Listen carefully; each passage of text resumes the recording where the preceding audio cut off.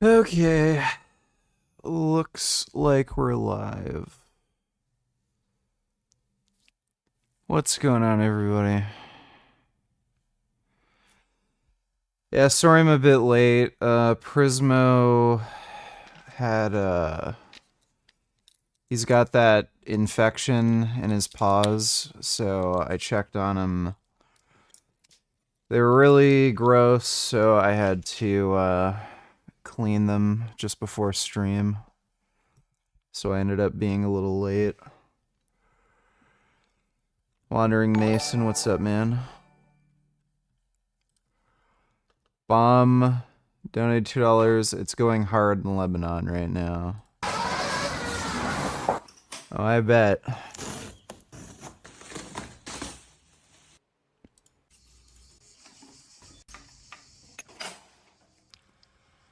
Damn, that bike looks sick.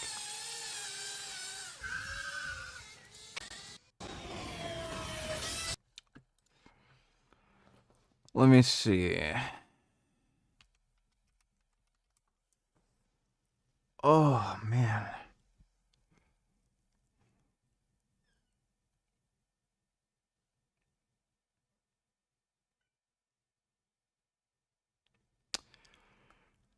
People are, like, absolutely freaking out about that strike on Nasrallah.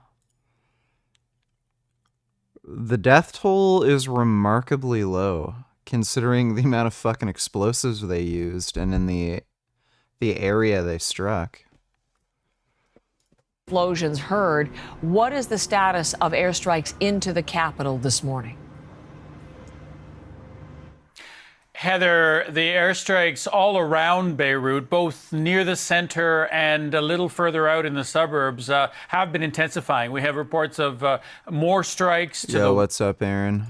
west, more strikes to the south, and of course the ones that you've been talking about, which are right in the center. That happened overnight, and you're right, it is significant because it's really the first time since 2006 that Israel has hit those parts of Beirut very close to. Israel has been giving warning, or it says it has, in a number of cases in villages to the south, in other parts of Beirut, those suburbs to the south that you've talked about, but not in this particular instance, and it seems to have resulted in 9 people being dead. We are also hearing in the south that from the Lebanese Red Cross that 4 of their workers died today in another strike there. So this is quite widespread, and that air campaign that Israel has been carrying out now for a few weeks has only been intensifying to tackle sites where Nasrallah's assumed successor just got lit up, nigger, and bro was in an even deeper bunker. Hezbollah hiding like rats. That is hilarious. Like, you know, the obvious question is, what are they thinking? And really, they're just dumb. They weren't really thinking. They never think. Anybody that stupid, they never really considered what they were doing might be stupid. So yeah, fuck around, find out. Thanks for the donation though, retard.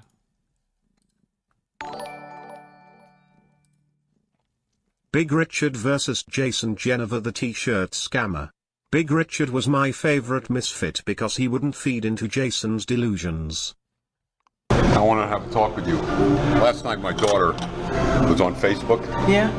And she was talking to you. And you were saying shit to her that I don't fucking like. Vulgar shit. And I don't want you fucking doing that anymore. Yeah. You know, I'm fucking pissed off because I find out it's fucking you talking to her dirty. I mean, I don't want to fucking tear your throat out and shit down your neck. I'll fucking cut you up and dump you in the Everglades. Don't fucking do it again, okay? I don't want you talking to my daughter on the fucking Facebook. Make sure I'm not fucking around.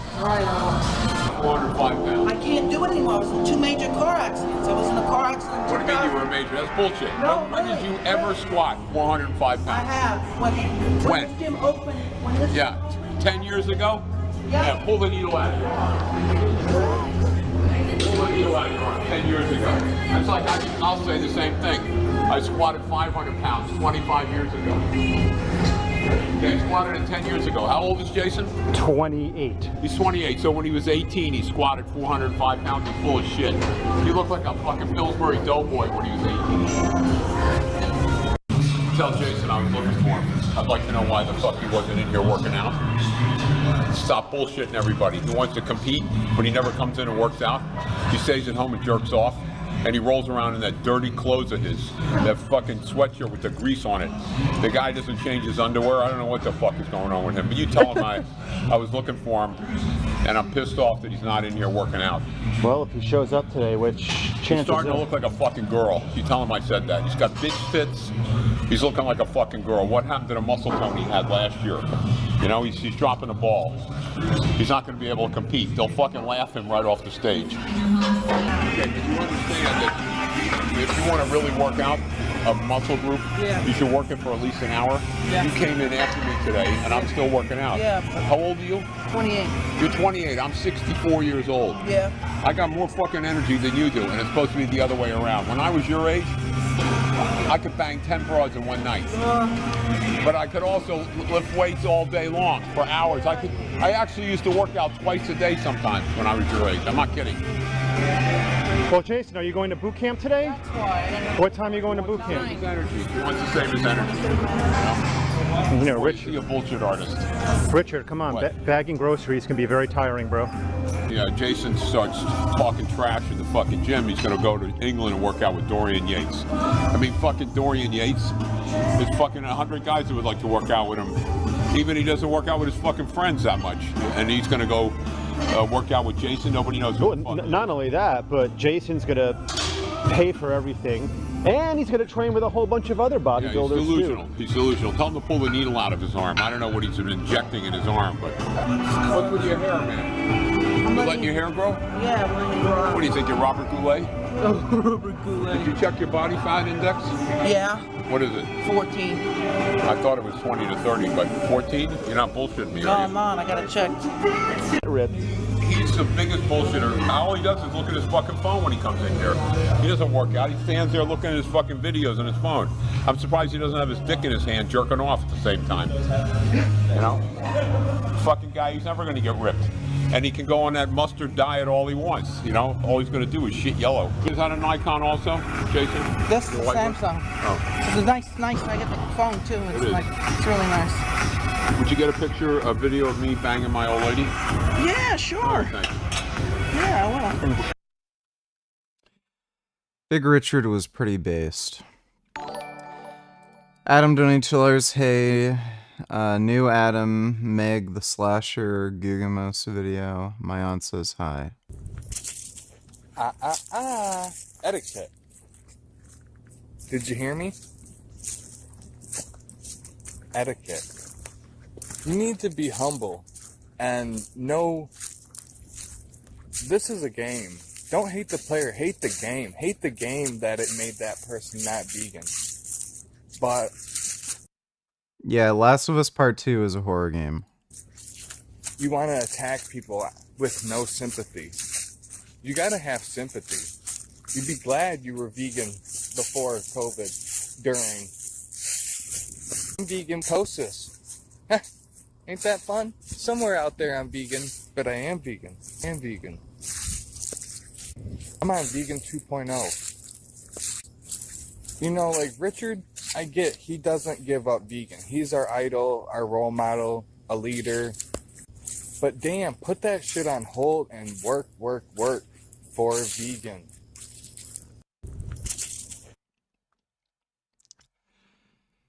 None of that made sense. Thanks for the donation though, Adam. Watching Clerks 3, and Randall says if he worshipped a god, it'd be Crom. Yeah, I've seen all the Clerks movies. I think I tried watching Clerks 2 a little while ago, and it was way worse than I remember.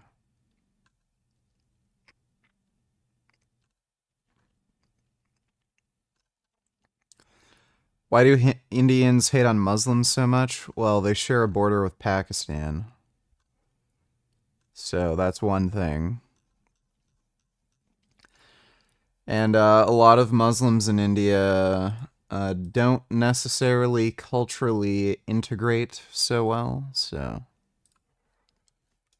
Hezbollah militants are based, their tunnels, and yesterday that resulted in some very close quarter fighting and 8 Israeli soldiers who were killed.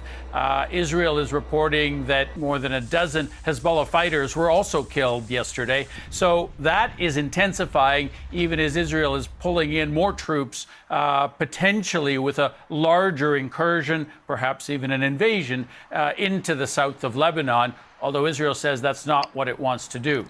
So that's where it stands right now, and it's not looking like that conflict between Israel and Hezbollah is getting any calmer. In the meantime, Sasha, Israel's Prime Minister Benjamin Netanyahu is weighing his options, it would seem, at this point, trying to decide how the country will retaliate for Iran's missile attack on Israeli cities this week. The allies, led by the United States, urging restraint. How likely is that to factor into any response from Israel? Well, if you follow the rhetoric that's coming out, Hezbollah are undisciplined shitheads. They make our job targeting terrorist leaders very easy. Nobody can match our supreme vegan military as long as I am the 6-star commanding of your military supreme ruler, Richard. Arab armies are inherently terrible. They're all really, really bad. So...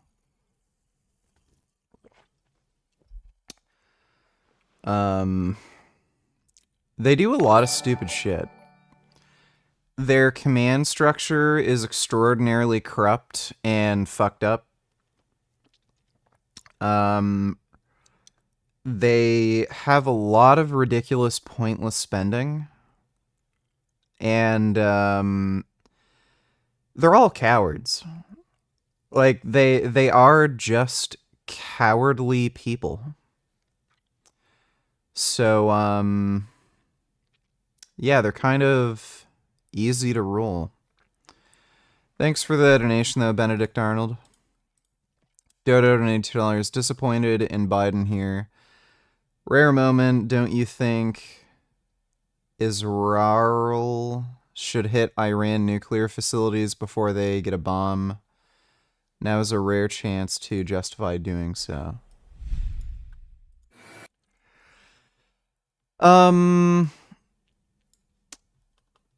Well, I don't think they're really going to be able to make nuclear weapons anytime soon. That's my understanding. I can't remember if Israel's actually planning on attacking any of their nuclear facilities at this point. Oh my god, dude.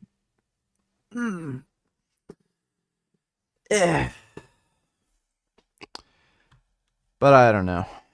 I guess we'll see. Did you support an attack on Iran's nuclear sites by Israel? The answer is no. They have a right to respond, but they should respond enforcefully.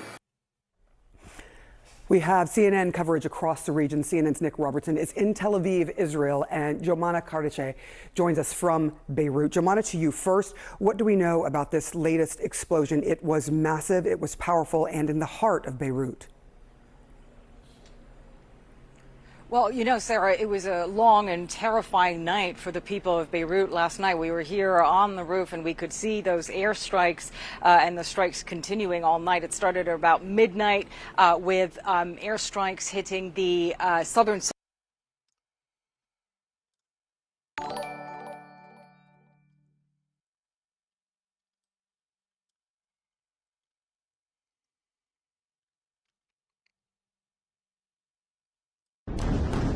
And they were actually able to kill Safadine, right?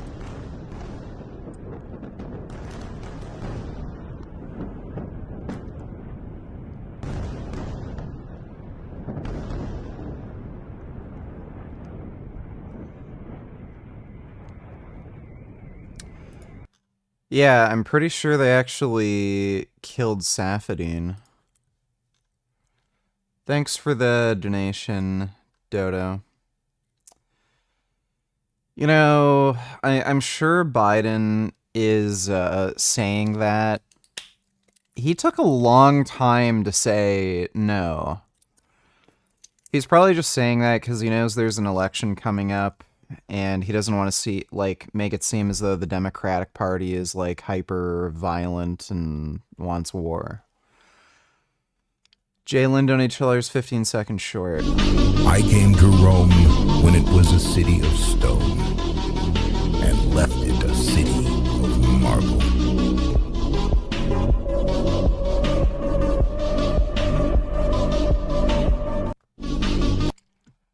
Very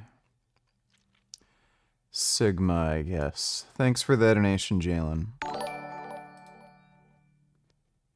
Hello VG, are you planning on playing some spooky games soon?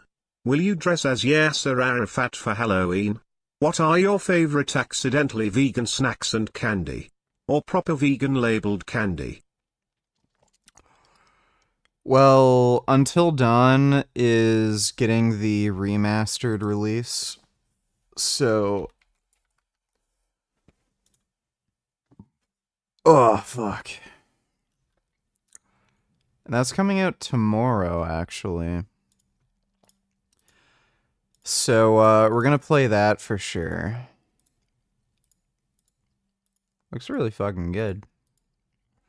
So yeah, we'll play Until Dawn, the remaster on PC. We'll probably play through some other horror games too. Favorite accidentally vegan snacks? Well, Oreos are obviously on the list. I love some good potato chips. As far as proper vegan labeled candy, I don't really eat candy really all that much. What I like are the Smart Sweets. They have those like gummies that are really low in sugar that I like, and they're labeled vegan. When I was a kid, I used to really like things like what is it? Sour Patch Kids, stuff like that. Like those are vegan, but I don't really like those things right like now. They're just too sugary. So the low sugar gummies have become my favorite sort of gummy candy. Thanks for the donation though, dude.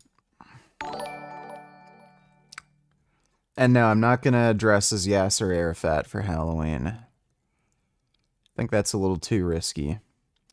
Blacksmith donated $2. Richard, do you remember these strange small moments in DBZ? What's up? Don't worry. It's me, 17. Huh? What's the deal? You're scared, huh? Don't worry, look. I'm fine. I know that it's hard to understand, but we were meant to be together as part of Cell. Once you join us, it will all become clear. Join you, are you sure? 18. Would I ever do anything to hurt you? Don't listen to him. That's not 17. Cell is using his voice to trick you. Be quiet, you fool. You only have half a brain left. You have no idea what you're talking about. Please continue, 17. I remember that. Ace. The big monster of Nicky Town. I am the evolved form of that creature. I remember that.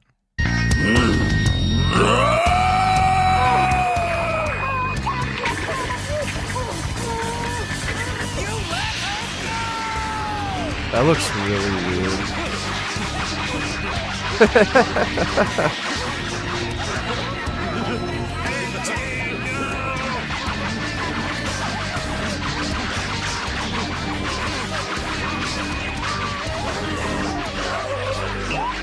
That looks super fucking weird. Also, thoughts on Uncut and Kai. I think they were trash. That's super sick.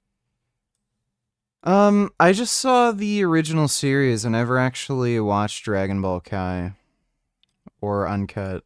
Garbage you were spouting.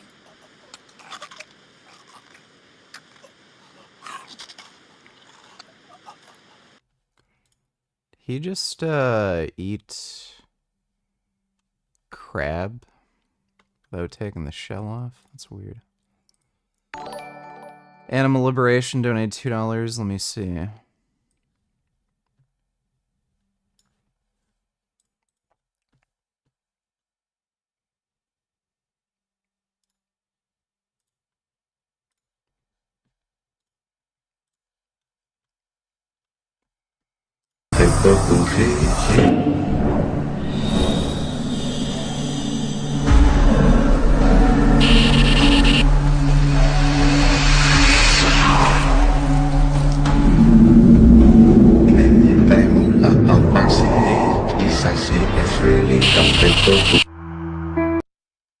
Okay, that's weird.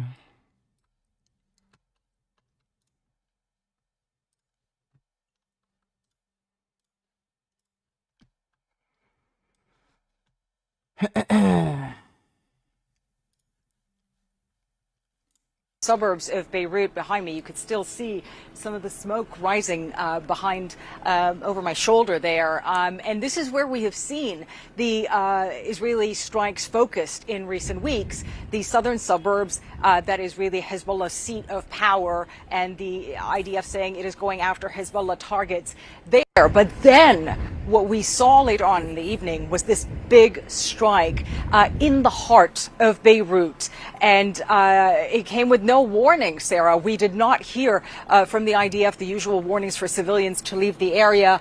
It was targeting, it Yeah, there has to have been some high-level commanders that were taken out. appears, a Hezbollah-affiliated health authority in the heart of Beirut. At least 9 people were killed, 7 of them medics, according to that health authority. But this happening in the middle of the city, in the middle of the night, something... Oh, dude, I fucking hate the Outlast games. They're fucking trash. So no goddamn way in hell I am playing those. Never heard of Whistleblower.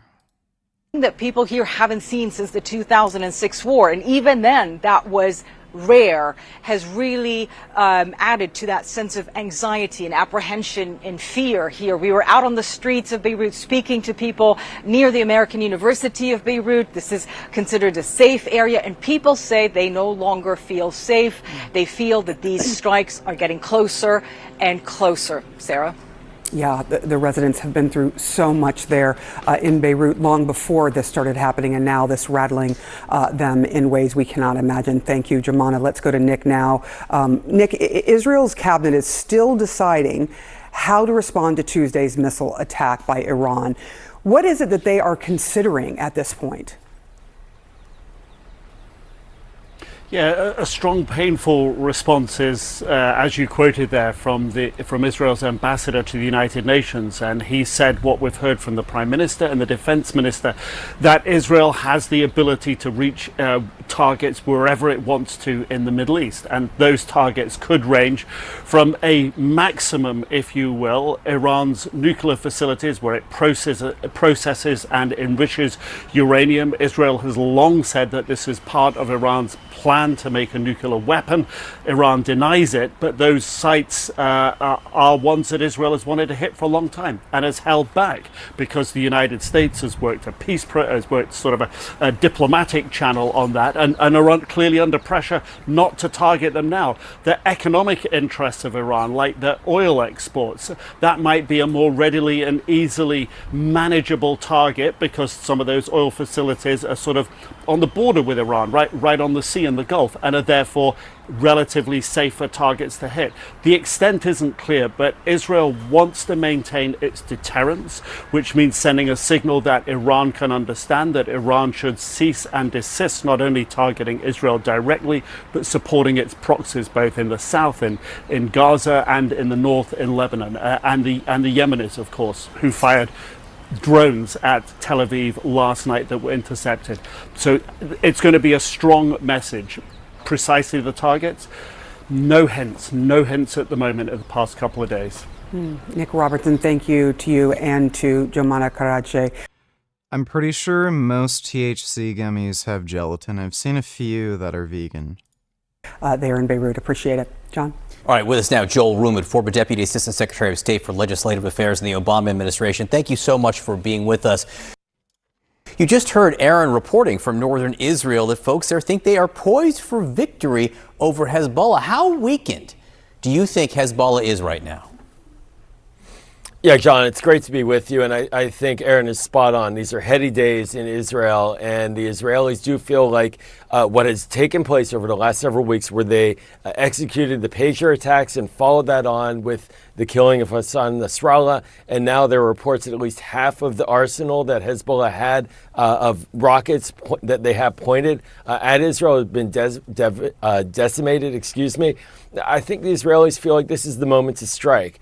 And that's why the real question now is, are they going to work to finish the job in Hezbollah? How aggressive will they be versus how much momentum will they have to then move towards Iran in a response? And I do think that for Israelis, getting the north repopulated is a very high priority to show that terrorist groups cannot shrink Israel's borders, Israel's territory by these attacks. And I think that's where we're probably going to head in the near days. So part of the answer to the question of how weak is Hezbollah now depends on the response to this next question, which how weak do you think Iran, how weakened do you think Iran is right now?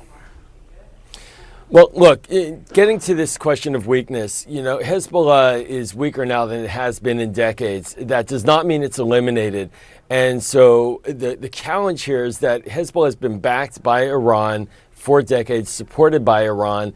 And the Iranian response just over the last couple of days, in many ways, was trying to show that it still does support Hezbollah while Hezbollah gets decimated on the battlefield. So this calibration of an Israeli response towards Iran also will have an eye on Hezbollah, on trying to deter any resupply, any restocking of Hezbollah, not allowing Iran to continue to try to build up Hezbollah as it has been built up over the last decades. And so I think for Israel strategically, they're going to have to really make targeting choices that provide that kind of strong security that they can get from battlefield activity on the ground Hezbollah, to not allow Hezbollah to return to the form that it's been over the last decades. And look, the calculations, my impression is the calculations have completely changed over the last 3 weeks. And you always throw around terms like, fears of a wider war.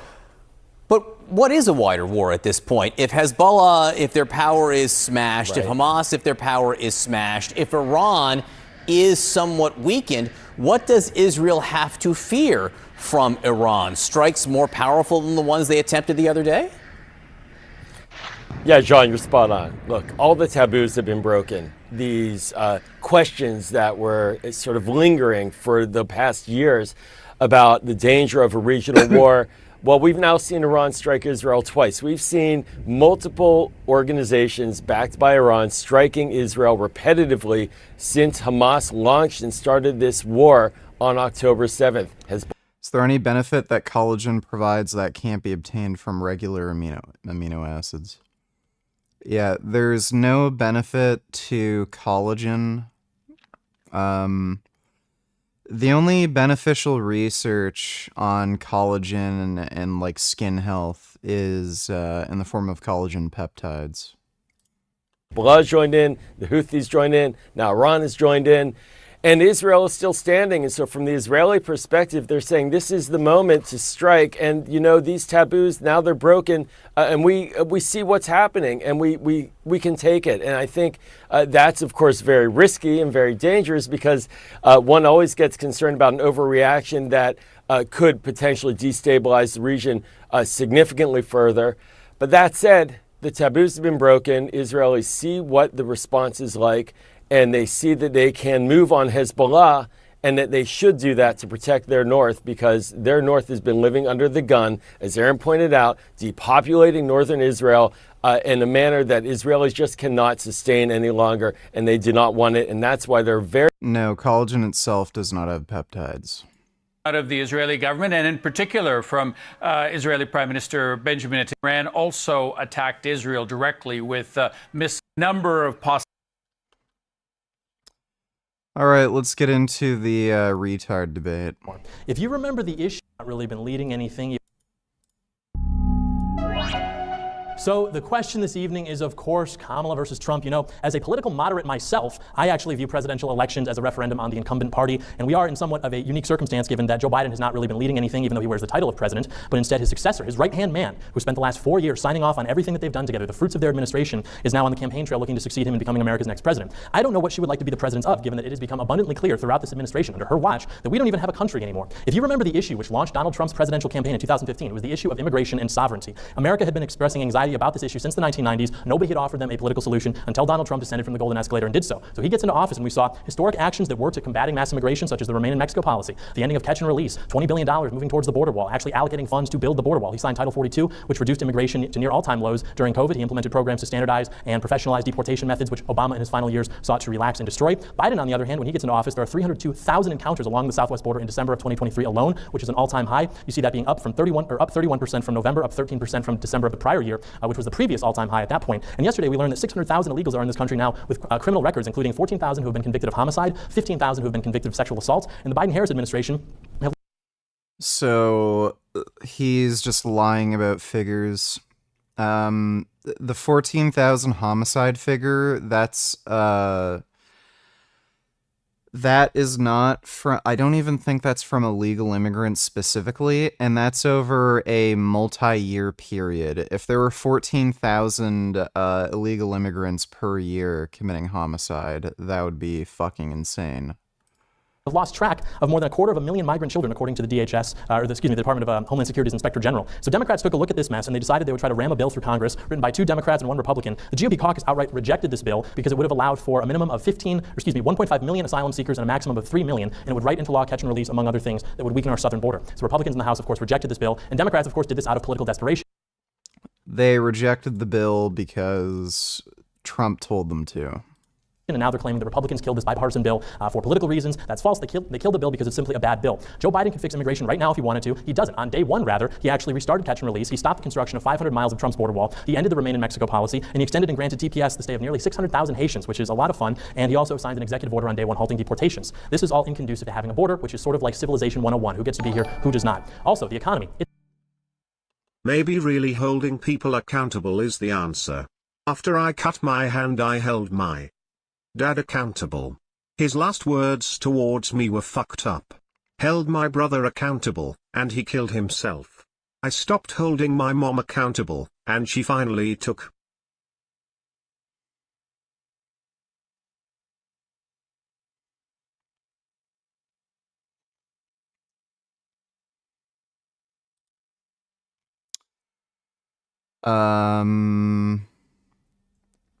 I don't know what you're talking about exactly, but thanks for the donation, Axel. It's in the toilet. Yet under Trump, 7 million new jobs, more than 3 times the government experts' projection. You had middle-class family income growing to nearly $6,000 more than what it had been prior, more than 5 times the gains during the previous administration. You had the unemployment rate that was reaching 3.5%, which was the lowest in a half century. You had an economy where now Americans, more than ever before, were reporting being employed. 160 million jobs. Jobless claims were at like a nearly 50-year low. You had, more importantly... This is really weird. There was less unemployment under Trump. Or sorry, there's less unemployment under Biden than under Trump. And there's more economic growth under Biden.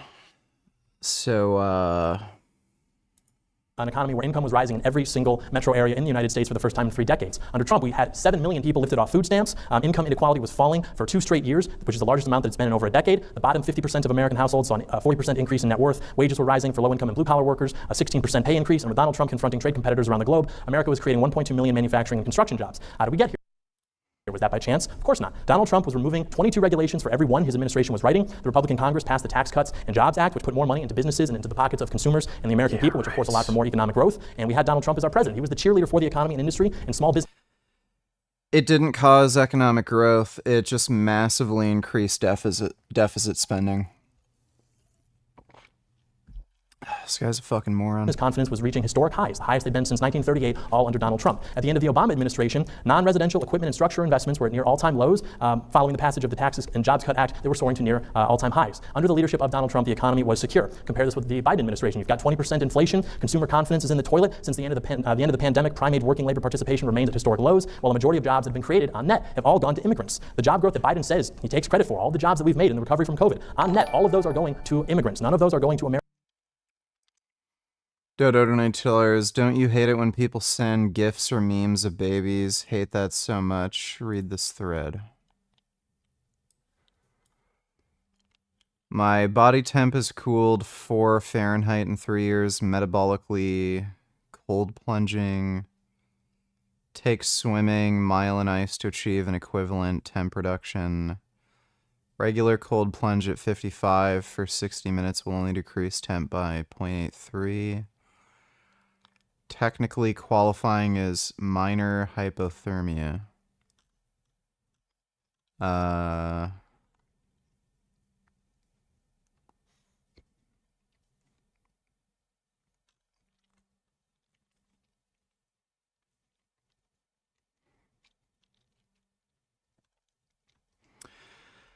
I know he does eat a very low-calorie diet. Not convinced that this actually contributes to longevity in humans. There's probably like a sweet spot for humans. Obviously, being at a higher body weight and having a very high metabolic rate. So if you're like, a strongman competitor or something, where your BMI is in the obese range, even if you're lean, and then having to eat like 5,000 plus calories per day. That's probably not conducive to longevity, but when you're talking about a normal-sized individual with normal caloric intake, I don't think deliberately trying to eat a very low-calorie diet lifelong and keep a lower BMI, there just isn't any data on this. There's only, studies on animals. And the problem is, animal studies are fucking bullshit. Rats have a, 7 times higher metabolic rate than human beings. So you would expect them to benefit more from caloric restriction. So there's one thing I don't really like about Brian Johnson. He tries to be on the absolute cutting edge, and he makes a few too many stupid assumptions about things.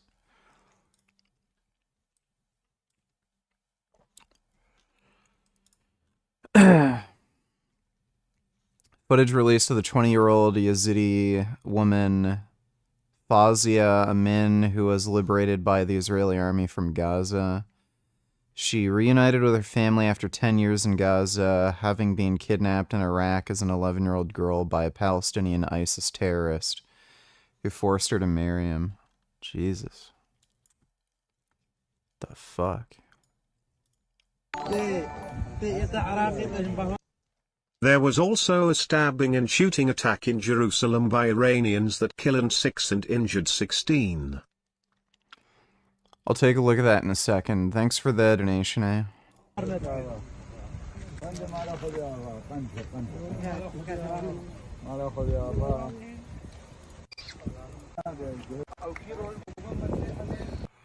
That is a crazy, fucked up story.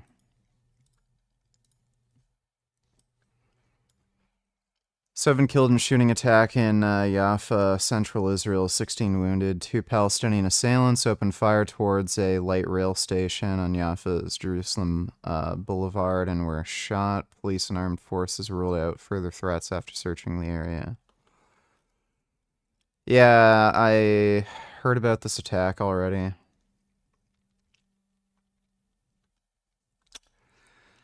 And the pro-Palestinian genocidal fucking anti-Semites will say, it was self-defense. It's fucking retarded. It's absolutely retarded. Thanks for the donation, eh? Americans on net since 2019. And if you look at a survey from Red Balloon and Public Square from 80,000 small businesses, they find that 40% of business owners have recently been forced to delay payments, 70% are putting staffing and expansion plans on hold, 64% believe that we're headed towards stagnation. Yes.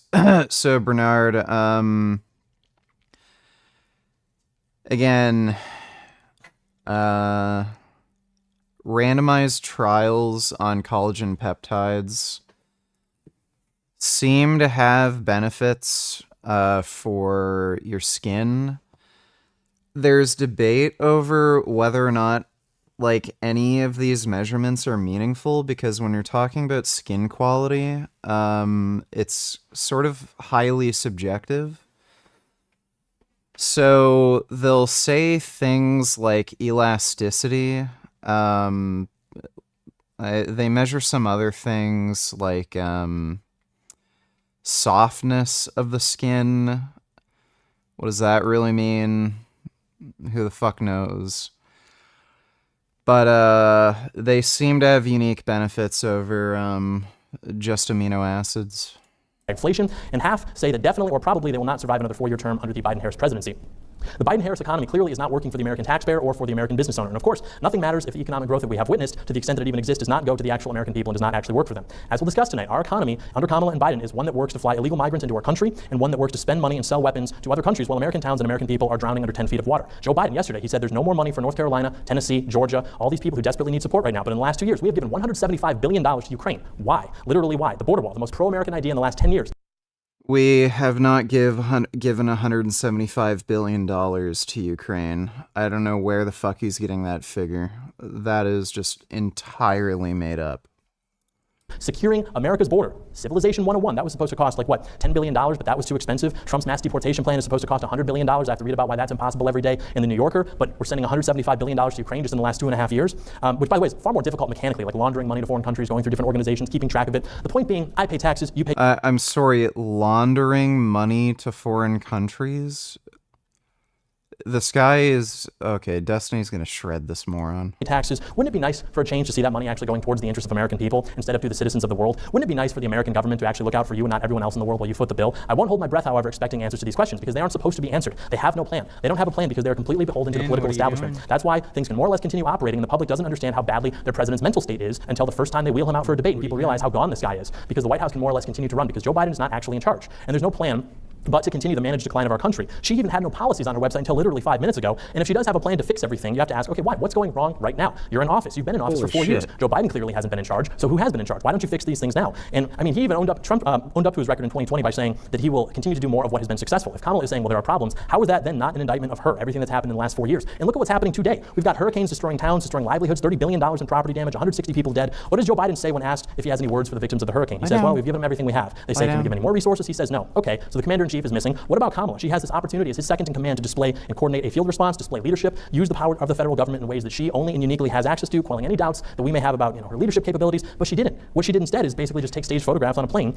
instead of going to actually visit the people impacted by the hurricane, which is what Trump is doing. Trump is down there on the ground right now, distributing resources, telling people that the American people have not been forgotten about, taking care of these things. Just like in the aftermath of the September 11th attacks, the deadliest in American history, Donald Trump was on the ground, putting his guys to work, taking care of American people 15 years before he would even become president. And he's on the That is an incredibly strange thing to say, considering Trump was bragging about having the tallest building in New York after the Twin Towers fell.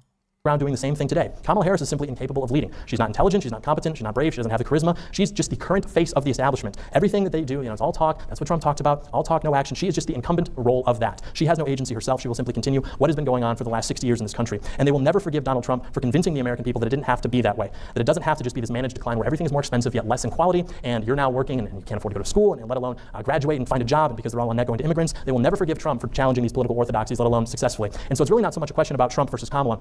It seems to be much more Trump versus whatever has been happening in our country for the last 60 years. And Trump is the only successful candidate of any of these political orthodoxies to be able to break free from them. And Kamala is just the incumbent candidate with the blessing and backing of the entire political establishment. So if you want things to continue how they've been going for the last 4 years and broadly speaking the last 60 years, then you can support. Convince me to be vegan in 10 seconds. Give us a vegan double bicep to put the icing on the cake. If you don't go vegan, I'll kill you and your family. And, there's the vegan double bicep shot. Thanks for the donation, Death of Rabbit. Or Kamala, but if you actually want to create opportunities that will meaningfully change our country and make it great again, then the obvious choice is Donald J. Trump for president. Thank you.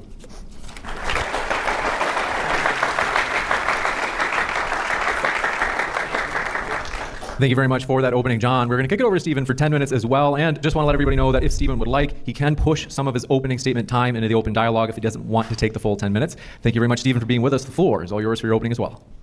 Real quick, James, can you guys hear me? I'm audible? Yes. Okay, cool. All right. Is there my timer on screen?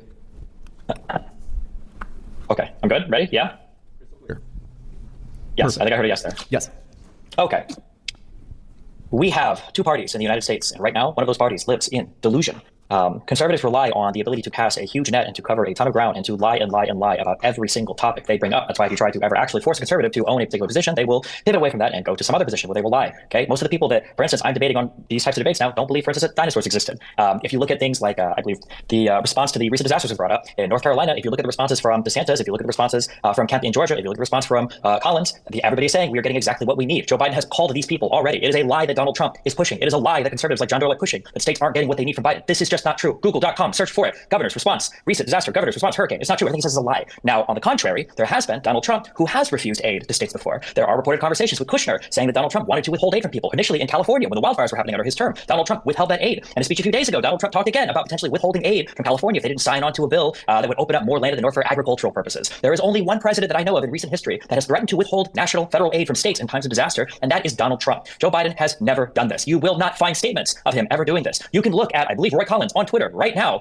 just yesterday tweeted, thanks to Biden for calling him and providing everything that they need. This is a lie, like basically every other thing that is said in support of the Republicans. And even ignoring all of the policy, we can even say, fine, maybe they might have a better stance on the border. They don't. Maybe they might have a better stance on the economy. They don't. Maybe they might have a better stance on foreign policy. They definitely don't. Fine, maybe they do. But even if they did, Donald Trump wouldn't be the guy that would be able to get anything done. Donald Trump was not able to get funding for the wall. He wasn't able to build the wall. He ruled like a dictator with executive order. I think he built an itty bitty fence, and then he walked away with his tail between his legs. He called that a victory. So if you did want a wall, if immigration was something that was scary to you, why would you rely on Donald Trump, who was a massive and total and utter failure in his administration, where both sides of Congress were controlled by his party, to do anything? Why? He wouldn't be the guy for it. He was incapable of doing it. And he was only able to have such good numbers because he was able to rely on COVID to shut down the border with Title 42. And he was able to rely on the fact that a lot of people were sick and didn't feel like making the journey to the United States. And you can tell because if you look at that graph that he lies about, that he shows at events where he says, this is when I left office, he actually left office like about a year later when the immigration numbers are starting to spike up again. So if immigration is your issue, Donald Trump's not the guy to solve it. He can't work with Congress to pass legislation. There was a big bill on the border from Langford that Doyle, for some reason, called Democrat authored. This bill had widespread support among Republicans until Donald Trump came and shut it down. Interviews with Langford confirmed this. You can watch a speech with Ted Cruz where he says this. You can watch McConnell talking about it in the Senate where he confirms this. Nobody's debating this seriously except for the people, the sycophants, who try to carry water for Trump outside of his administration. I say outside of his administration because nobody from his last administration has left. How do you have all these people? You look at the people that he surrounded himself with. Where are they at? Donald Trump won in 2016 running on a ticket with Vice President Mike Pence or ex-Vice President Mike Pence. Where is Pence? Why isn't he running anymore? Oh, because when he was in office last, Donald Trump basically watched and tried to get him killed. When he was at the Capitol building trying to certify the election, Donald Trump sat by and he watched for 3 hours. You want to talk about a dereliction of duty or an absent commander in chief? He sat by and he watched while the Capitol was rioted, while it was taken over for 3 hours, doing absolutely nothing in the attempts to maybe win the election because the people would be too scared to certify after he riled his crowd up and he sent them out of the Capitol.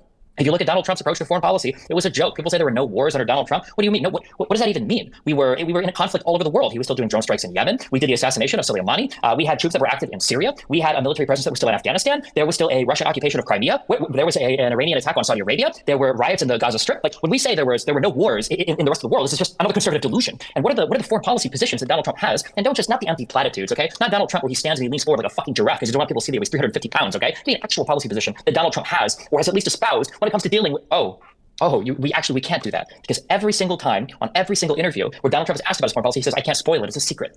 Well, it's not a secret. We watched what happened when he was in office. When he sent Tillerson and Pence over to North Korea, later on Trump tweeted out, Tillerson, don't waste your time. Okay, I think Pence actually said it was a waste of time. I believe that was reported behind the scenes. Nobody thought that anything could happen in North Korea. They were back to testing their missiles a month later. Nothing happened there, except for the fact that Kim got a photo with Donald Trump, and Donald Trump, for the first time in U.S. history, was the commander-in-chief of the U.S. Armed Forces saluting an enemy's military for who the knows what reason. Let's see. Did he have a good success in any good success in Syria? Well, let's see. He completely and utterly ditched our allies, the Kurdish fighters that were fighting alongside the FSA against Bashar al-Assad, somebody who engaged in chemical warfare against his own citizens enough that Trump saw fit to bomb an airport. Was that also another action that wasn't a war or wasn't part of military conflict? I don't know. It's hard to keep track of what conservatives consider what, because it seems like they got a double standard for literally everything. And when I say double standard, I mean an actual human standard for Democrats and actually no standard for Republicans. When we look at things like the economy, we talk about pulling kids out of childhood poverty. Did Donald Trump have a policy for that? Well, let's see. When he was in front of that economic forum, they asked him, Donald Trump, what one specific policy would you actually give in order to alleviate childhood poverty? He gave an answer that puts Biden at his worst moments to shame. This was one of the most unbelievable word salads I've ever heard in my entire life. I thought the man was either about to have a stroke or was halfway through one by the time he finished his answer to that question. But again, Republicans have absolutely no standards. They do not live in reality. They think that oil is a self-replenishing thing that comes from the ground because dinosaurs weren't real. Half of them think the Earth is 6,000 years old. We had all these predictions about COVID and the mRNA vaccines and the Chinese-made virus in the lab that didn't come true. Nothing the conservatives have said has come true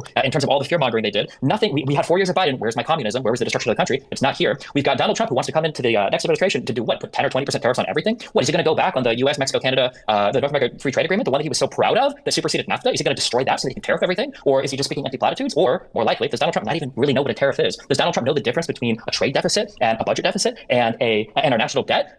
You might want to, defend him and say, well, I'm sure he does know the difference. But then if that's the case, why is it that in the 4 years of Donald Trump, where our economy was doing so well, why the f were we running record deficits before COVID? Why was this happening? If Donald Trump and the Republicans are so good about tackling our debt and doing something about the deficit, why was he still running record deficits while the economy was exploding 25% year over year over year? Why was Donald Trump trying to use Twitter to bully Powell, to bully the Federal Reserve, to keep interest rates low? Why was Donald Trump sending his Department of Justice into the states to try to fabricate election results? Why was Donald Trump trying to bully Jeff Sessions or Comey or Christopher Wray to kill investigations related to him or people around him when people in his close company, like Roger Stone, were directly communicating with foreign adversaries in order to leak information about about the Democrats?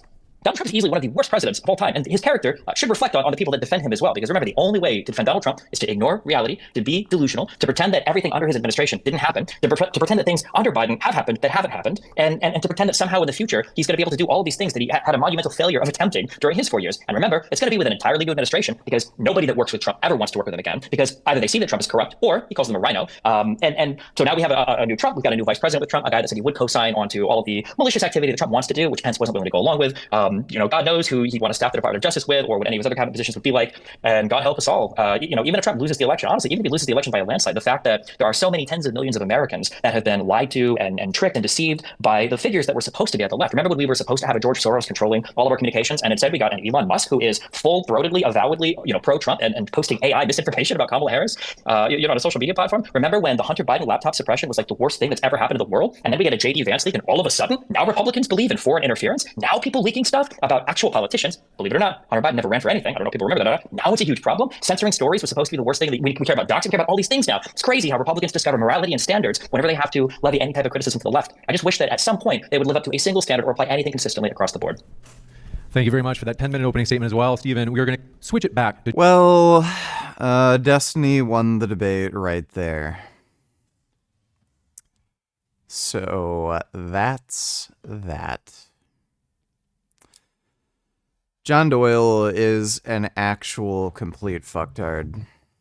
This is going to be a total steamroll. To John for his 5-minute rebuttal. John, thanks very much. The floor is all yours. It seemed to me like there was a lot there that was generally just firing from the hip at Republicans and specifically Donald Trump. And I think what it gets down to, which is what this debate often does, is just competing views of how politics actually works in this country. Destiny seems to be somebody who has faith in the establishment and the system, generally speaking, to do its job. And Donald Trump's political project is exactly the opposite of that. Donald Trump's political project was to go in and drain the swamp. And as anybody who's a Trump supporter knows, and maybe even laments, that did not exactly happen in his first administration. And it's because Donald Trump was the first president under the Republican ticket who was not awarded a mechanically functioning administration. Donald Trump, even George Bush, who I don't think anyone here maybe is a fan of the way that his administration functioned, but that administration functioned as it should have in the sense that George Bush was able to delegate and get things done. Donald Trump was not able to do this because there were so many people who understood that he was simply an irritant to an otherwise functioning, well-oiled machine, which is the Washington establishment. They didn't necessarily want to hitch their cart to that and taint a resume. Or you had Reince Priebus, the former head of the RNC. He had a Rolodex of names ready to go to fill these staffing positions. So it's not at all surprising to me that Trump was not able to execute the way that other presidents, including Republican presidents, were able to execute, because everything that Trump sought to do was a disruption of orthodoxies which have existed for 60 years and would like to exist after Donald Trump. And I think that a lot of those personnel issues have been resolved since. I think he understands some of the problems there.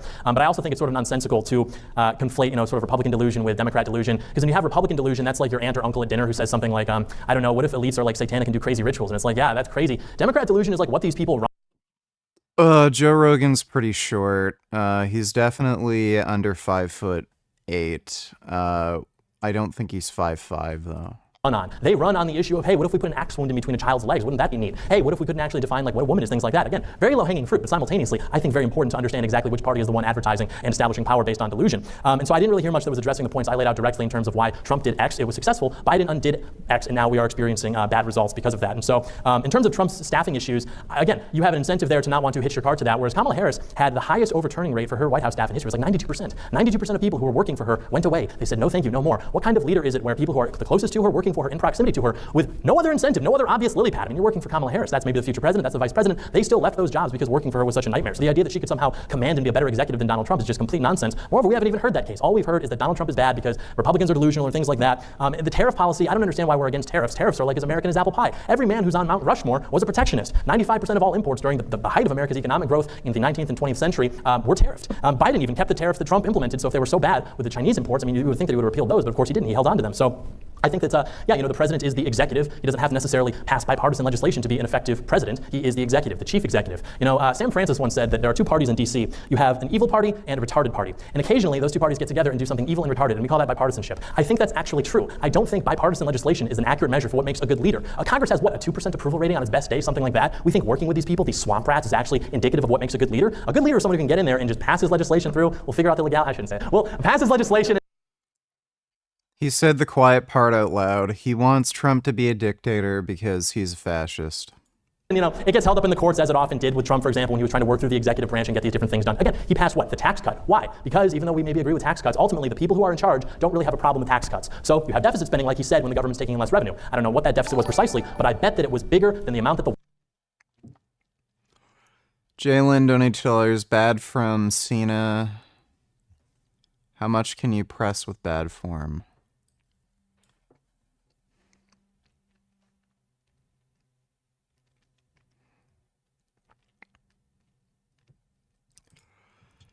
Well, his butt lifted off the bench. Wasn't that bad, but worst technical mistake he's making is just his grip. That's a really retarded fucking grip on the bar.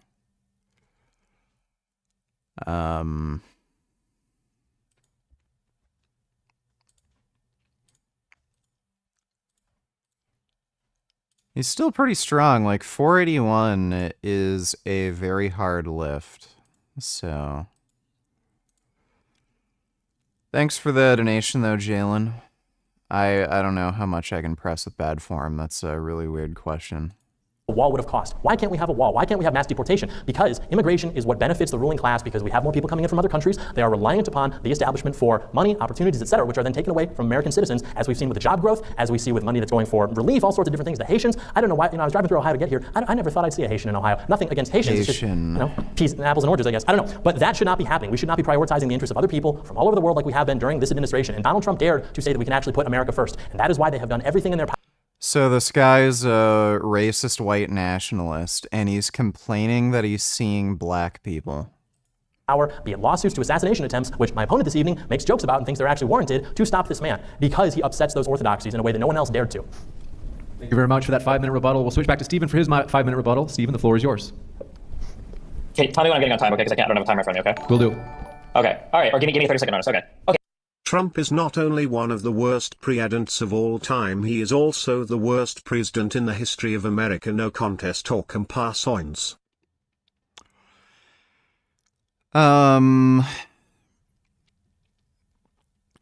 He's definitely within the top 2. You could at least make that argument. Thanks for the donation, Dodo. Okay, well, Donald Trump talks about draining the swamp. I'm sorry. Donald Trump is the swamp. The most effective swamp that Donald Trump drained were his own cabinet members. When every single person around a guy, whether be it his personal people like Cohen, be it his own cabinet members like Rex Tillerson, people like Mike Pence, be it his own family members or his wife like Melania, who doesn't want to even be seen with him, whether it's other people in office who are begging him to call off the rioters on January 6th, like when him and McCarthy got into a fight on the phone, every single person that has worked with Trump says that he is trash, and he is trash. How can you scream about having Jabba the Hutt draining the swamp swamp when he is the swamp. Everywhere he goes is a swamp. If Donald Trump hadn't done The Apprentice, he would be a brokey crackhead wandering the streets of the Bronx or Manhattan trying to get a hit. He is a loser in every single part of his life. And the party backing him right now are losers. And I don't mean that in the abstract sense of let's have another 5-hour conversation about trans issues, but I mean that in the sense that his personal business adventures have been an epic failure. He's filed bankruptcy almost over half a dozen times, I believe. People from his prior administration have abandoned him. His own family is abandoning him. He is a convicted felon for a good reason too. He's facing more felony charges. All of the lawyers that were working with him before have been either criminally indicted, criminally convicted, or in the case of people like Powell or Giuliani, disbarred, meaning they can't even practice law again, or Eastman as well. So the idea that we need to drain the swamp. Trump is the swamp, and he surrounds himself with the swamp. I've never seen people so gleefully line up to celebrate when a guy says, I fired the bad people, ignoring the fact that he hired the bad people too. You can't. Do you think Kamala Harris is a better fit than Donald Trump for president? What's the case for Kamala? That is a remarkably stupid fucking question, dude. She is more qualified and more competent in literally every single fucking way. I don't know what to tell you. Like, when people ask that question, I'm sorry, but you're fucking stupid and just vote Kamala or don't vote at all. Thanks for the donation, Comet. Complain and cry about your own administration when it's your administration. And if you want to, that's fine. You can do that. But it just goes to further prove my point. Donald Trump is not the guy for the job. Even if you hate Kamala Harris, even if you think that Donald Trump's policies are good, he's clearly an ineffective leader. And I'm not willing to sit by for another 4 years while this guy takes another run at the office to see if maybe he can figure out how to do his job this time. Because he clearly was incapable of doing it last time. The Republicans, for the first time in the history of the United States Congress, weren't even able to keep their majority speaker seat because there was so much infighting in the party. It's absolutely insane that we would look at a party like this and think they're capable of governing. That you have a president that is trying to aggressively witch hunt into the ground all these people. You want to bring up concrete facts again. Look at Roy Collins' response in North Carolina today compared to under Trump's administration when they put in a request for some 800, I think it was what, $800 million, and they got like 8. They got 1% of the requested aid. You can Google this. North Carolina, 2017, requested financial aid, requested federal aid. You can find this. This is all real. They're all facts. There's no way to hide from them. You know what else is facts? You want to talk about draining the swamp? Why do you have pardon lists that people like Giuliani and Eastman are referring to when they're working for Donald Trump? Why are these people going into office assuming they're going to be breaking crimes, asking to be put on a pardon list afterwards? Why is Donald Trump pardoning people like Manafort, who's proven to work in Ukraine, you know, the thing, and taking money without declaring it, the things that the Republicans so desperately have been trying to accuse Hunter Biden of doing for years? Why is Donald Trump pardoning people like Blackwater contractors who were responsible for massacres in the country of Iraq? I thought we didn't like foreign intervention. I thought we didn't like this type of like foreign policy. I guess unless Donald Trump is saying things like we're going to kill the terrorist families or we're going to take all the Syrian oil fields.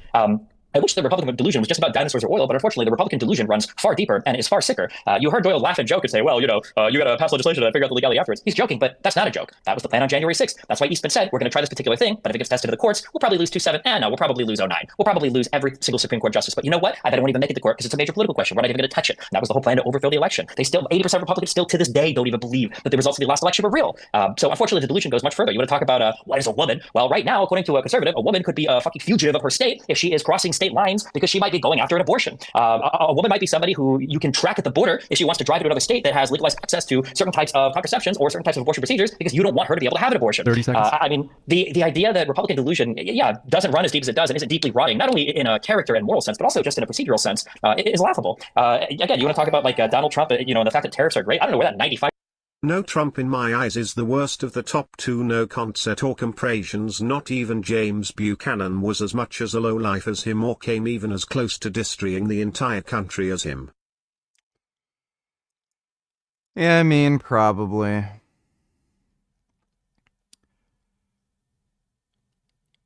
Thanks for the donation, Dodo. 5% number came from. But Donald Trump's big crowning achievements were tax cuts, which was deficit spending, and renegotiating the NAFTA agreement into the U.S. Mexico-Canada Free Trade Agreement, now which he wants to completely destroy with tariffs. So even a little bit that he did accomplish was either just deficit spending like they accuse Democrats of doing, or something that he wants to blow up as soon as he gets into office anyway. Time. Thank you very much, Stephen. We'll now move into the prepared questions. So I have one for each of you. We'll start with John. This is one that I think was briefly alluded to, but I want to give you a chance to both talk on this. As I mentioned earlier, John will have 5 minutes to respond, and then Destiny will have a 3-minute rebuttal to that response. For John, in the late May hush money trial this year in which Donald Trump was convicted of 34 felony counts, the prosecutor in the case said it was, quote, a planned, coordinated, long-running conspiracy by Donald Trump to influence the 2016 election by paying off those who reported his bad behavior, unquote. Do you agree with the prosecutor that this was election interference, and should this, namely Trump's 34 felony counts, be a relevant factor for citizens deciding who they'll vote for this November? I think it was a witch hunt. I don't think it's a relevant factor, and I don't think anyone actually thinks it's a relevant factor. I mean, his approval rating, his polling didn't significantly drop. You are simply firing at the hip, and you plug in convicted felon when you are attacking. Riley Donate $2. What's your opinion on government spending from the circular flow diagram? I don't know what the circular flow diagram is. What do you think is better for the government to support and fund? Businesses or people? I mean, you have to have a mix of both.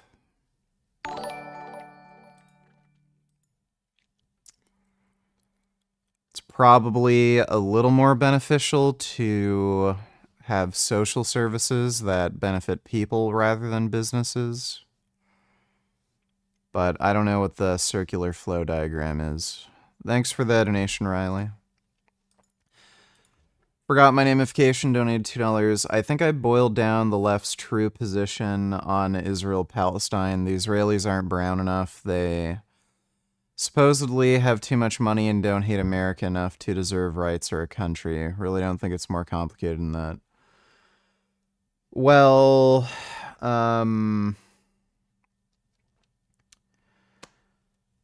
there is a clear impact on, like, the ethnic differences between Israelis and Arabs. If Israelis weren't ethnically distinct, I think you'd end up seeing far less hubbub about what's going on. Now, that said, it just boils down to anti-Semitism. Anti-Semitism is just rampant. People want to see Jews killed, and that's why they're, doing all these stupid protests. Thanks for the donation, though. Forgot my namification.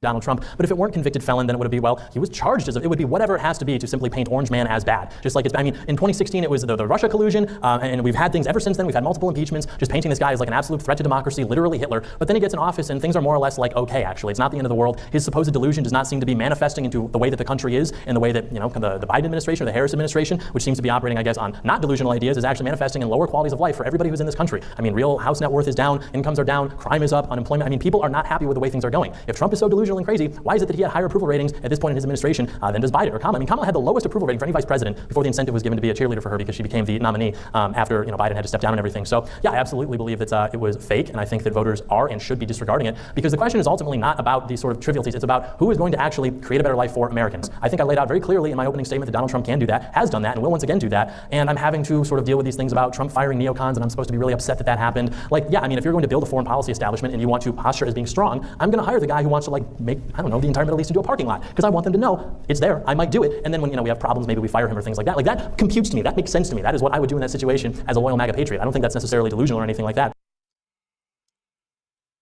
Trump made terrible deals with the Taliban and didn't support Kurdish resistance fighters against al-Assad. So I don't know how he's claiming this. It makes no sense.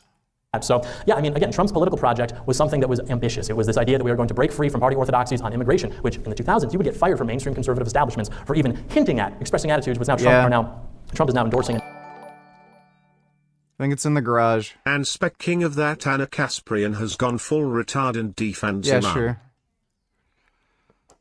Let me see. Bret Stephens has recently published a new op-ed in the New York Times with the title, quote,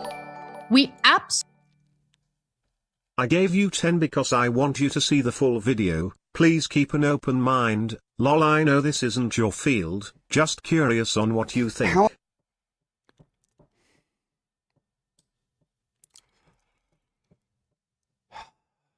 I guess I can watch that. Thanks for the donation, Shins. Absolutely need to escalate in Iran. How exactly is Israel escalating the conflict in Iran, you fucking retard? So Israel didn't even attack Iran. They killed... They assassinated the one Hamas leader in Iran. And they attacked Lebanon. They never actually directly... Well, they did before. They destroyed their nuclear facilities. But if we're talking about the current conflict, Israel didn't directly attack Iran. Iran's the one who attacked first. And then apparently, if you kill terrorist proxies that are funded by Iran, that is escalating a conflict with Iran. So she's like legitimizing terrorism as a valid political strategy. He wants the hot war. Dude, like the Young Turks, like they're even losing support from their own fucking fan base. Yeah. Here we go. Just passing by, ex-longtime viewer, TYT have destroyed their audience and themselves. They've replaced a big portion of their audience with right-wing nutters who support Trump. Like, they've gone completely and utterly retarded. They're not even a news network anymore. They're just fucking pundit hacks. War with Iran. He thinks it's a great idea. He thinks now is the time. And if you're wondering, well, is he like a teenager? Does he not remember what happened in the aftermath of 9/11 when we invaded countries and it was a complete and utter disaster? Does he not remember any of that stuff? That's really bizarre for her to say because the United States completely toppled the Iraq military within 3 days. The idea that if Israel were to go with Iran, it would end up being a disaster for Israel, like that's just so fucking retarded. I guess not. But we'll remind him as we talk about this. First, a few excerpts from his piece.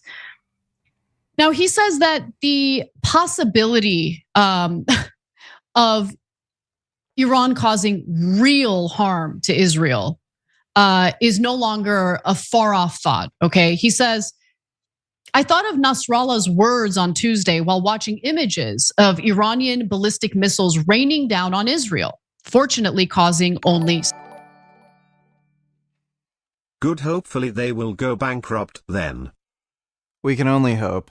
Thanks for the donation, Dodo. Slight damage, thanks mainly to Israel and American air defenses. I should also note, again, that Israel's air defenses are multi-layered, okay? There's the Iron Dome, there's David's Sling, and then on top of that, okay, there's I forget the name of it, but there's a third layer of... Well, she's also not mentioning other Arab countries intercepted some of these missiles like Jordan, so funny how she's ignoring that. Defense capability that shoots down long range and intercontinental missiles. And like, so the sophisticated defense capabilities along with the... I don't know if she meant ballistic missiles. I'm sure Israel's air defense system can take down intercontinental missiles, but I think she meant ballistic missiles, so she doesn't know what she's fucking talking about. The fact that Israel is backed by a military superpower like the United States should maybe play into this equation about starting or escalating a war with Iran. But right, so apparently Israel is not allowed to defend itself. That's literally what she's saying. If Israel gets attacked, if you attack back, you're escalating things. She doesn't even understand what escalation is. It doesn't seem like Brett Stevens has done any of that in his equation here. So he says, what if one of those missiles, one of Iran's missiles, had tipped with a nuclear warhead? Because, Israel does have nuclear weapons. Israel is a real victim in the region, okay, because they have nuclear weapons. When you remember that they have nuclear weapons, it makes the argument that people don't want Israel to exist and they want to wipe it off the face of the earth even more clownish. It doesn't matter if people want that. It's never going to happen. Okay? Yes, that's because Israel is its own sovereign state that cares about its national security and doesn't listen to fucking morons like you.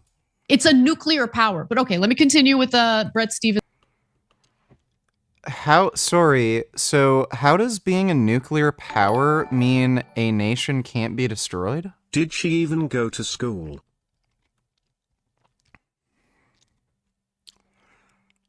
I don't know. I don't know what her educational background is. Thanks for the donation, Dodo. Stevens' argument here with a ridiculous hypothetical. But what if one of those missiles had been tipped with a nuclear warhead, a warhead whose construction Western intelligence agencies, even Mossad, had somehow missed? If nothing else, it would have fulfilled Nasrallah's prophecy of his fondest hopes. Okay, so based on the thought experiment and scenario that Brett Stevens has laid out, yeah, definitely. We should definitely engage in a hot war with Iran. Sounds like a great idea. Mm-hmm. He says that possibility is no longer far off. This year's Secretary of State. Like, Iran is the world leader in terrorism. I don't know why it would be a bad thing to topple the Iranian government. Anthony Blinken warned that Iran was within a week or two of being able to produce enough weapons-grade uranium for a nuclear bomb. That is. So just because you can produce weapons-grade uranium, that doesn't actually mean you can construct a nuclear bomb. And it also doesn't mean you'd be able to use it. Nuclear bombs are pretty complex. So it's not just as simple as, oh, well, you have, weapons-grade uranium. Oh, no. You kind of have to figure out how to, create a detonation with, neutrons and shit. Fascinating. John, isn't that so interesting? Mm-hmm. That we're so concerned with Iran developing a nuclear bomb.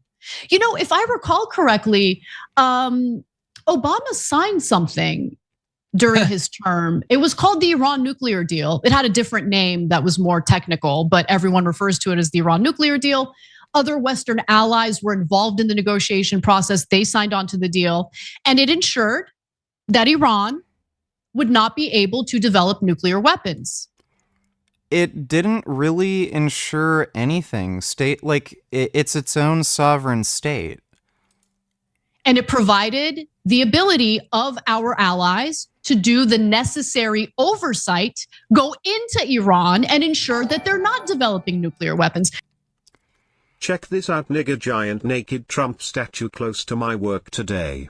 Apparently this thing traveling the country Lamau. Oh, yeah, I heard about that. A lot of Republicans are really pissed off about that big naked Trump blimp thing. Thanks for the donation, retard. So just because the Iran nuclear deal existed, it doesn't mean they're going to abide by it. Sure, you can have UN inspection agents and shit, but they can hide these projects. Trump basically scrapped the Iran nuclear deal, so they have been researching how to produce nuclear weapons. Donald Trump took that. He's like, oh, Iran nuclear deal. I rip it up because my daddy, Benjamin Netanyahu, he doesn't like it because he wants war with Iran. Okay? Yeah.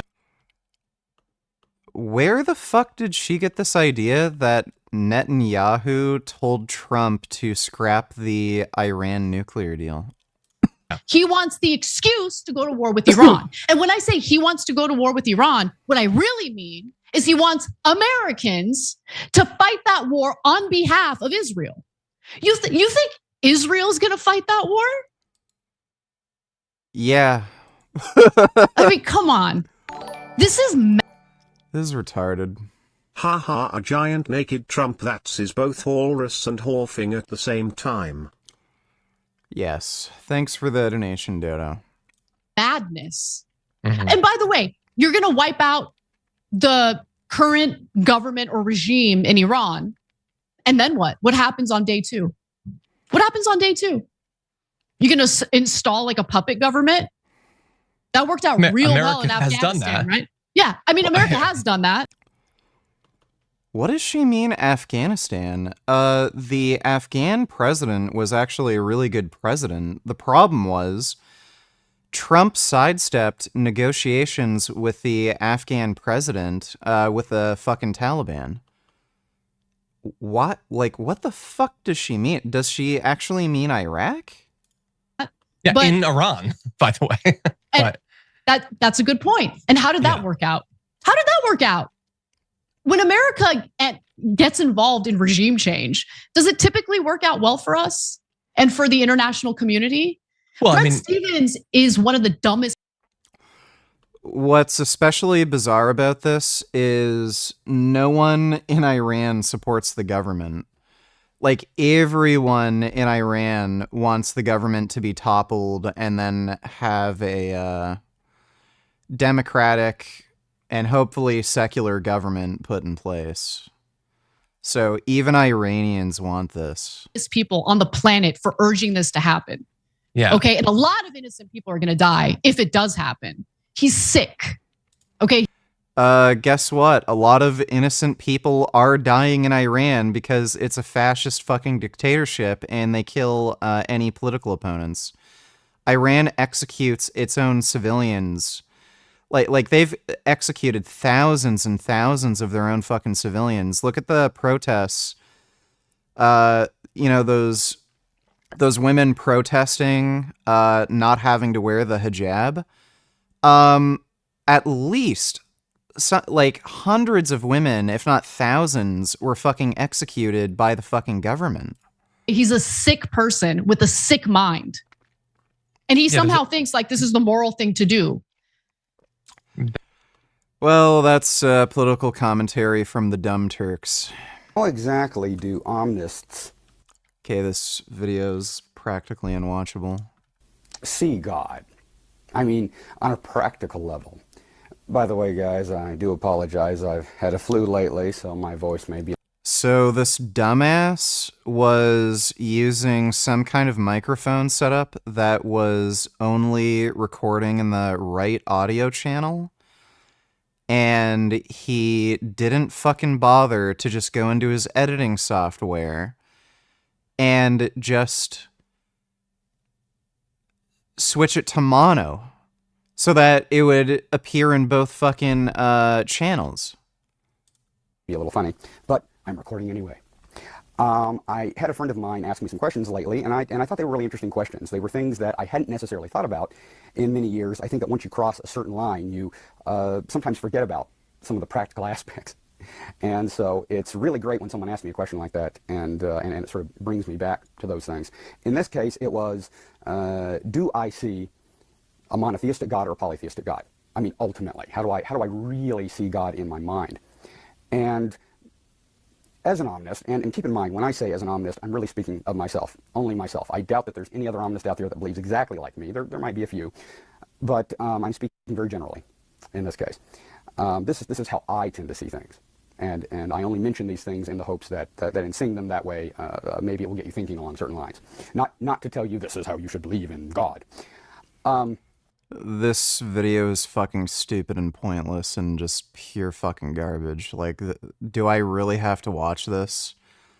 The guy donated $10 and I feel fucking bad not watching it, but like, this is just pure stupid. But he was basically saying, do you believe that there's actual polytheistic gods running around, or there used to be polytheistic gods running around, or do you believe ultimately in a monotheistic God that everything is just an emanation of? And of course I said, well, I'm somewhere in the middle. And he said, well, what do you mean? I don't care. And making the baby boomers of the army. Yeah, dude, you can't just donate like $10 and expect me to watch like pure fucking trash and have half my viewers leave the fucking stream. Like, it's just stupid. Hold up signs in support of mass deportations, things like trade policy, which again, you could not question, things like foreign policy. I mean, your measure of republicanism up until Donald Trump. Like, bro, if you're gonna send me a fucking video, like, at least send me a fucking video where the audio works, where the dumbass knows how to fucking at least edit it so that the audio shows up in both fucking channels. Like, holy shit. was your expressed support for the wars in particularly Iraq, but broadly speaking the Middle East. How Republican you are was defined by that. And then Donald Trump gets on stage with Jeb Bush and says, actually, the towers came down under your brother. We weren't safe. It was a big fat mistake. And he was booed. People forget that. He was booed by everybody in the audience, all the donors, all the special interests. And so this guy's not a leader. Yet in the last 10 years, he has wrestled control of the party and made it his own. I don't care if the swamp has a problem with that and there are hurdles. Obviously, we're trying to drain the swamp. You think these people are going to go kicking and screaming? They're theater kids. What else would they do if not work in D.C. as complete losers and sycophants? So yeah, that doesn't come as a surprise to me at all that there are going to be these problems. But remember, in 2020, he's out of office. You've got primary campaigns coming from DeSantis. People are blaming him for the disappointing midterm results, all these things. He manages to still wrestle control of his party to where now his transition team, the people in charge of filling his next administration, are loyalists. They are his family as opposed to the neocons and swamp rats they were. He's learned his lesson. This guy has managed to wrestle control of the Republican Party and make it more into his own. The He's literally admitting Trump is a fascist. entire RNC is Donald Trump Lollapalooza. I mean, this guy is the leader of the Republican Party, which is why when I drive here through the heartland of the country, I see Trump flags and Trump bumper stickers because people understand that what Donald Trump means is a rejection of whatever the establishment orthodoxy is. It is a political identity that says, no, thank you, I don't like what's going on. And that is why people love him. That is why people take bullets for him. And that is why people will stand out in the cold rain to see this guy speak whenever he goes. Kamala doesn't draw crowds like that. Obama could, but no other Democrat politician can even come close because there's no energy, because people don't actually believe that these people have a vision for the country. They simply don't like Trump, which is why Destiny has not outlined a vision for the country. He simply does not like Trump. He is the same. I'm here tonight with you, the people, like Trump was. Destiny, like Kamala, his candidate, they are liking this way, are coming in remotely. It is 1-to-1. Thank you very much. Stephen, you have 3 minutes to respond to John. The floor is all yours. Yeah, I want to point out a phrase that was used that is incredibly important to understand for people that are sycophantically aligned with Donald Trump, and that was the phrase loyal MAGA patriot. These people's allegiance is to Donald Trump before country. These people's allegiance is with the idea of Donald Trump and the epic name-calling before anything that was outlined in the Constitution, like our founding fathers said, or anything having to do with the way that our government runs. That's why MAGA patriots, like Biden so wisely said years ago in that horrific speech that he gave that conservatives love to obsess over with the red background, that MAGA Republicans are a threat to this country, and they are. They are exactly the type of illiberal, establishment disrespecting, absolutely no appreciation for process or rule of law people that represent one of the largest threats to this country. When you talk Forgot my namification, donate $2. Sure, I completely agree. I think maybe that's how I would define leftist anti-Semitism. Yeah, it's... They just hate Jews, and they just try to cover it up with, you know, humanitarian interests, but it's just a fundamental hate of Jews.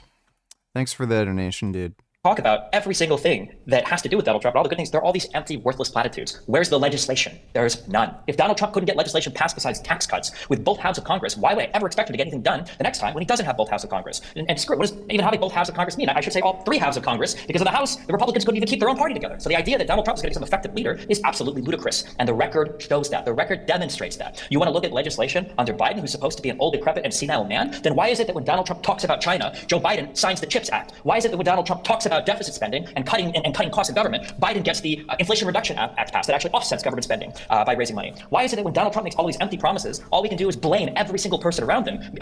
Meanwhile, Biden says that he's a leader for all of America and he will lead all of America. And then coming up, I would expect Kamala Harris to do the exact same. If you want to talk about why nobody's talking about policies, you want to make fun of the fact that Kamala Harris didn't have policies on her website for long enough. Donald Trump and the Republicans don't talk about policies. How many minutes did we make it into this debate before trans issues were brought up by the MAGA patriot on stage? And again, consult the record. You want to talk about empty witch hunts, and then you bring up Russiagate, which has turned out dozens of credible Russian indictments, which initially, I guess my friend on the stage didn't want to believe in, but now as we've gotten more indictments, we see that the Russian infiltration into our news cycle is way more extreme than any conservative is willing to admit, as we saw with the recent indictments and the statement by the FBI about the 600 or so other influencers, maybe the guy up on stage, who knows, they're also being paid off by foreign adversaries. 30 seconds. Talking about empty witch hunts, what about the fact that the Bill Clinton-Monica Lewinsky thing came after 4 years of 10 Star investigations into completely unrelated matters? What about the Hillary Clinton Benghazi email scandal, which turned out exactly 0 credible indictments? What about the Biden impeachment thing that was just moved through the House for Jim Jordan? They didn't even recommend impeachment at the end because they couldn't literally find anything. What about the fact that Hunter Biden has been charged with federal crimes of tax fraud and lying on a 4473 because he was caught smoking drugs in a video? Meanwhile, Roger Stone, who owed over $2 million to the IRS, is just filing a civil agreement, a settlement, and just paying it off. Time. Every single thing the Republicans say is a projection of their own bad behavior. There was time, never specific, never policy, never piece of legislation, always a lie. All right.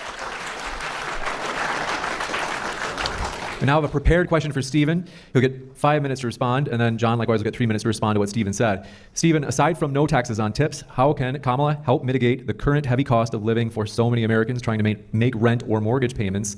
In other words, are there any sort of blanket policies that might help those who don't make tips?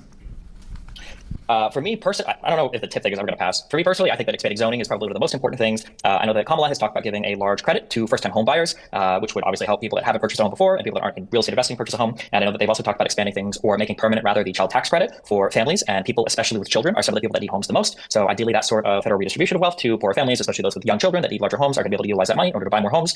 These are policies that I would expect would help a little bit. I mean, on the aggregate, housing policy is something that really needs to be dealt with at the local level, and federal subsidies or federal money back to poor people can probably only do so much. I think it's probably more important to focus on things that increase the overall health of our economy, like inviting high-skilled or immigrants of low skill that are willing to work into this economy rather than shutting them out, increasing trade so that knowledge, information, patent, our ability to export products continues to grow and increase, which grows and fosters a bigger demand for U.S. labor and U.S. technology, rather than what people like Trump and Doyle want to do, which is tariff everything, lock yourselves up and shut the world down, and then having a strong foreign policy where we can protect tradeways like the Suez Canal, like Biden did to the Yemens, to the Houthis more explicitly, is important rather than running away from the world stage and giving it all over to Russia and China and hoping that they look out for our good. And I think that having a friendlier disposition towards the world, where you're willing to help your allies and be a strong leader and foster good relationships that allow for trade, for education, and for people to really travel from one place to another, I think all would help the economy in a larger way that would help people be able to afford homes, in addition to the explicit federal policies that they set out relating to tax policy.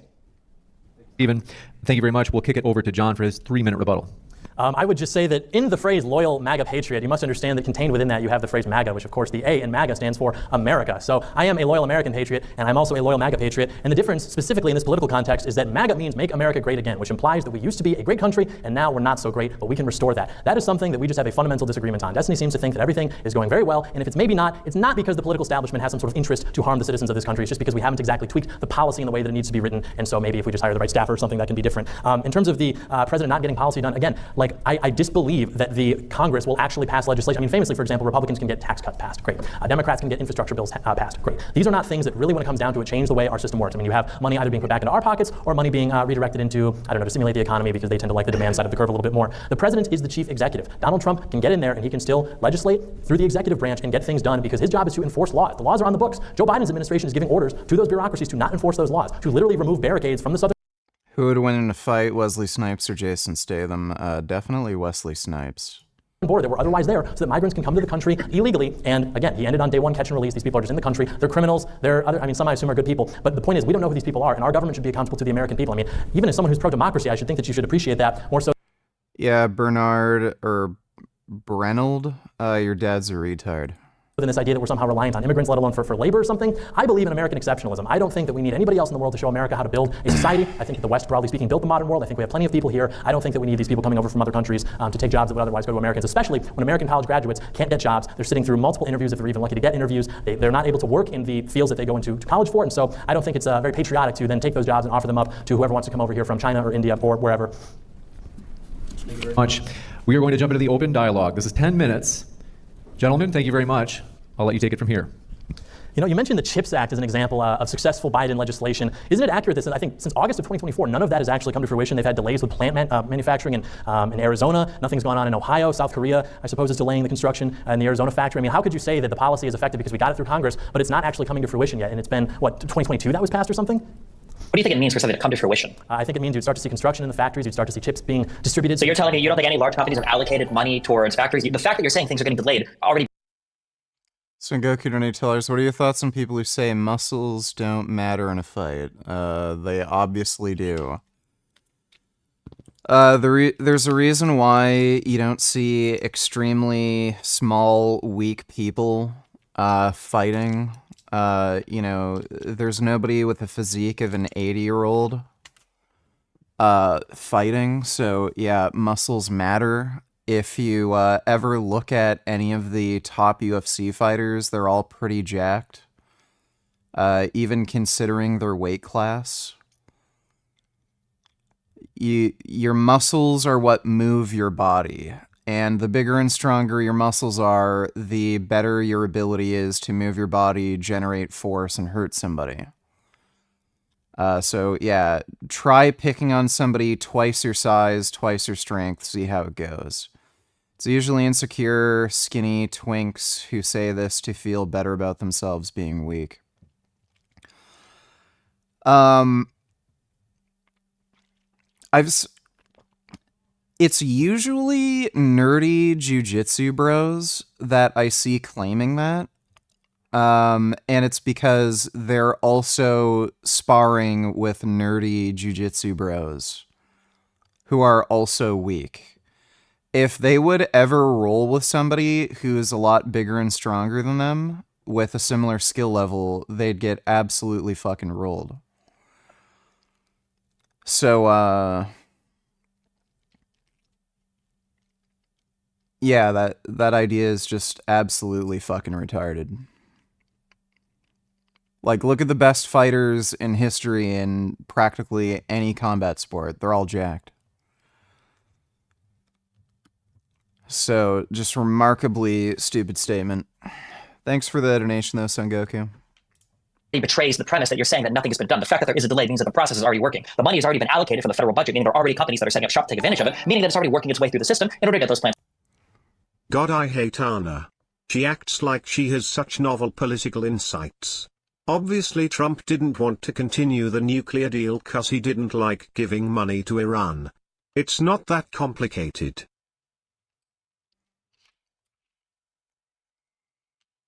Anna Kasparian.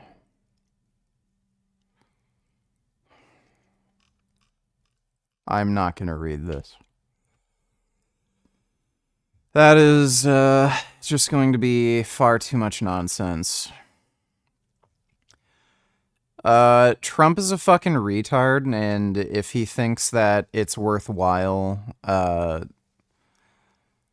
letting Iran have nuclear weapons, then he's just remarkably stupid. Thanks for the donation, retard. Built. I don't know why you would say, you see how there's a delay here? Doesn't that mean nothing is going on? Well, no, if nothing is going on, there'd be nothing to delay. There are delays, though, because of certain initiatives from the administration, such as DEI initiative, climate change initiatives, which introduce different impediments, which otherwise wouldn't be there. Moreover, everything is more expensive now because of the energy policy of your administration. I mean, again, things are getting more expensive. The country's in the toilet. Your answer to this is, which DEI initiative came from the Biden administration? Sorry. What'd you say? What was it? Which DEI initiative came from the Biden administration that's slowing things down? The whole monster. I mean, that's like the entire. It's the way the whole thing works. Is you have to have different initiatives. I'm going to ask the same question when you're done rambling. I just want to know what one policy or initiative from the Biden admin that was the DEI initiative that is affecting businesses. I'm going to ask the same thing when you do your platitudes when you're done. Just let you know. I didn't hear. Okay, sorry, I didn't hear what you said. I'm in person. I did not hear that. What DEI initiative? What specific policy? What specific yes, regulation? I know. You're asking me for a source. Law? I'm not in front of my laptop. I cannot exactly name. I didn't ask you for a source. Do you deny the existence of those sources, though? Are you saying there is no initiative? There is no DEI initiative or climate change initiative? I'm just making that up. There are no impediments. It would be the same under this administration as it would be under the Trump administration. Okay, well, the audience can decide for themselves. Like I said, it's empty platitudes. It means nothing. DEI initiatives, climate change initiatives, like these words are boogeyman. They mean nothing. You're just saying things that are supposed to be spooky and scary. Again, do you deny the existence of those? Just because I can't name specifically, those just don't exist. There's no DEI initiative. There's no climate change initiative. It's all just nonsense. When you say climate change initiative, I mean climate change was a big part of the infrastructure bill. There's a lot of money that was allocated for certain types of infrastructure renewals that tended to favor but are these bad? Are you saying that is this what you were referring to? Were you referring to the infrastructure bill when you said climate change initiatives? What DEI initiatives were you referring to? I don't know what you're talking about. Right, it's a boogeyman. When you're doing something like constructing factories to build microprocessors, if there are initiatives in place that you have to go through, such as dealing with making sure everything is environmentally friendly and green, whatever that's why even Biden said on the hot mic that this was just their version of the Green New Deal. We got it done because it was environmentally oriented in the construction of those factories. That is to what I am referring, and that definitely is a real thing. I'm sorry, so the alternative is we should be making new factories that aren't environmentally friendly? Is that what you're seriously arguing for? That's not what I mean. That's obviously not what I mean. I'm simply saying that there are initiatives which exist under this administration which would not exist in other administrations, which could be why, in response to everything that's happened in this country, your big successes, well, we at least got the microprocessors underway. And it's like, okay, well, we have 15,000 convicted murderers now who are in the country through the southern border because your president removed barricades that have enabled these people to now just flood into the country from we don't even know where. You know that 15,000 number, you're not accurately citing that, right? That 50, first of all, I think the number is 14,000, and that is with the totality of non-citizens that are in the country that have committed a violent crime. They didn't all come into the 4 years that are Biden. You're making that up. You can Google 14,000 homicides or 14,000 violent crime and look at that number. They pretend that they all came in. Also, when they all came into the southern border, where the federal government, by the way, has exclusive purview to do immigration policy. That's where they all came in from. How would you even know that? Are they just watching them come in and writing them down in a notebook? And then, even the premise of this again is ridiculous. It's all like boogeyman bullshit. If you care about the border so much, why are you happy that Trump blocked the bill? Well, because again, that immigration bill was not actually addressing things substantially. They were trying to score political points because Americans are expressing anxiety about immigration, which is to say they're unhappy with the way that the Biden administration has handled it. Because again, on day one, you have to tell me, why did he stop doing the things that Trump had? Why did he halt the construction of the border wall? Why did he end Remain in Mexico? Why did he do things that would make it easier for people to come in through, yes, the southern border into our country? What benefit does that serve to American citizens? There was no border wall under Trump. It just never happened. Nothing in Congress ever got done in regards to border wall. So everything you're saying about that is fantastic. That's not true. He was building that border bill. When you say the border bill was political points, killing the border bill was political points. Definitionally so. Donald Trump killed it to win politically. But to say that the bill was bad because it didn't address anything substantively, what's lacking in substance for more funding for asylum processes? What's lacking in substance for allocating more judges to process immigrants? What's lacking in substance? Why did the Border Patrol support this? Vegan Sigma. Let me take a look. Give us a vegan double bicep to put the icing on the cake. If you don't go vegan, I'll kill you and your family.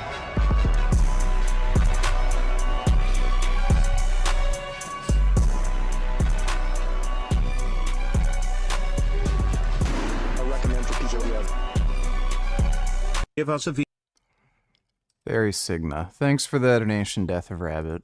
This bill. What's lacking in substance is staffing the border with more agents to defend our border. Which of these things are lacking in substance? I think, well, because if you are bringing more judges in to process these cases, that does not mean that the cases are going to go in a way that I would like. That just means these people are going to more easily be able to enter into the country. It's not as though if you had more judges and more resources, it would somehow be better able to secure itself as a southern border. They would simply be allowed to, in greater number and with more expediency, waltz into the country and disappear into God knows where. If you think that the goal of the judges is to just rubber stamp everybody coming in, then why would Biden need to hire more judges at all? Wouldn't every single asylum judge just say, oh, you're in, oh, you're in, oh, you're in? No, do you not want to they process have- them? which you know, How they about you have just say to hearings Jackson, before you want to you're shut down scheduled. all immigration? Just say that. You don't want any immigrants coming in. Just say that. Be honest. Yeah, I've said that for 5 years. That is exactly my point. Okay, then don't say the border bill lacks substance. Just say you disagree with it because you're opposed to immigration. Also, when you say American exceptionalism, what do you believe in? Do you believe in American exceptionalism or British exceptionalism? Because I don't understand what you mean when you say American exceptionalism and then you're anti-immigration. Like, where do you think Americans come from? They come from other countries, right? Unless you live on a Native American reservation and you want to see the expansion of their territory. When America was becoming America, immigration was coming from a different part of the world. I think a part of the world that was approximately the size of Florida. Now we are getting people from, we'll say, places that are maybe a little bit less compatible. And I don't think He's talking about the darkies. He doesn't want the darkies coming in. He's a white nationalist. that they're assimilating very well, and I think that pretty much any metric by which you choose to evaluate that would vindicate the truth of that. And so when I say America doesn't need immigration, I don't mean America doesn't need people from Japan or people from Northwest Europe. I mean America probably doesn't need Haitians. That's specifically what I mean. agree. Sure. And I think that there's a large point of agreement there. I do think that there are a lot of immigrants that have trouble assimilating to society today, but that's because half of the society that you want them to assimilate to possess no American values. And by that, I mean the Conservative Party. I expected to see Spanish people, Haitian people, whoever, marching on the Capitol or marching to tear down this country, and that's not what I've seen. I've seen conservatives that are destructive to the country. Shins donated $2. Check out Mighty Mouse. Maul this dude.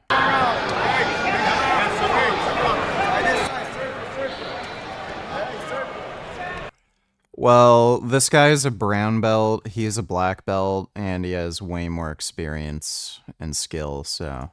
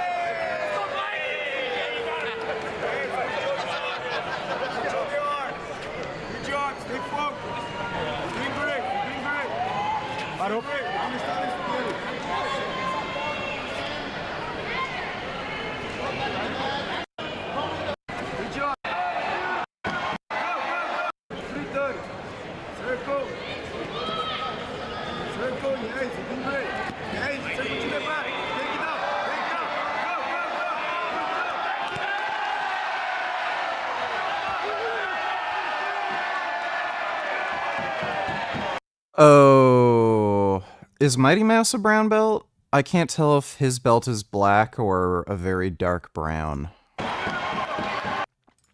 Anyway.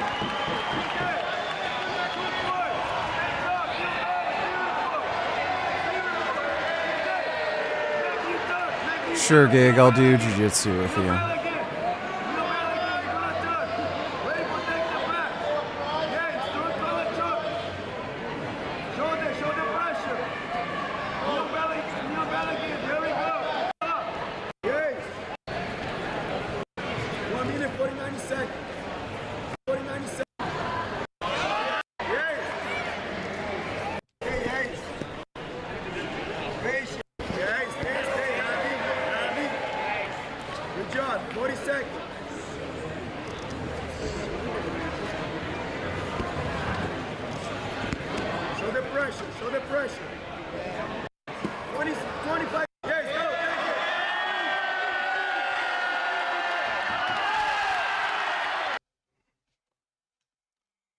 Okay, thanks for the donation, Country in Shins. every single way. You don't believe in the rule of law. You don't believe in how the government works. You don't share foundational American principles relating to liberalism, relating to respect for free speech and the media. These are the foundational core aspects that make you an American. And right now, the issue that we have is the conservative side of the country. It's not immigrants. It's not the people that are coming into the country and not eating the cats and dogs that are a threat. It's the people who are saying that they saw it on TV, but it's not even happening. That's the thing that's undermining our democracy right now. I don't think that's true. I think that the party which seeks to conserve the Constitution is the one that, not coincidentally, is the one that's more aligned with voters which come from parts of the world, like I said. I mean, you can even see the data on this. The more conservative you are, the more likely you are to have been in this country in terms of your bloodline for a much longer time. You're talking about people from Germany, from the Netherlands, from England, from wherever. They're assimilated much more than people who are coming from India, from wherever. And so, yeah, your ability to assimilate into a culture that is an outgrowth of Anglo-Saxon history is probably going to be linked somewhat to where you are descended from. And so, yeah, that doesn't come as a surprise to me at all. How many times has Biden or Kamala said that they wanted to suspend the Constitution?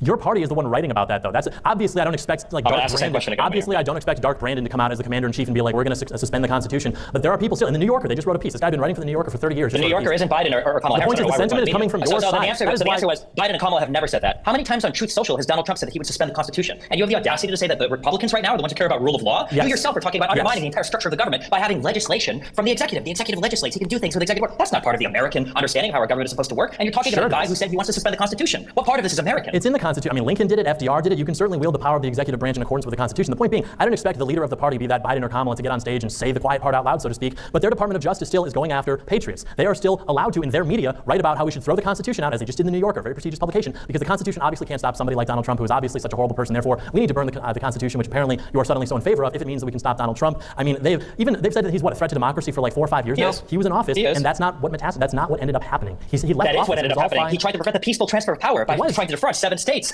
That is exactly what happened, and then he failed, and he lost, and eventually he got kicked the fuck out. Right, When you say the DOJ is going after victory, figures, do you acknowledge that Donald Trump called Fox News and said, why isn't the DOJ indicting these people, that the DOJ needs to go after these people? Do you acknowledge that Donald Trump has tried to give direction to his DOJ in a way that you wish Biden was ever on record doing? Do you acknowledge that Donald Trump has given direct direction to the Department of Justice to go after political adversaries? Do you acknowledge that's reality? I would use a different word than political adversary. I like it when the Department of Justice goes after disloyal R's. I don't like it when they go after MAGA patriots. That is sort of my axiom for viewing that. You're an authoritarian, and yeah. I don't think that that's actually hypocritical at all. I think that it's completely in alignment with what needs to be done. Okay. I mean, you're an authoritarian, right? Yeah. Nothing about you is compatible with this country. If any sane immigration policy was ever created that tried to keep people away from this country that were antithetical to the idea of the American project, you would be at the top of the list in never being allowed here. Because what you believe in, what you want, is something that's more akin to the leadership structure of all the countries that you criticize. For some reason, you fall into the trap of thinking authoritarian dictatorships are good when I like the authoritarian dictator. But it's such an unbelievable position to sit here and say that the president of the United States should be allowed to direct the DOJ as long as he's going after the people that I think are really bad. Like, what an insane position to try to unironically defend while also pretending to be an American. It's insane to me. I don't think it's insane at all. I think it's what's happening right now under this administration. A really pithy response, John, and then we've got to wrap Every up. Immigration Act up until the Hart-Celler Act in 1965, which was described as the greatest gift from the Kennedys to the Democrat Party, took into account the founding demographics, the American demographics of this country. The reason now, if you express attitudes that are antithetical to immigration, that you get pushback, is because this country is not the same as it used to be. We've had 60 million people come to this country since 1965. We are now at record highs for a percentage of our overall population, which is foreign-born. The people here are not American. So yeah, it doesn't surprise me when a guy comes out and says, hey, we should probably take it easy on immigration. I don't know if these people are compatible with American culture, that these people who are now enfranchised, as if they're equal to Americans, are going to push back against that. It doesn't surprise me at all. This is a good opportunity to jump into the Q&A, as we're already over for the open dialogue portion. So the way that the Q&A will work, folks, is in this middle aisle here, if you want to come up, it's really important that you stand on this first tape line right here. And then it's also important that if you want to give a setup for your question, like 1 or 2 sentences, that's okay, but it really has to be 1 or 2 sentences. And I even have to be kind of pushy about that, and I even have to hold the mic just to be sure. So, floor is all yours with the first question. Hi, John. This is my question for you. I have a couple friends on both sides of the aisle. One of them is we can vote the right people into power, put the right people in state, local, and federal levels. If we do that, we'll be able to take our country back. The other side says, no, we got to crash and burn this thing. We got to start over from scratch. So my question for you is, at what point is it too late? Well, certainly not now. There is this mindset that I think is very tempting to especially young men, because we sort of like to, like for example, you probably have a relationship with drywall, right? And it's like you sort of get mad and you just want, that I think can translate politically as well. It can sort of map where it's like, I'm very frustrated with the way things are going. What if everything just collapsed? It does not make it easier to win when you start losing worse. There are plenty of countries you can look to right now. South Africa, I guess, would maybe be the most obvious example, where things get worse for them politically. And I mean, they're having blackouts, they're having riots, but still things are more or less functioning. Total collapse is not something I think that we should aspire to. I think that the solution is much longer. It requires a lot more work, and it requires a lot of patience, and sort of thinking that, if we lose, somehow people will wake up and then we can win. I don't think that's true at all. I mean, look at how things are now. The idea that there's like some sleeper cell remnant of patriots who aren't quite getting what's going on now, who once things reach a certain point, they will wake up and then we can finally take the country back. I don't think that's true. I think there are opportunities right now. And the best thing you can do other than get involved locally, which you'd be surprised at how successful you can be with that, is to cast a vote for Donald J. Trump in November. So I think there is a political solution. I think there's a path forward. And I think the evidence to that is how much opposition this guy has faced. I mean, if things were really going to continue into our managed decline into a third world nation, then we'd be struggling to get excited about the Bush-Haley ticket right now. But we have Donald Trump, and they've tried to stop Trump. By the grace of God, a gust of wind saved Donald Trump, and the Gulf incident just a few weeks ago. So I think that there's a very real threat that he poses to whatever it is that's going on in this country, which everyone seems to recognize on an intuitive level, but maybe we don't want to get into the specifics of when it comes to, I guess, more polarizing political issues or what have you. But I think it's real, and I think there is a way to make America great again by supporting him. Hi, thank you both for being here. So my question's for Destiny, and I tried to keep track throughout this debate just because I noticed something. I was kind of curious about it. As far as I could count, you mentioned Kamala Harris's name 6 times in the entire time you were able to speak. Once in your opening statement, which is surprising to me because, as I understand it, you are arguing in the affirmative that she should be the president. If it was the nature of this debate or something that led you not to be able to argue because of that, and you were more... Feel free to rewind 2 minutes on my timestamp, but I think this might steer you off believing we have free will. Our subjectivity appears to be 2 different entities collaborating. Anyway, I know that was a lot of exposition, but it's just all stuff you kind of need to know before we get into the good stuff. So, All right, thanks for here the comes good donation, stuff. Anonymous. So one of the first patients that they studied was a man named WJ. They kept their names anonymous for obvious reasons. WJ's test started out pretty simple. They showed him pictures and words in a right visual field, and then he was able to respond with his left hemisphere. A dog, a car, a spoon, easy. Easy because the language center is on the left side of your brain. But when they showed an image in his left visual field that went to his right side of the brain, he claimed that there was nothing there. Now, this was a really big moment because up to this point, there was still a bit of a debate around how much the corpus callosum controlled the flow of information between the two hemispheres. And this seemed to be indisputable proof because it wasn't that the right hemisphere couldn't see the object, it could see it just fine. It's that the language center of the brain is in the left hemisphere. So it literally didn't have the words to describe it. So based off of this, they tried a new experiment, this time with a basic flashing light. So what they did was they put his hands under a barrier so his eyes couldn't see his hands. And he gave each hand a button. And he told him whenever he saw a flash of light to click the button and then confirm it verbally by saying light. So they signaled his left hemisphere, he clicked the button, he said light. Then they signaled his right hemisphere. He clicked the button and then said, hey, why did I click that button? He didn't see the light, but the right hemisphere did. And it was able to communicate that it did, it just couldn't do it with language. It's kind of like the left hemisphere has a voice and the right doesn't. But now they were figuring out how to talk to the right hemisphere. And now things get a lot more interesting.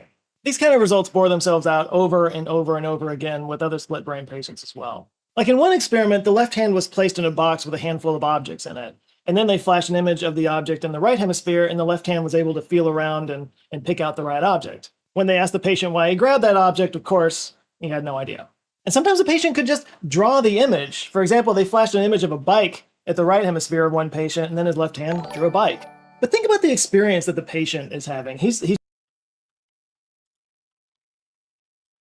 Kid Boo donated $2. Name or Trump instead of Emhoff. It would be all over the news. Daily Mail, echoed by the New York Post, has a story. Doug Emhoff, Kamala Harris's husband, accused of striking a woman he was on a date with at the Cannes Film Festival back in 2012. They had been drinking, and he didn't like how she talked to the valet. He smacked her. She smacked him back.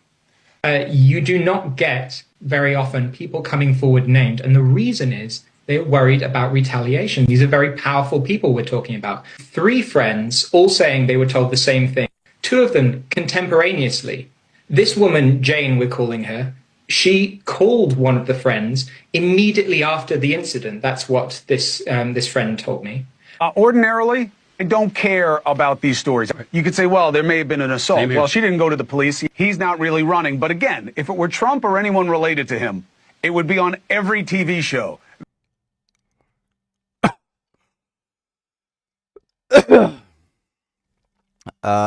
This is getting widely reported, so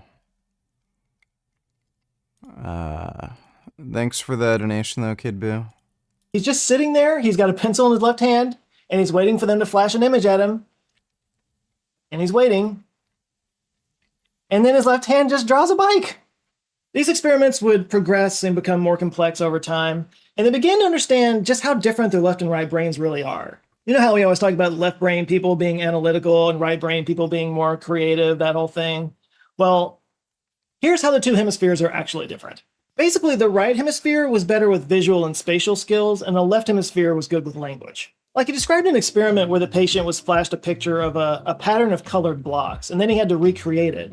And when they flashed the right hemisphere, the left hand was able to recreate it really easily. So the right hemisphere was really good at that, if you will. Like, what is actually controlling our decisions? There are some that make the argument that this disproves free will, that our decisions are made by patterns of neurons firing in a predetermined manner, that we're not even consciously aware of our decisions at all. These guys call themselves determinists. Taken to an extreme, one might make the argument that nobody can be held accountable for their actions at all because they weren't the ones that made the decision to take that action. Yeah, seriously, try that in a court of law. It doesn't work. And this obviously can also be used by people who justify bad behavior because, well, I'm not the one who chose to do it. Obviously, this is a bit of a philosophical slippery slope. Like, how do you have justice and accountability in the world if there's no free will? But also, how can you have free will when your decisions aren't your own? To find an answer to this, we have to go a little bit deeper. and to the nature of consciousness itself. It's time to talk about emergence theory. In Dr. Gazagana's book, he talks about the quantum world and how it operates on vastly different rules from the macro world. We talked about it here on this channel a million times. But these atoms and subatomic particles that just don't play at all in the Newtonian Yeah, we can take a look Einsteinian at, rules that we you know, experience. Dave Ramsey's Trump They mostly interview. exist in probability states, actually. They manage to come together and combine to make physical matter. The air you're breathing, the chair you're sitting on, the building around you, even yourself. This is emergence theory, the idea that objects in one system can combine to create something entirely different in another system. And Gazagana talks about two forms of emergence, strong and weak emergence. He explains, quote, "There are two schools of thought on emergence. In weak emergence, the two properties arise as a result of interactions at an elemental level, and the emergent property is reducible to its individual components. That is, you can figure out the steps from one level to the next, which would be the deterministic view. Whereas in strong emergence, the new property is irreducible. It's more than the sum of its parts, and because of the amplification of random events, the laws cannot be predicted by an underlying fundamental theory or form an understanding of the laws of another level of organization." An example that's always used of emergence is how like millions of individual ants with very basic programming can come together and build giant ant colonies that are basically superorganisms with organization and structures that would be impossible for any one ant to conceptualize. One could draw the same conclusion about people, like forming cities or people forming the internet. But our brains work the same way. Actually, we have a few different levels of emergence. We have the atoms combining together to make the organic molecules that comprise the neurons. You have the neurons firing in patterns that create this, subconscious module that's going on in your head. And then you have the multiple modules coordinating to create our lived experience of consciousness. Actually, it's kind of funny. I've talked about octopuses in the past on here and how they have this seemingly alien form of intelligence where they essentially have 9 brains because each arm has a little mini brain controlling it with an executive brain that sort of manages all of it. It's like a hierarchical brain system that I've always thought was fascinating because it's hard for us to even conceptualize that. But it turns out, in a lot of ways, our brains work pretty much the same way. We have multiple semi-conscious modules that coordinate at times and jockey for position at times, with an executive justifier module that takes in all their signals and tries to make sense of it. And again, determinists would look at this and say that it's all pre-wiring, we have no conscious control over it, we are... Shin's $22. Is it bad that I weigh around 160 to 165 and can't bench 135 pounds? Shit bothers me. Well, it's bad if you think it's bad. I would just spend some more time in the weight room if it bothers you that much. Thanks for the donation, though, Shins. Basically, that guy from Men in Black with the Christopher Walken looking alien in his head. Drink the coffee. So yeah, our feeling of free choice and agency over our actions is a bit of an illusion. Except, hold on, that doesn't make sense, does it? If our thoughts and actions are hardwired and controlled by some wizard behind the curtain, then how do we explain neuroplasticity? How do we learn new skills? How do we get better with practice? The fact is, according to the book anyway, consciousness is a result of both bottom-up and top-down causation. We are simultaneously making decisions on a subconscious level, but also shaping those decisions at a conscious level. It is possible. It's not easy, but it's possible to change a pattern of negative thinking by being aware of it and replacing negative thoughts with positive thoughts. We do have, to various degrees, conscious control over our emotions and thoughts. In Dr. Gazagana's words, quote, "Action is made up of complementary components arising from within and from without. That is how the machine, the brain, works. Thus the idea of downward causation may be confusing our understanding. What is going on is the match between our ever-present multiple mental states and the impinging contextual forces within which it functions. Our interpreter then claims we freely made a choice." I guess to put the question of whether we have upward or downward causation in simpler terms. Maybe both is happening at the same time. So, do we have free will? Yes and no. A lot of our decisions, it seems, are hardwired and out of our control, but ultimately we do... I see what you mean by destiny being based, by the way. Also, would you be down to react to Wayne's debate with the guy who tried to throw him in jail? I kid you not, it is a roller coaster. I don't know if we'll be able to react to that tonight, but I'd be willing to watch that. If not this stream, maybe another stream. Thanks for the donation, Tyler. Ralph donated $2. Answer my question in chat, please. Thank you. You could have just asked in the dono. I don't see you asking anything in chat. I think you might be retarded.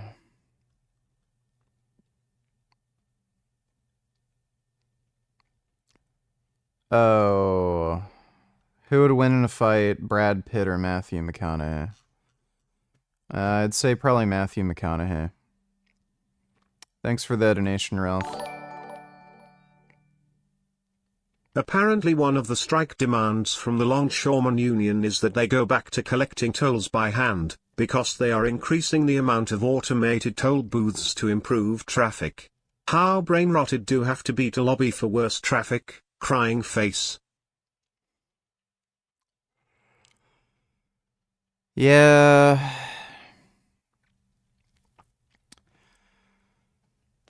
Well, automation is taking away jobs, and workers aren't getting compensated for it, so I can understand their position. But it is kind of retarded when you think about it. Thanks for the donation, retard. Kid Boo donated $2. Let me see. Start a small business with $5,000? No one can start a new small business with $5,000. Nobody can start a small business with $5,000. Nobody can start a small business with $5,000. Wow. Okay, so let's do some math because I actually happen to be the owner of a plumbing company. Between the time I was an apprentice and the time I was a journeyman, I was able to accumulate tools with my own money. These tools helped me to be productive at my job. I also owned a pickup truck, so that was for starters. With my accumulated knowledge and tools, I decided I was ready to start a business, so I submitted a $40 application fee to take my master plumbing exam. After passing the master exam, I submitted a $225 application fee.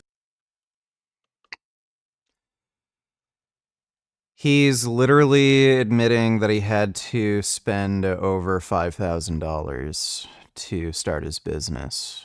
Fee for my contractor's license. When I came up with a name for my company, I paid a $25 fee to Dallas County for a DBA. I then paid a $300 filing fee to register my company as an LLC in the state of Texas. So to get his plumbing license, get the tools, get a truck, and then apply for all the business licenses and shit, he spent at least 20 grand. Minimum. Like, this guy is just a tard. Thanks for the donation, Kid Boo. We have conscious control over our actions. We do have agency. This isn't a get-out-of-jail-free card. Sadly, if you want to commit a crime and get away with it, you're going to have to do it the old-fashioned way. Be rich. Anyway, there's a lot more in this book that I couldn't fit into this video. It goes on into how our brains work. Whatever. More so arguing against Trump. I want to open this up to you to ask, why Kamala? I know why not Trump, why you're saying that, but why vote for Kamala? Because I don't think you've really made that argument. The honest argument is we live in a two-party system right now, and at the end of the day, you're either going to vote for Trump or you're going to vote for Kamala Harris.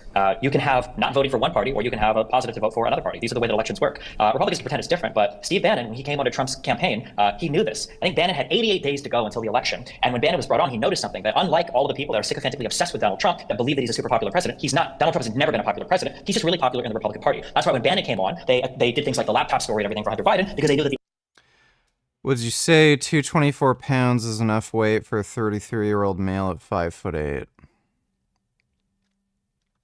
224 pounds what? Are you talking about body weight? I don't know what you mean. The only way you could actually win the election was to drive the negatives up to the other party, rather than trying to make your own candidate more likable. Nobody on the other side likes Donald Trump. Even Republicans have to begrudgingly accept him at times. I wish that there was more conversation about policy in the United States. To be totally honest, Kamala Harris probably sits either quite a bit or a little bit to the left of me when it comes to economic policy, but Republicans have decided that we're not going to have policy conversations in this country. When Donald Trump won't say what he wants to do for foreign policy because he says it's top secret, when Donald Trump is given policy questions and he has no answer, when you go on to Donald Trump's website and you read the policy stuff and it says things like, we're going to slash inflation by making homes more affordable, and that's it, you don't really get to talk about any policy. There's no policy to talk about. I wish we could have more policy debate, more policy conversation, but I basically just look at the 4 years under Biden. I look at what the policy was there, and I'd say it's probably going to be similar to Harris, then compared to the 4 years under Trump, which I think were catastrophic and pushed this nation to the edge. And I'd say I probably don't want to repeat that. And broadly speaking, I think that's why I support Kamala Harris for president. Hey, my question is for John. I also just really quickly wanted to say that, like, as a theater kid, I'm very offended and triggered and woke by your comments. But I will also say you probably should try theater. I think you'd really do well on stage. My question's just, I go out canvassing a lot and I talk to a lot of black people, and a lot of them feel like they're not being represented by the Democratic Party too much. So could you try to sell me on why Republicans are good for black people? I am going to have to reach deep into the bowels of my mind to find my Dinesh D'Souza education. This is like 10 years old at this point. Why are the left the real Nazis again? This is very old school stuff. But it is true, like unironically. I mean, if you look, for example, under Trump, people who are maybe in this room supporting Trump even were agitated by how much Trump was talking about how great he was for black voters. But it is true. I mean, you're looking at real net worth, you're looking at jobs, things like that. I mean, I know recently he got in trouble for saying. By the way, the clapping from the audience is fucking fuckdarded. The other guy literally asks Destiny a question, and they start clapping instead of listening to the fucking answer first. Why are people so retarded? Fuck. Fucking fuck. Dick sauce. Fuck. I don't know, man. People are just dumb. Thanks for the donation, Tyler. Black jobs, but it is true there are jobs which disproportionately are going towards African Americans, towards blacks, and so those can be black jobs. And I don't know, I think octopus are certainly a lot smarter than these Hamas supporters Ispakali with 3 brains and all. Yeah, I'd have to agree. They definitely are. Thanks for the donation, Dodo. I don't think that's a big issue. And he was just better. I mean, income was higher, wealth was higher, crime was lower, black communities were safer up until the riots in the summer of 2020. And I just frankly don't see what the other side has to offer. I mean, that's my side, but if we can even just support that because the opposition is so bad, what do Democrats have to offer black people? Black people have voted in blocks for Democrats for decades. Black communities have gotten less safe, there's less money, less homeownership. I mean, things have obviously not gotten better, yet the rate of voting for the Democrats in the black community still remains very high. And so I sort of almost echo the Trump statement, which I think was in 2016, which got him in trouble, where he's like, what do you have to lose? I mean, if things clearly are not going well now, why would you not try to maybe experiment with what the opposition has to offer? And even when they didn't vote for him, by majority, by far in 2016, you still look at the way black America was doing in 2016 through 2020 versus how they've been doing for the last 4 years, and it's measurably better, and it's not even close. Are we allowed to respond to questions too, if they're for us explicitly? I could give the question asker a quick response if you'd like, but Destiny, I hate to say it, but I have to keep the rebuttals to an absolute minimum, even among the audience. But I want to give you a chance if you do have a rejoinder, go ahead. Not quite convinced yet, but I'll look into what you're saying. I think that there's a lot of hesitancy among minorities to support Republicans because there is a very sophisticated media app. Ralph donated $2. Hey Grumpy, I have another one. Who would win in a fight? That bald Vince, whatever his name is, from the Fast and Furious? Or that idiot Eddie Hall? You mean Vin Diesel versus Eddie Hall? I'd say Eddie Hall. Vin Diesel isn't, like, trained in fighting at all. Thanks for the donation, though, Ralph. Trump 2024, Trump 2024, Trump is king, Trump will be president. Trump 2024, Trump 2024, Trump is king, Trump will be president. Trump 2024, Trump 2024, Trump is king, Trump will be president. Trump 2024, Trump 2024, Trump is king, Trump will be president. Probably not. Thanks for the donation, though, Kid Boo. Should I buy all that toilet paper at my local grocery store before anyone else and cause a shortage? I think this is smart on my end. My shitting must be protected. What do you think, Blackie? Nah, just try pooping less. Thanks for the donation, the ghost that never lies. That toilet paper shortage was so fucking stupid during COVID. Like, people are fucking morons. If only people like this had 3 brains. Yeah, true. Thanks for the donation, Dodo. Apparatus, which goes to convince everybody that racism is like very prevalent on the Republican side. Therefore, if we vote for racism, we're going to have that come back to bite us. But I mean, I don't see the fruits of that anywhere. I've never seen anything like a policy, for example, which can demonstrate the viability of that. So. Oh, you thought I was done, nigger? Trump 2024, Trump 2024, Trump is king, Trump will be president. Trump 2024, Trump 2024, Trump 2024, Trump 2024, Trump is king, Trump will be president. Trump 2024, Trump 2024, Trump is king, Trump will be president. Yeah, again, probably not. Thanks for the donation, though, Kid Boo. Remember, audience guy, whatever, you sound like if you're a black person, answer the question, right? He wants to see less of your kind of people in this country when John Doyle is answering this question. If somebody shows the border looking like you, he doesn't want people that look like you to come to this country. This is a heads up. That's not true because when I referenced the immigration policy, black Americans were already here. I'm talking about Indians and Chinese and all these other people, so. I have to move us to the next by the way, question. I love nobody. I'm literally a black person expert, which my audience will know. Nobody has more love and respect for black America than myself. Just to keep this in the Q&A. Knowing all the slurs doesn't make you a black person expert. All right. Just so we can hear the next question, folks. For John.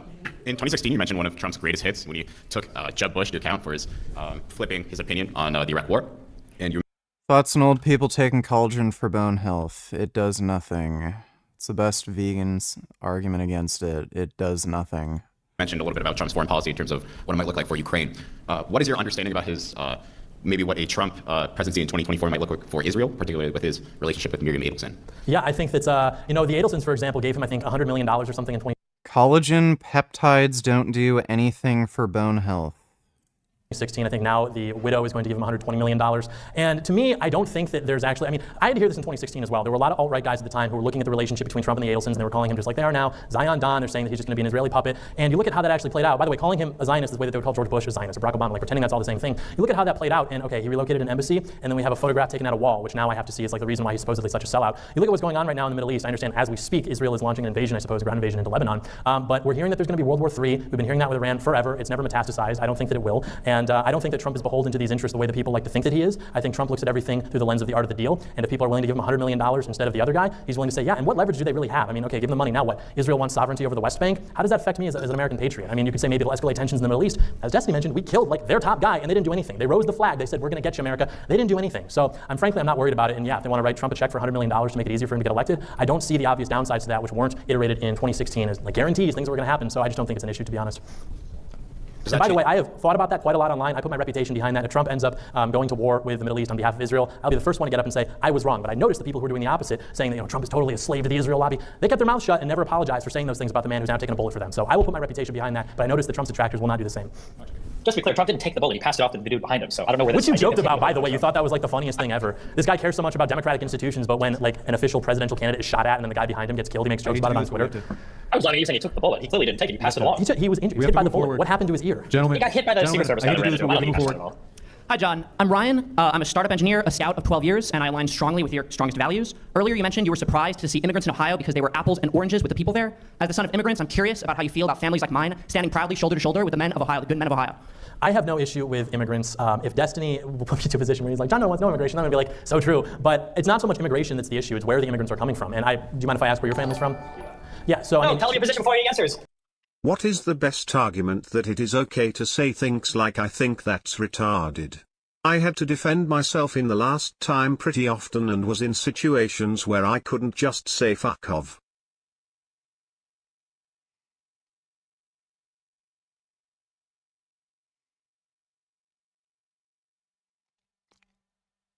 Best argument that it's okay to say things like retarded. You don't need an argument. You can do whatever the fuck you want. So if people don't like that, they can shove it right back up their ass. Thanks for the donation, behindert retard. Which immigrants don't you want coming here? Cuban Americans are historically one of the most conservative demographics in the country. So do I have an issue with Cuban Americans simply because they're from Cuba? No, I have an issue with people who manifestly are not able to assimilate into American culture. And you look at almost any other ethnic group in the country, aside from Cubans and some African examples, they are not voting for the country which wants to conserve. They're not voting for the party which wants to conserve the country. They're block voting for Democrats because they want to make America more like the countries from which they came, which is to say wealth redistribution, socialism, inflation, crime, everything like that, because they're not able to pull themselves up by their bootstraps like other groups are, for example. And so I have no issue with that. Thank you, John, especially because your clip compilation will help me convert the rest of my family to liberals. I appreciate it. Right. So we've seen quite an escalation in the Middle East with Israel attacking Hezbollah. How does either candidate plan to try to stop Israel from dragging us into World War III with Iran, either through supporting arms deals to Israel, or just actually having a ceasefire deal that Netanyahu's not just going to reject after Hamas or Hezbollah accepts it? Hamas has not accepted a ceasefire deal. Sinwar has rejected each ceasefire deal. And Hezbollah has also rejected ceasefire deals.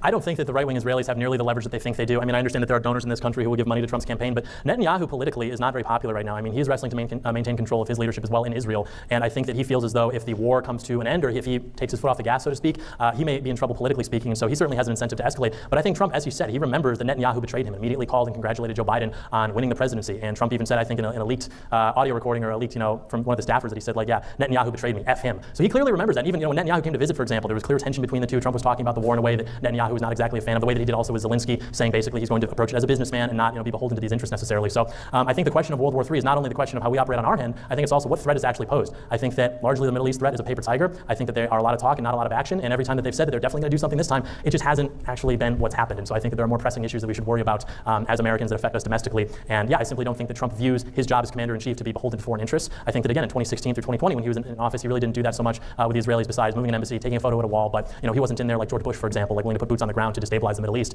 He repudiated that, and he took control of the party and realigned the position so that we all have to be against that. Whereas, as I mentioned earlier, prior to Trump, your level of republicanism was measured by how willingly and vocally in support of those wars you are. So I think that it's just a completely different ballgame now. Destiny, do you have an answer to the question?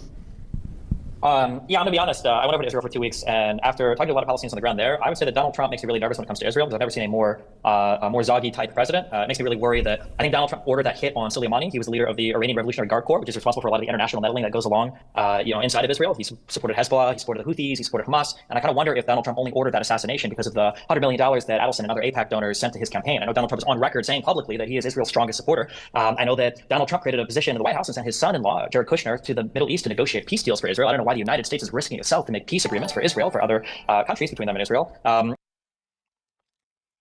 Grand Dam donated $2 in the scene.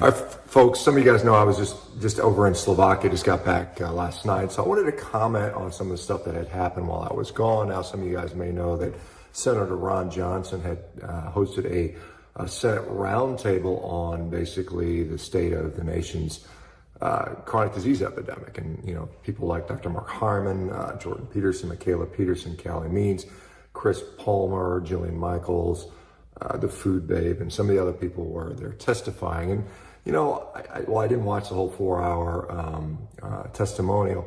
The gist of it was that, yes, chronic disease is out of hand in this country. We've got everything from runaway obesity rates to thousands of those ingredients. And so we have, basically the cheapest, perhaps most harmful ingredients in our food supply. And I think that's a fairly, I think there's some decent evidence to suggest that that's a real problem, and it probably contributes to that.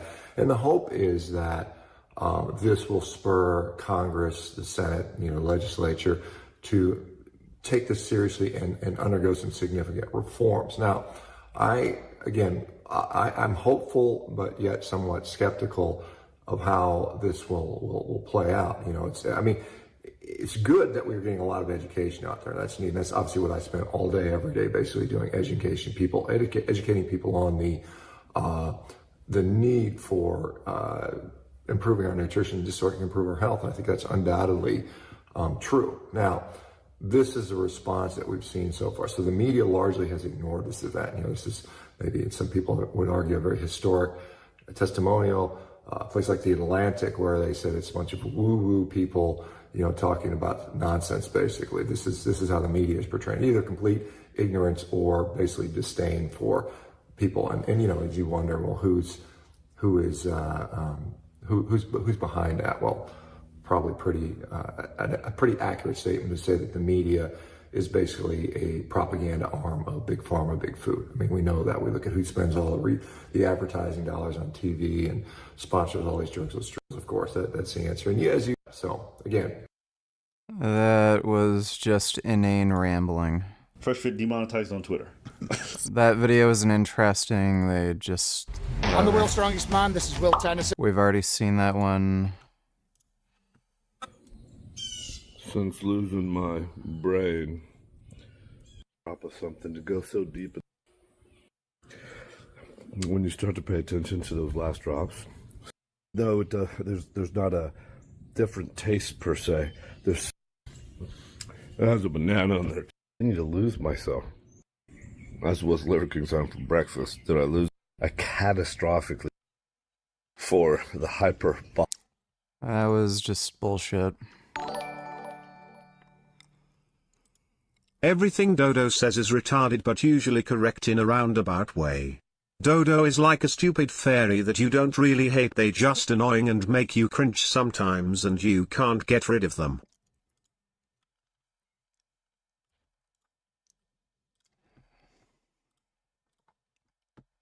Yeah. Thanks for the donation, retard. And then I know that we talk about moving the embassy and recognizing. I think it was like America was like one of 3 countries to do that. I thought that was really weird. And along with that, I think Trump was also willing to go along with Netanyahu, and Netanyahu was talking about cutting UNRWA funding and everything to the Gaza Strip and the West Bank. And I don't think that Donald Trump did anything to hold Israel accountable for any of its behavior in the Middle East. So I think one of the things that I'm the most worried about when it comes to Donald Trump and foreign policy is he definitely comes off as kind of like an Israeli Jewish puppet, and that just makes me really nervous. I think I'd rather have somebody like Kamala Harris, who seems to be really critical of Israel and their foreign policy, and seems to be a lot less bought and paid for by people of the Torah. All right, this question's for John. Oh, thank you. All right, this question's for John. I listened to your content for the first time while I was driving over here, and I had a bunch of questions listening to it. But then you said something earlier on in the debate. Could you repeat the number you said of how much of Joe Biden and Kamala's cabinet has stepped down so far? Kamala Harris had like a turnover rate for her staff that was 92%, I believe. 92%. Now, that was for Kamala or the Biden administration? The one running for president. So the Biden administration? No, for Kamala Harris specifically, because we're talking about whether she has leadership capabilities. Her staff, her vice presidential staff, had a 92% turnover rate. Okay. And when you compare that to a 98% turnover rate for Donald Trump, including 13 members of the cabinet, what do you have to say about that? Again, it's a completely different assignment. Donald Trump is. Okay. Wait. Hold on. Yeah. You can't just say, oh, it's different. I do want to give him a chance to answer the It question. absolutely is. What a Democrat administration is looking to do is different from what a nationalist administration is looking to do. If you're looking to hire from the swamp to fill a nationalist administration, it's going to be a lot more difficult to do that. You're going to be working with neocons, career politicians who are completely misaligned with that agenda. And Charity, donatellers, love you. Vegetarian Gains, I'm your biggest fan. Well, how about I go fuck your mom then? Thanks for the donation, Charity.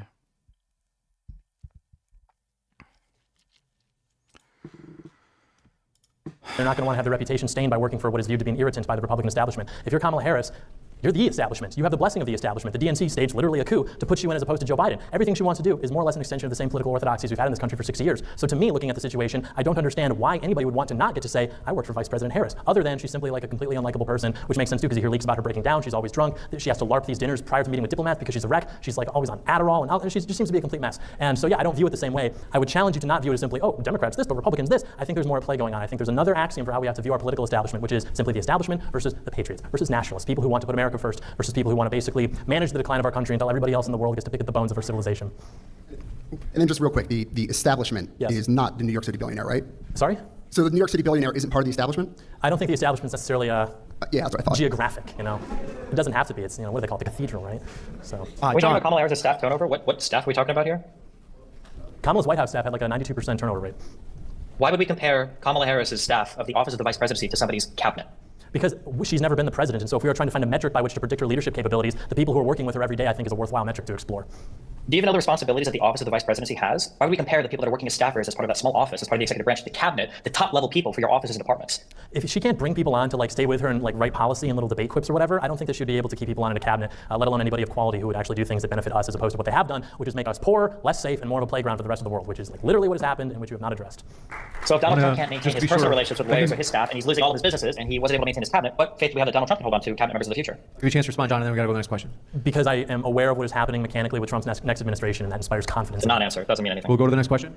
John, I wanted to confirm before I ask, are you Catholic? Yes. So you talk a lot about assimilation. People from the wrong countries can't really come here to assimilate into our culture. Sure. But Catholics were widely rejected for a long time, so I was wondering how you kind of justify those two things. Yeah, I mean, I'm a Catholic. I believe in Catholic theology, but I don't necessarily mean or think that that means that we have to open the world to anybody who's Catholic. I mean, Haiti, for example, I keep mentioning, is 52% Catholic. That's more than twice as Catholic as America is. I think that the biggest challenge to Christian anthropology is that a lot of people who claim to be Christians or to be Catholics are not viewing that in the same way that European Christians view it. And so I don't think it's enough to say these people can come into the country because they are Catholic, unlike a lot of people in Latin America, for example, because if you look at how they vote, how they express their religious values politically, they are still voting overwhelmingly for Democrats, which are a party that literally celebrates a repudiation of those values. I mean, at the DNC, they had a truck that was giving out circumcisions and like birth control and all sorts of things. What's funny is white people from other countries all vote Democrat. So UK, Germany, Switzerland, Sweden, like they all vote Democrat. Like that, which if you're Catholic, I mean, you cannot support that in any capacity, but for some reason, these demographics which are coming here from these countries which are supposedly so Catholic are more in alignment with the Democrat Party than they are with the Republican Party. I think it's something like 51% of white Catholics are supporting Trump, 61% of Hispanic Catholics are supporting Harris. Someone's wrong there. Someone is directionally incorrect there. And so I don't view it to say, you know, you can't come into the country because it's just, I see it for what it is. It's not necessarily a religious thing, I don't think. It's more of how that actually manifests with what we see and what's going on. And I think there have been plenty of popes and saints who have expressed similar sentiments to my own. Wait, hold on. If Catholicism is the important part here, wouldn't the Pope being pro-immigrant, the Pope who's made statements saying that we need to accept migrants more, wouldn't this be something as a Catholic that's probably the most important thing for you to accept in your life as well? No, I mean, if you want me to Pope-splain, we can Pope-splain, but I don't think that's true. Okay, that's fine if you want to Pope because he's made statements, right? Because the Pope is the head of the Catholic Church, and if you want to betray or if you want to fight against any statements on morality or faith, of which the Pope in the Catholic teachings has infallibility when he speaks on matters of faith, right? You know this, yes, of faith and morality. Yes, the Pope how can you possibly call yourself a Catholic? Because the Pope will say one day that we should, not turn away the poor and we should take care of them. Then he will say other days countries can have borders, they can enforce immigration policies. It simply depends on which statement of his you want to take, depending upon which day. So I don't think that my view on immigration is misaligned with the church teaching or the teaching from Pope Francis. That's pretty heretical to me. I don't know. I was more concerned with Catholics that are already here renouncing their faith to become more like Protestant America that was founded. You talked about going back to America's roots. Yeah. So renouncing Catholics that are already here, renouncing their faith. I don't renounce Catholics who are here. Okay. That's, yeah. First of all, thanks guys for deciding to hold this debate at the very best of the Big Ten campuses. My question is addressed to both of you. Given the significant conflicts happening across the globe, foreign policy wonks are worried that China is going to inevitably invade Taiwan. If this does end up happening, what makes your respective candidates best equipped to handle this conflict? I went first. I thought that we were going to segue on. Tell me what to do. We'll start with John. Okay. I simply don't think that if Trump is in office, that's a threat that is existing to the extent that it does now when Biden's in office. I think that there have been foreign policy failures under the Biden administration, which essentially put up a flag letting other countries know that we are in a state of relative weakness and they can act more in accordance with their interests because they don't have to worry about America stepping up to the plate to defend their allies the way that they would under a Trump administration, for example. I mean, look at what's going on in Israel. Look at what's going on between Ukraine and Russia. I mean, you could see something maybe pop off. Probably not within this timeline because we're a month out from the election. But I don't think that China would try to do something. Oh God, we are going over religion now. Just why? Well, it was a question that was asked. Thanks for the donation, though, Dodo. That under a Trump presidency, I just simply don't. I mean, if you look at the foreign policy disposition of this country right now, I think that somebody like Donald Trump is your greatest hope if you're China. Donald Trump has no ability to mobilize the United States to have any kind of coherent foreign policy vision because I think Donald Trump lacks an overall vision for America. I think when you look at the broad picture between Harris and Trump, and I'll speak of it abstractly, this is something the conservatives done in this debate, on an abstract level, the problem with Trump is that he doesn't really have a vision for the United States because he has no understanding of history, he has no understanding of geopolitics, he has no understanding of the larger structures at play, meaning he doesn't know why America is the foreign policy leader or where American hegemonic dominance comes from. He doesn't know what NATO is or what it's for. He thinks there's probably a NATO army that everybody pays money towards that America was getting ripped off for. That's the extent he knows about it. And Donald Trump doesn't see where America fits in internationally into the world order, that America should be maintaining peace and stability across especially Europe, if not other parts of the world. So when Donald Trump comes into office, we get these empty platitudes again, like, oh, well, under Donald Trump, these things would never happen. Which things? Because Bashar al-Assad continued to gas his citizens. That's why Trump bombed the airport. Iran attacked Saudi Arabia. That's why Trump went after Soleimani. Russia remained in Crimea. They didn't retreat at all there. They continued to fund the civil war in the Donbass. So this idea that people wouldn't do things under Donald Trump is just nonsense. It just shows that you either don't know history, you don't know the history of 2016 to 2020, or you're more likely you're being malicious and you're just lying and trying to present something in a disingenuous way to try to run away from all of Trump's failures. I would much rather have somebody with a coherent vision for where America sits at in the world, and I think everybody else would fear and respect this more, rather than Donald Trump that comes off like a schizophrenic chihuahua who is only nice to people that pet him last. All right, thank you. So my question is for Stephen and maybe John as well, because I hope he'd be against foreign interference. Given recent controversy around certain figures on the right, like Tim Pool, Benny Johnson, and possibly more to soon be uncovered, receiving Russian money for their coverage, I wanted to ask, are there any reforms you would support to stem anti-American influence, foreign or otherwise? So I'll go from less extreme to more extreme. I think the least extreme that I think should be proposed to Congress, and I think people should genuinely support, is if you are any major media player, whether you're alternative media or mainstream media, you should have to disclose who your funding sources are from. Whether that means to the federal government or some third-party organization, or even publicly, I don't know what that looks like, but there has to be some sort of disclosure going on, I think. I think that's number one. For a more extreme version, I think that any large social media account that is reporting on or commentating on domestic politics in the United States, that account should be unmasked. Or at the very least, we should know the nationality of that account. I think that every single American citizen has a compelling interest to know. I think it would be very interesting to see if today the top 10 Democrat accounts, you found out that 9 of them were Chinese, or if the top 10 conservative media accounts, you found out that 9 of them were Russian. I think that people would want to know that. I think it would benefit all of us, and I think it would do a greater service to the concept of freedom of speech and open discourse and open dialogue, rather than having a bunch of people operating under these anonymous masks, taking money from foreign dictators and trying to screw with our media environment in order to push forth, essentially the destruction of this country. Is my screen smaller than normal? It might be.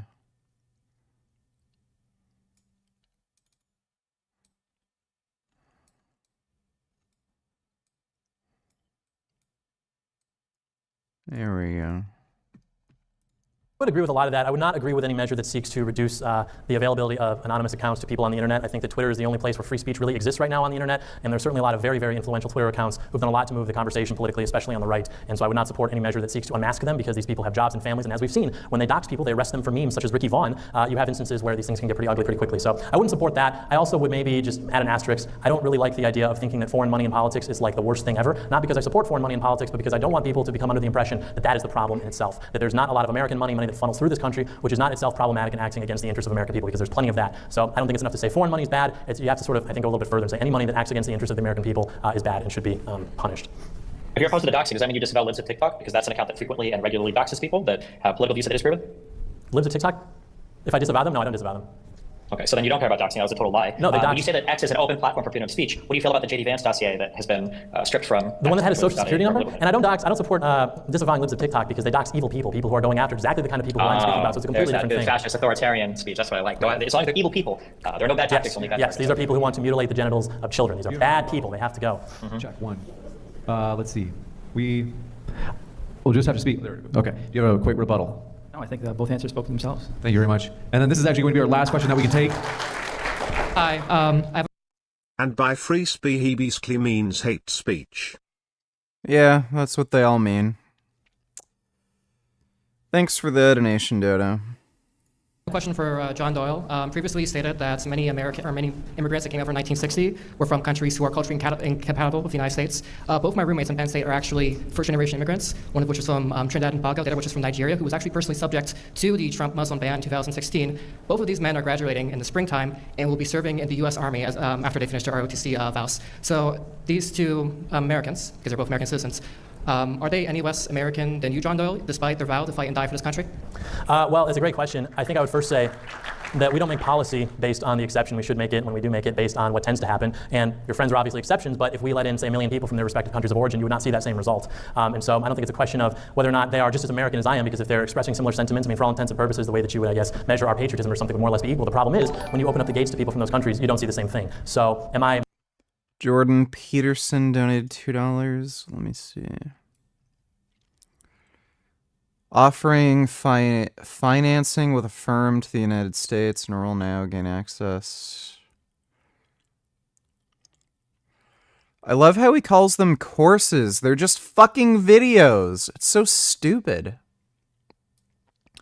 Optional testing. It's a video streaming platform, and then you can sign a quiz later. Like, this is so idiotic. What a moron. So fucking stupid, dude. It's a complete scam.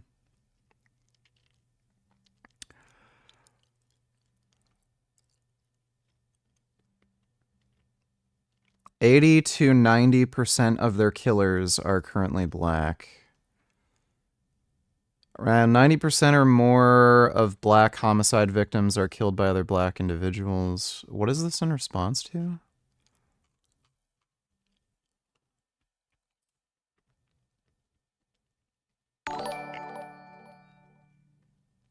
Or the retarded dodo is so cute. Yeah, I guess. DNA evidence proved he was innocent because the United States is a serial killer of black people. Oh, wow. Oh my god. Peterson is even more racist than I realized. So this guy was making a criticism of the United States government having a horrible, horrible track record for being extremely biased for death penalties for black men.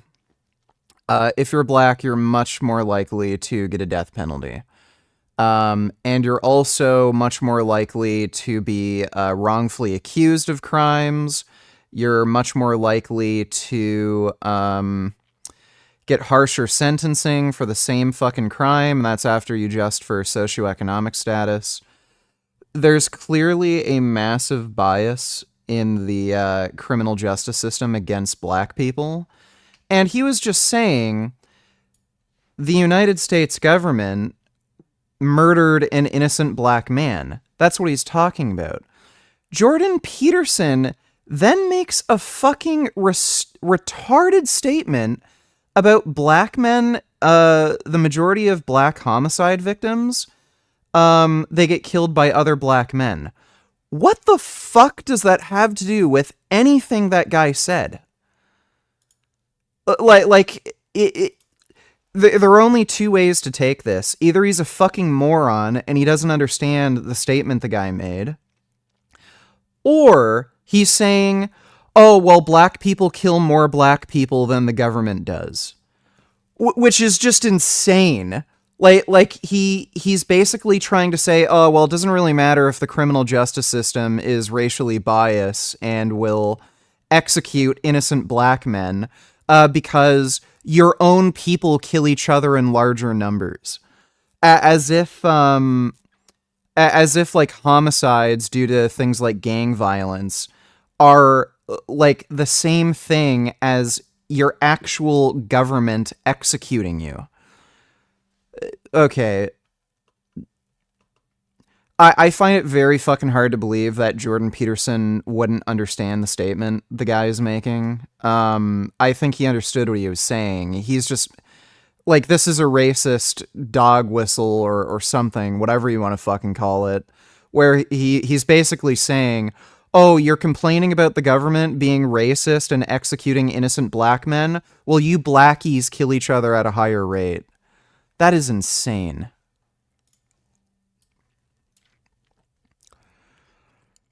Take your carbon footprint and go to hell. Oh my god.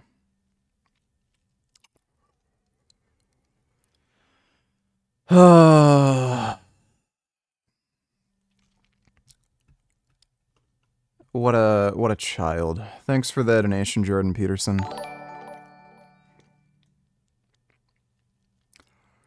Dodo donated $2. Am not retarded, but I am cute. Alright, well, thank you for clarifying that. Appreciate the donation, Dodo. Would you debate actual justice warrior on criminal justice? Well, Modern Day Debate asked me to debate actual justice warrior, but the specific debate topic was whether or not conservatives are better at dealing with crime than Democrats or liberals. I declined to debate that topic because I felt like I wouldn't have a big enough disagreement in order for it to really be a debate. There'd be like minute issues on there'd be like minute issues on like Democrats do have some good progressive ideas when it comes to like bond, but I don't know if that's really enough for a debate, and a lot of the bond stuff is also fucking stupid. Like most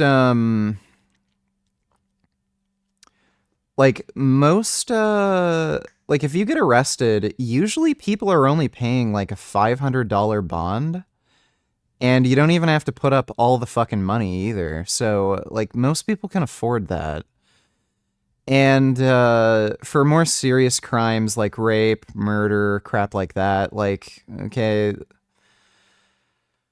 I don't really want those people out on the street who are accused of rape and murder, so I don't really care if they can't afford bond, you know? So, if it was a more specific debate on racial inequality in the criminal justice system, I would have taken the debate up, but yeah, that specific debate topic I declined. But I would debate him.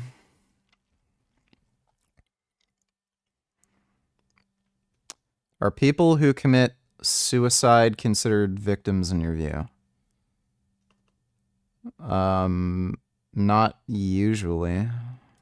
I'm more American than your friends because they just got here and my ancestors have been here since 1701. I could see an argument for that, but I'm a nice guy, so I like to be inclusive. However, since they're willing to, sacrifice for this country, maybe we would make an exception. But again, we don't like to make exceptions. We want to go based on what tends to happen. What tends to happen is that when you allow for demographics who are coming from countries that are more alien to the United States, they tend to express their political sentiment in ways which are disadvantageous to Native Americans, to people who built this country, and I can't support that as a patriot.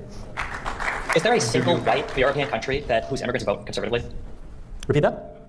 Is there a single white European country whose immigrants come over here and vote for conservatives? Just one? Not by majority, but if you still... So that means that you would be opposed to all immigrants? Sure. I'm saying that, like I said earlier, if you're looking at data, You said what you said earlier was you don't want anybody coming over. You don't want to talk about the exception. You want to talk about the rule. And the rule is we have to look at what people do in the aggregate. And statistically speaking, because you keep making this like white person reference, which is very, by the way, very American. I don't know what you'd say, mutt race thing to do for people that don't have clear ancestry because they're just American. Is you have this weird fascination with white Europeans, like they would come over here and vote conservatives. And a lot of people from France, from Sweden, from Norway. You think these people come to the United States? They're the whitest motherfuckers in the world. You think these people are coming to the United States and voting for Trump? No, and you just admitted it. So you would ban all immigrants because there's no immigrant group, except for Cubans, I guess, unfortunately for you, I guess, that actually come over here and vote for the horrible party that you're a part of. So why not just say I want to ban all immigration? Right. I mean, as I've said tonight, as I've said for 5 years, I don't support immigration. I want an immigration moratorium. When we're talking about historical immigration trends, the demographics which have become more assimilated in the sense that they express their political desires by voting for the party which wants to conserve America are groups that have deeper roots in this country. Germans, Scots-Irish, groups like that, WASPs. These are groups which express what they want the future to look like by aligning themselves more in accordance with the party which seeks to conserve it. And these other groups which, they come to America in 2024 as a Nord. I don't expect them necessarily to hop on the Trump train, but if you're talking about historical immigration patterns, that is definitely true. I can give you a quick rebuttal. How can you say, I don't understand how you can say when you conserve America, when you want to go back to other times that you're just arbitrarily choosing. Like when you say, for instance, you say, well, the Irish have a deep history in America. Irish and Italians, when they came over through Ellis Island, didn't have as deep of a history in the United States. In fact, they formed a lot of ghettos and they formed a lot of in-groups, and a lot of people that were native in the United States didn't like those people either. So I give you a response. You talk about conserving America. I want to give John a response, and then I go to the next question. Irish and Italians have assimilated into this country. The only thing that would differentiate them would be maybe a St. Patrick's Day celebration or a pasta night, but if you look at how they manifest themselves, they are more or less assimilated without meaningful difference. Other groups don't exactly express that, even if they've been here for 2 or 3 generations, like you see with Chinamen. So. All right, Wait, let me give you a question. I hate to do this, Just one more question for him. Who do you think had a more extensive operation in the United States, MS-13 or the Mafia? What was it? Who has more roots in the United States? Who had a more extensive criminal enterprise operation in the United States, MS-13 or the Mafia? The Mafia existed a long time. MS-13 has only been a problem in this country for the last 10, 15, 20 years. So I don't think that you can equate that, especially if we're talking about a 2024 presidential election. I want to give you a quick rebuttal. All right, I just want to say that I'm from Erie County. It's a county known for having a high asylum seeker population. For example, my grandparents lived next to Syrian refugees who were personally tortured by the Assad regime. And when I speak to these people who've immigrated to America and they sing its praises, they have personally made me more prouder to be American than you have, John Doyle. Do want to remind you folks, we are looking for questions rather than we're looking for questions. We're in this. He's getting really fucked up the ass here. Like, no one in the audience really seems to like the guy, or at least the people asking questions. They're all, like, making jokes about, well, I'm going to convince my parents to become liberal by showing them your clips. T8 break. Give me, like, 10, 15 minutes after the video's done. We can take a T8 break. Stevens. Next gentleman. Hello. Oh, that guy's really proud of himself. I'd just like to say, I'd like to ask a question to specifically John Doyle first. So I heard you say something about, was it theater-occupied government earlier? True. Could you maybe elaborate on that? It's just, there's a joke on the internet, and it's just a joke, it's obviously not real, where people throw around this term ZOG, Zionist-occupied government, which is a way of describing the way our government functions. I amended that to theater-kid-occupied government because I think it's a more accurate way of sort of assessing the type of person who works in government, who works in DC. And I think that's true. I think I can stand by that. It's essentially to say the type of person who gets involved in politics nowadays, working in DC as a staffer, as a policymaker, or whatever, these tend to be people who are very sort of interested in whatever status working in DC can offer to them. They themselves are not necessarily exceptional and accomplished. These are people who strive to become policymakers who work in DC. They will starve them. I mean, if anyone here knows people working in DC with these kinds of jobs, they're not making very much money. They don't eat very well, and they're pretty much miserable, very anxious all the time, but they enjoy working in DC because they like being able to go back and report something home for Thanksgiving. And so I think that is a focus of getting involved in politics. It is not necessarily to make meaningful change, but rather because they simply enjoy the feeling that it brings them. Sort of like someone who is performing like a theater kid, for example. And you look to when they make their little TikToks and they're dancing around, it reminds one of the experience in high school that maybe we have had with theater kids. And so I sort of saw it and could not unsee it. And I still think that that's a pretty accurate way to describe those kinds of people. Yeah, so you're basically describing like a government full of like SGA kids pretty much. SGA kids? Yeah, like Student Government Association? Oh, absolutely, yeah. Yeah. These are the kids, they wear the suits to school, like the Model UN, debate bro kinds of kids, and it's like people who tend to get involved in politics, I think, to make change will do it because it's the right thing to do, not because they want to LARP and dress up and wear a suit to school and get into debates with their teacher about, nerdy policy things like that. So just because we want to squeeze as many more questions, unless you got a rebuttal. Oh, no, do I have time to make another question or just like a small one? I want to move to as many people as possible. That's okay. Thank you so much. Okay, so when you were up, you were saying things that like describe a great leader, right? And you were talking about things like the ability for Trump to take over the Republican Party, right? Sure. And what would make him even better is if he was like able to step on the Democrats and pass things through. Well, despite him having both houses and, like you said, control the Republican Party, he wasn't able to get things done. So then now my question is, right, when you are so willing, right, for him to use authoritarian like executive actions, and willing to ignore things like 34 felonies and an indictment for January 6th, do you see how it could be like you're in favor of more of a Haitian president than an American president as a resident Haitian? Are you implying that residents from Haiti are more likely to be criminal than American residents? Oh, well, if you look at the history of Haiti. I said Haitian president, one who acts like a corrupt, president, more but is actually just an authoritarian. Right. Well, I don't know. I think that people use the word authoritarian to mean something that's like scary.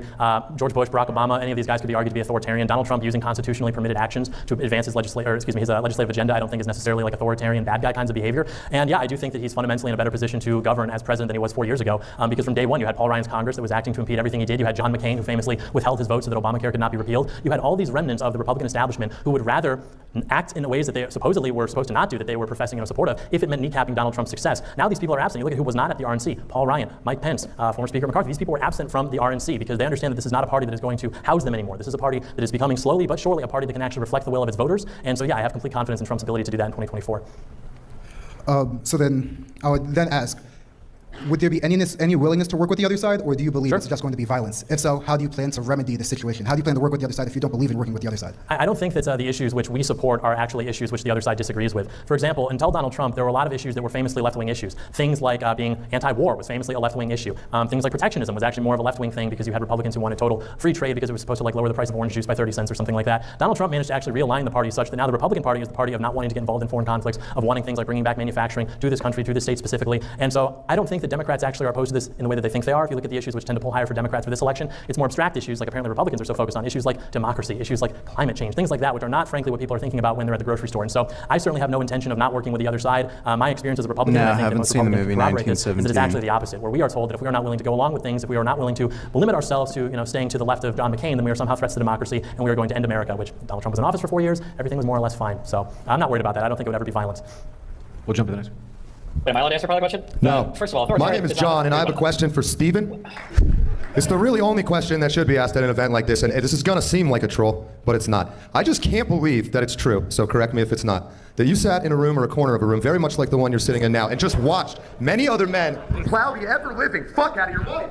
That's true. All right, get it. All right, move it. We want to keep it on task. So we're going to jump to the next Do you think gentleman. guys like that? Do you think they come before they come up and ask a question, or do you think he's like edging himself until he gets it all out? We're ready for your question. Sorry.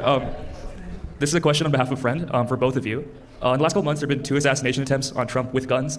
There was a school shooting recently as well, so gun violence issues seem to prop up pretty frequently. Do you guys think there's a gun violence problem in this country? And if so, what policies would you like to see implemented under the administrations you favor? I absolutely think that's the case. I think that every time you see one of these instances, whether it's assassination attempts or whether they're shootings at schools, mass acts of violence, you notice the FBI always has these people on their radar. And for some reason, there's a failure to execute, making sure that these people are not being able to actually carry out these acts. So I think that there's something odd going on there. And I think that if you actually wanted to solve gun violence, you would have an FBI that is doing its job properly, which it could. It just simply chooses not to follow up on these things for whatever reason. And I think that you would enforce laws in inner cities where virtually all the gun violence happens in the day-to-day level. I mean, you see these isolated instances where you have individuals going into public places or attempting to assassinate future presidents. And you look at that and you're like, okay, there's a gun violence problem. True, but in terms of the vast majority of it, that is happening in the inner cities between largely gangs who are engaging in different types of warfare amongst themselves, and I think that that needs to be cracked down on if you actually wanted to reduce those numbers meaningfully. Any of the policies that I've seen proposed to stop these isolated lone wolf kinds of incidents more or less don't address, I think, the real problem, which is that for some reason law enforcement understands these people are problems, they are monitoring them, and for whatever reason nothing is done, and they end up going through and carrying out these acts. And so I think that's where that's coming from. No, but I was also curious as to what Destiny would have to say, since he's a liberal gun owner, so I thought that would be an interesting perspective. I think there are issues with guns insofar as like gang violence or certain types of violence in inner cities. Sengoku donated $2. Honestly, I think getting lean is the #1 way for people to boost their physical attractiveness. Well, yeah. Because your facial features pop out a lot more when you're at a low enough body fat percentage. Like, can you think of an unattractive dude that's lean? Well, there's plenty of ugly dudes that are lean. But, yeah, most people look much better when they're at a healthy body fat percentage, certainly. Thanks for the donation, Son Goku. Are concerned, and I think they also expedite people who want to kill themselves. I don't think that they're as big a problem as people make them out to be. I don't like that the Democratic Party makes it a central part of their platform.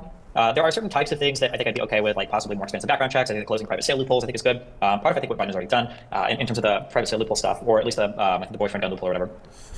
But guns aren't. It's not a huge issue for me. I think it's a big political loser when the party deals with it. It's like abortion for Republicans. I just think it's a really divisive topic. That being said, again, something I said earlier, I think it's funny when you talk about authoritarianism. Authoritarianism is the most centralized power in themselves, especially in the executive. There's a reason why we have 3 branches of government. For people that actually give a fuck about this country, I recommend Federalist Paper number 51. It's a really good explanation, a breakdown of why we have checks checks and balances, why we have 3 different branches of government, and why you wouldn't want somebody like Donald Trump running the entire thing. And I think it's also strange in terms of how Republicans approach gun violence, or at least how John's laid it out, that we're simultaneously saying things like the FBI was incompetent, they were incapable of following up anything, they couldn't seem to do their job right, but we also want to increase the power of the FBI and then give them the ability to follow up on everybody and do their job better. It's always like both sides of the mouth. You know, like the GOP is destroying Trump at every step of the way, but Trump is also in control of the GOP and he can do whatever he wants. The swamp is destroying Donald Trump all the time, but next time he's going to hire the right people. The Democrats are, opposed to us, so we can't do anything, but on these issues they would actually be fundamentally aligned. Like nothing actually makes sense. There's a reason why at the end of the day there's no policies listed. There's nothing that's actually talked about in concrete terms. It's all just like fantastic delusion. We take one more pithy question, and then we got to go into the closing statements from our speakers. Yep. This question's solely for Mr. Doyle. Sorry, this is not a very topical question. Good evening, Mr. Doyle. Someone recently, RFK Jr., who has been very vocal about the problems with American health, has thrown his weight behind Trump and may end up getting a cabinet position. How else do you believe that Donald Trump can benefit the health of Americans, especially young Americans like myself? I think that a lot of what RFK is very positive. I think that the 2 biggest issues that we're going to face are immigration and health, because both of those are controlling for who is in the country and the quality of the people. I mean, I think that fundamentally, body, soul, and mind are very intertwined. And I don't want to cast stones here, but there's a reason that you look at the people who are the most fanatically left-wing, the Antifa mugshots. They sort of have a look about them. I think there's a reason for that. They're hormonally maladjusted. It's for a lot of different reasons. I mean, male testosterone is obviously decreasing. You've got pesticides, you've got fertilizers, poisons in our clothing, which is why you need to go to Undertack and buy their underwear, by the way. It's the best stuff ever. They don't use that stuff. But you can ban the use of those things, which would make people less. This weak, skinny twink bitch is like saying, oh, fucking, the left are so feminized. And he's mentioning Antifa while also complaining about them being radical and violent, which kind of more aligns with, male pattern type behavior. Sick. And if you have people that are less sick, they're going to be just better adjusted in general. And I think that you will see those effects manifest throughout society. I mean, there's a reason why you look at old footage of Americans in the 70s, 80s, or whatever. They look happier. They don't look so dreary. Now you have people who are drugged up on prescription medication. They can't get through the day without taking their I don't know, Adderall or Xanax or whatever these people are into. The country is. Good evening, VG. I really and truthfully hope that you are feeling fucking great tonight. So, did you hear about the new video from Melania Trump and her pro-choice stance? It came as her new book released this week. Individual freedom is a fundamental principle that I safeguard. Without a doubt, there is no room for compromise when it comes to this essential right that all women possess from birth. Well, I wonder if this might be part of the reason she doesn't want to spend any time around her husband. Individual freedom. What does my body, my choice really mean? That's interesting. It's almost as if she's smarter than Donald Trump. Thanks for the donation, Ben. Appreciate it. So it's funny, John Doyle was claiming, oh, back in the 1960s, people looked much more happy and energetic and shit like that. Methamphetamines were literally commercially available at that time to just buy off store shelves. Cigarette smoking peaked in the 1960s. Alcoholism was much more prevalent. Like, if anything, people were taking more drugs in the 1960s than now. Yeah, there's like the fentanyl epidemic and shit, but,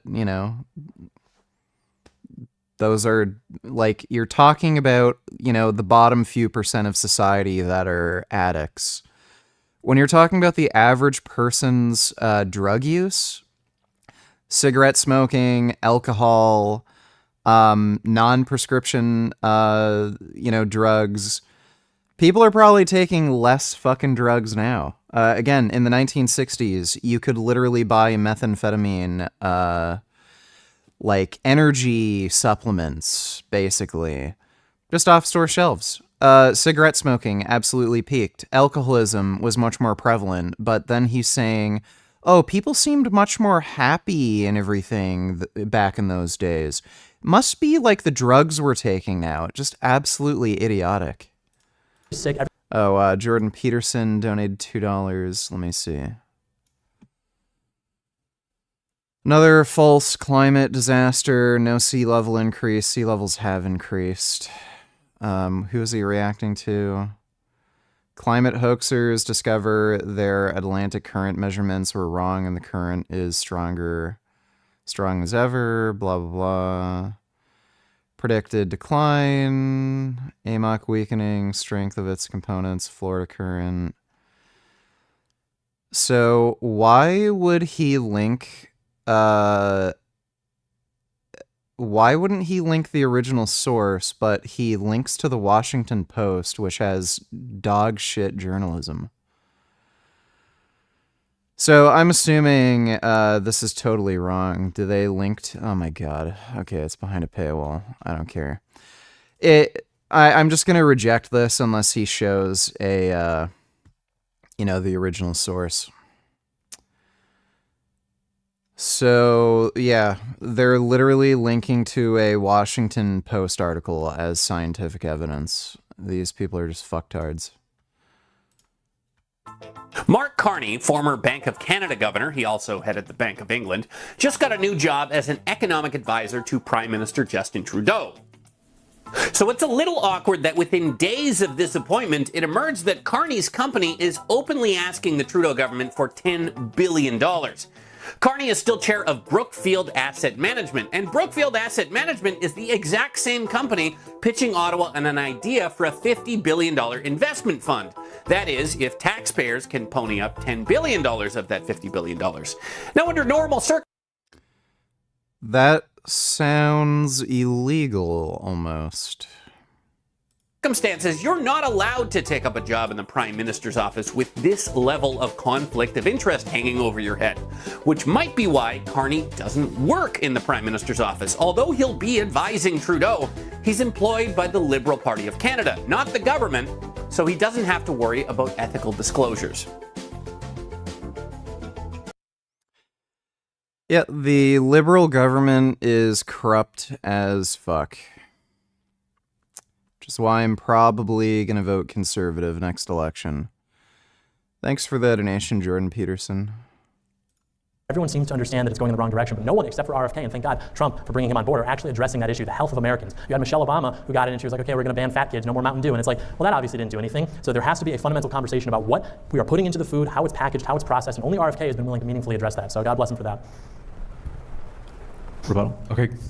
Excellent. Thank you very much. We want to go into the closing statement, so we are not done yet, folks. We're going to kick it over to John for his closing statement. These are only 3. Whenever a conservative tells you America is a constitutional republic and not a democracy, remind them that most of the Founding Fathers owned slaves, and the 13th Amendment outlawing slavery wasn't passed until Lincoln 90 years later, who was pro-democracy.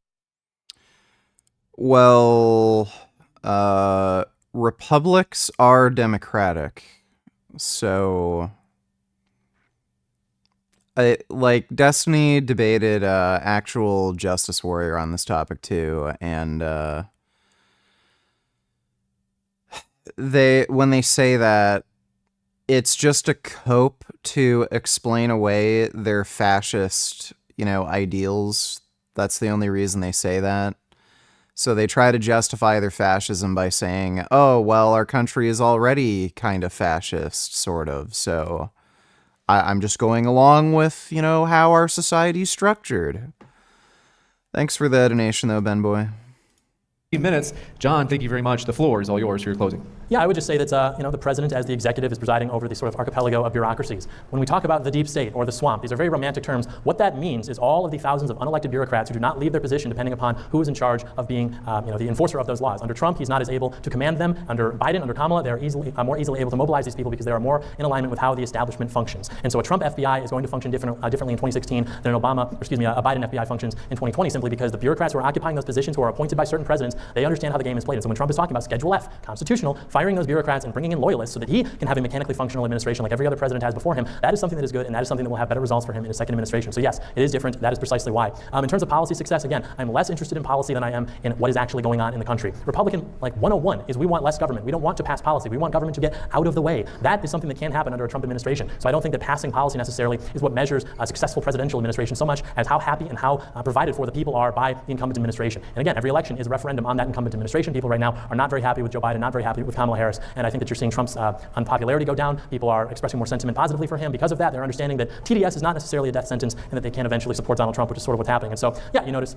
as we continued our discussion this evening, a lot of it was about Republican conspiracy theories, delusions, et cetera, et cetera. It hasn't been accounted for why, under the Biden administration, so many of these horrible things have been happening. It's been about what Trump did, what Trump may do, what he may not do, but there's simply no answer for what has gone on under the Biden administration, which if you support Kamala Harris, you are voting for an extension of that. You are looking at what happened under Donald Trump, and you are looking at what happened under Joe Biden and Kamala Harris, and you are saying a continuation of this is a closer approximation of what I want the world to look like than a continuation of what Donald Trump was able to do. And I think that that is just simply delusional, and I don't support that at all, and I don't understand how you can be an American patriot and support that. American patriots are down bad. We are less wealthy. We are in a more dangerous situation. We're talking about mass amnesty. We are talking about billions and billions of dollars to all these other countries. We have problems here. We can solve those problems, but you simply need somebody who's willing to do it. Donald Trump has been the only political figure in any of our lifetime who has been willing to actually challenge those orthodoxies, and he's done so successfully to a certain extent, and I look forward to seeing how he's able to complete the job in a second administration, given that he will have loyalists staffing his administration, which do exist, and which are going to make big, beautiful things happen. So I think we should all support Donald Trump. Thank you very much for that closing.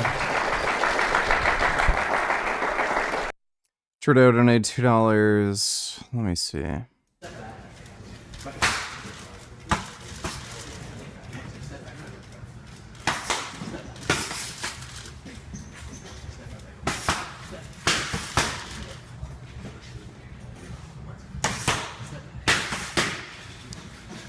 Yeah, Justin Trudeau was in that boxing match with that one guy.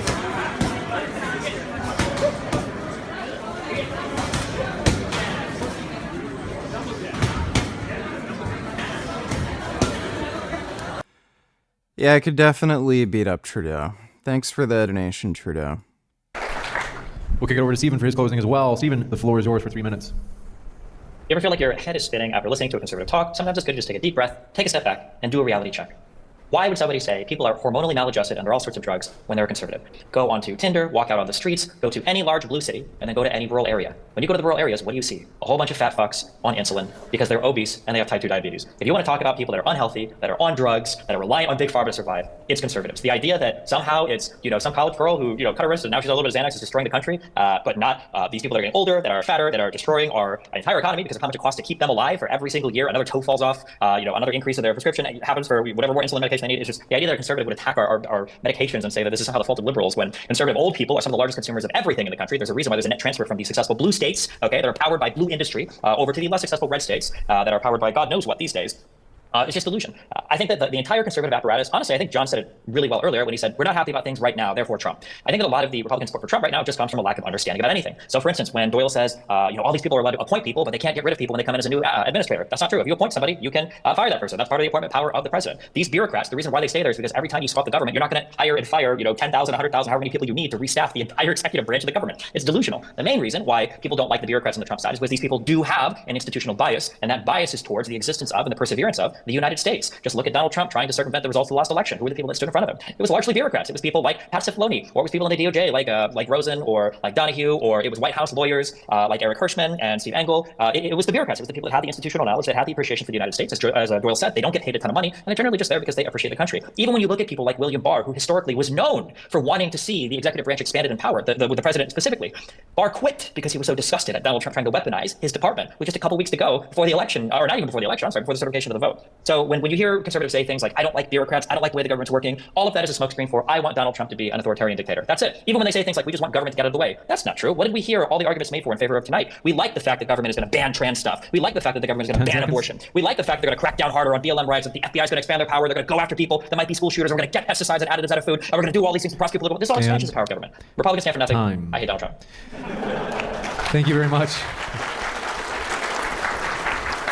I'm going to keep it very pithy, and then I'm going to give it over to Shawn for his final thank yous. But I want to say thank you very much, folks. It's been a true pleasure to be with you tonight. And if you're watching live, hit that subscribe button for more. I'm going to hand it over to Shawn. Thank you very much, Shawn. Thank you so much, James. Everyone give him a big round of applause. Well, John Doyle got absolutely smoked. Casey, if you want to do some T8 matches now, I'm down.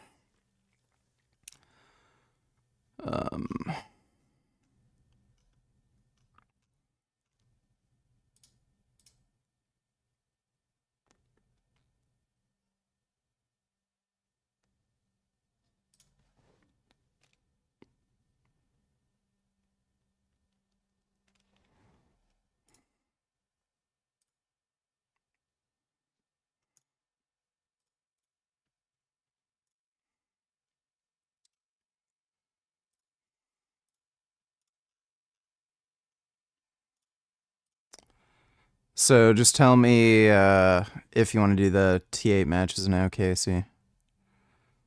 Let's see. Certain things that you do and don't do. I welcome you to the Home Gym 3.0.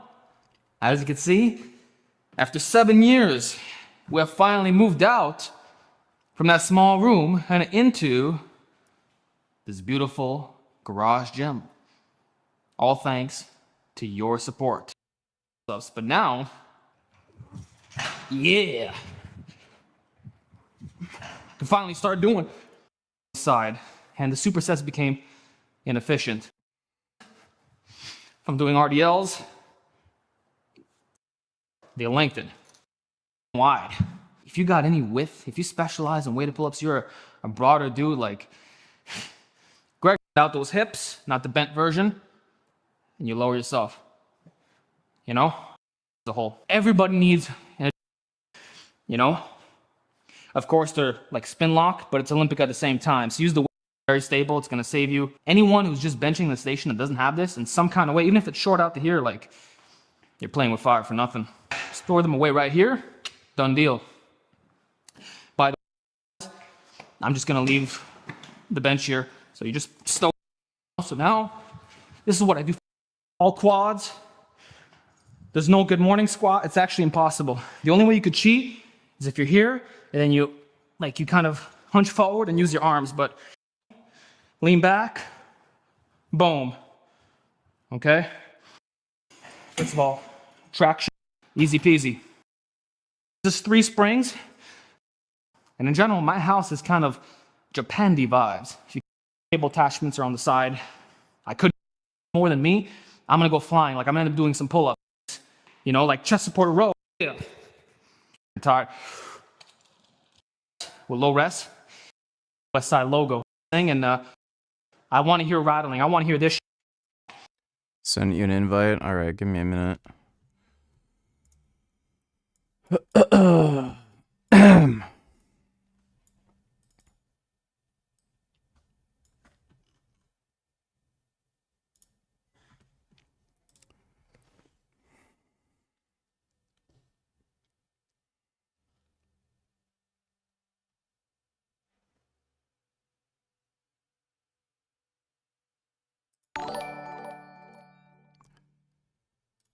Buzz $22. Did Israel not attack Iran yet? Not yet. Are they pussying out or listen to USA? I don't think they're listening to the US.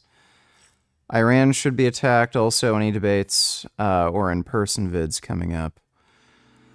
Well, on Saturday, I'm going to go out and do a thing at the pro-Palestine protest.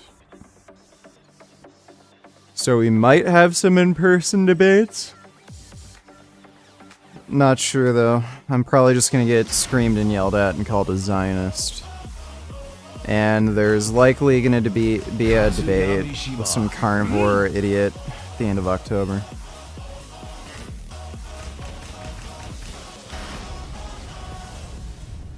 Thanks for the donation, though, Fuzz.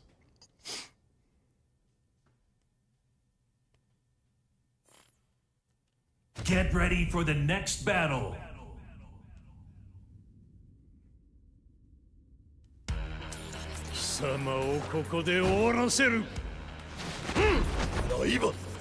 Round 1. Fight.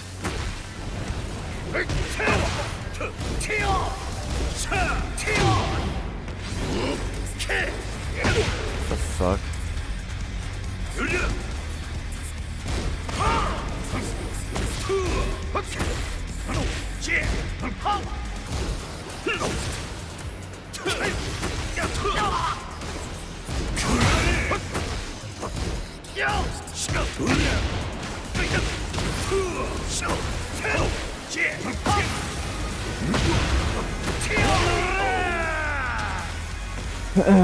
Have you seen Dana Carvey's Biden impersonation? No, I've not.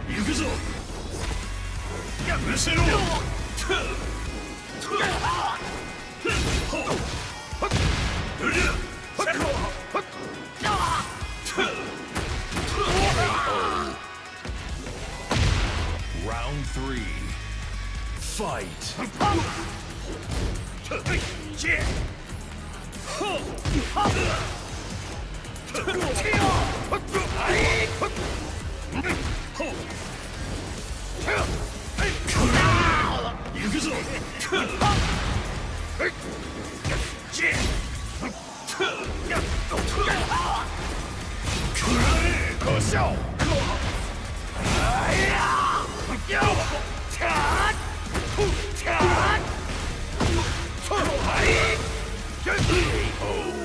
Fucking gay. Round 4. Fight. Damn it, what? I fucking blocked that!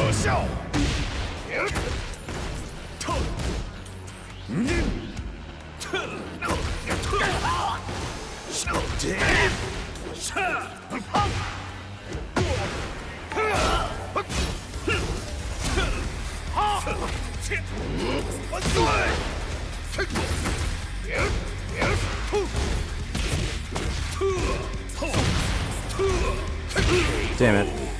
Grey Knight Donatillers, maybe you should look up if there are pro-Israel counter-protesters. I don't know how I'd find any of them.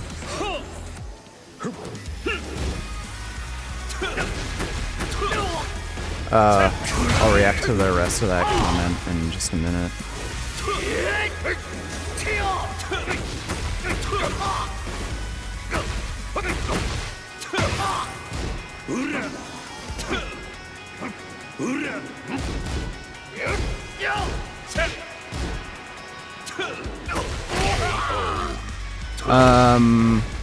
That way you won't be by yourself. Yeah, you know.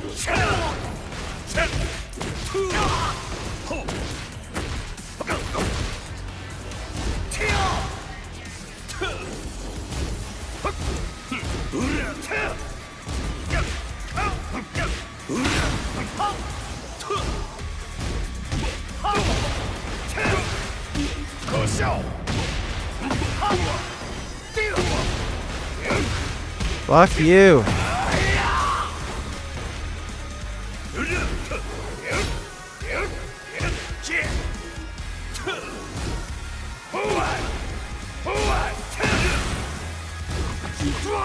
Oh, what a...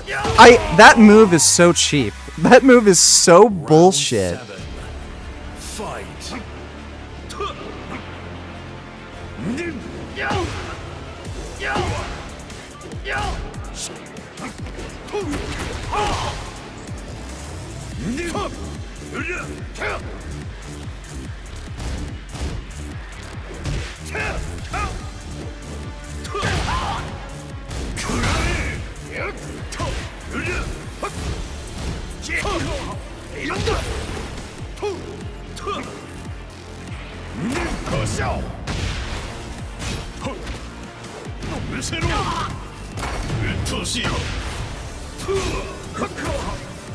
Damn it!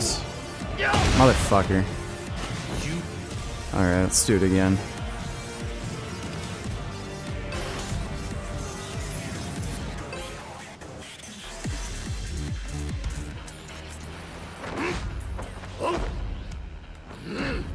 Round 1.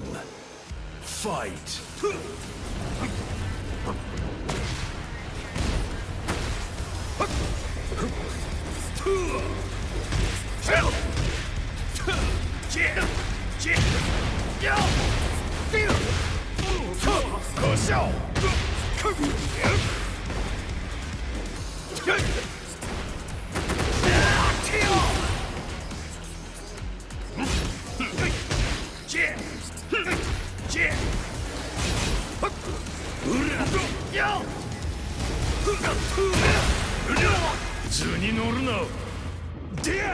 What? Okay, well I won anyway. Round 2. Fight.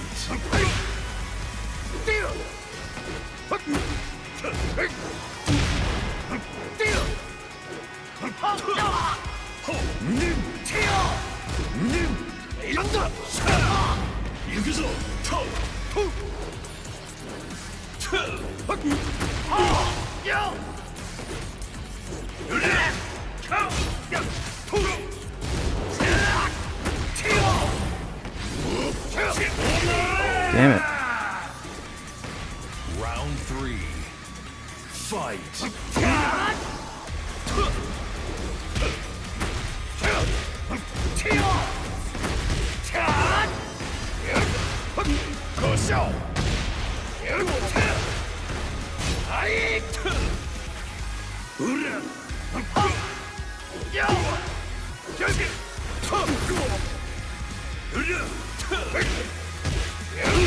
Damn it. Played like shit that round. Round 4. Fight.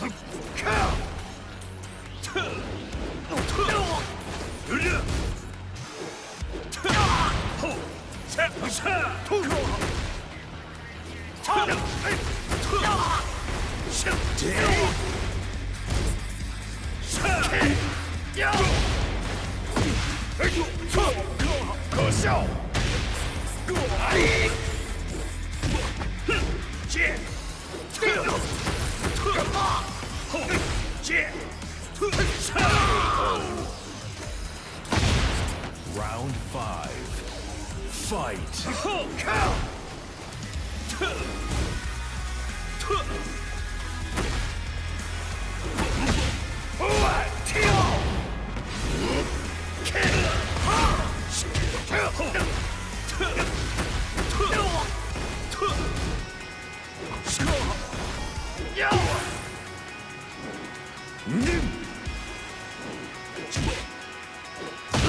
Damn it.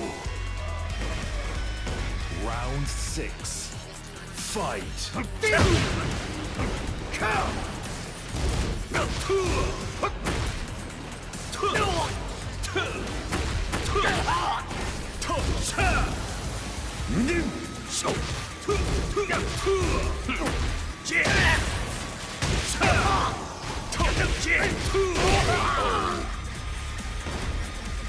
Round 7.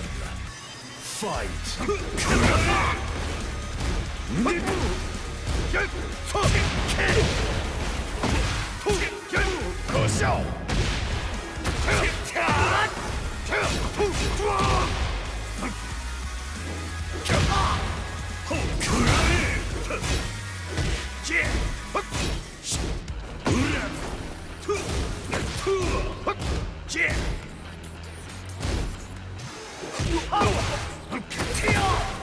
It's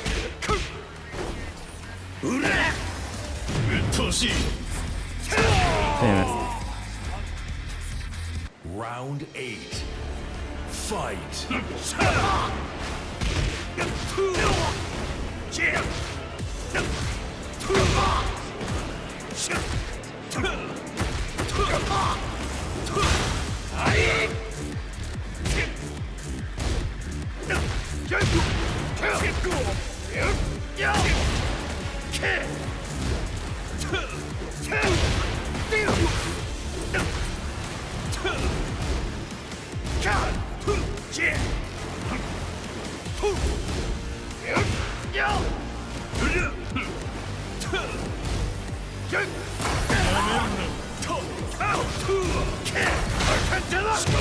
Yes. Final round. Fight.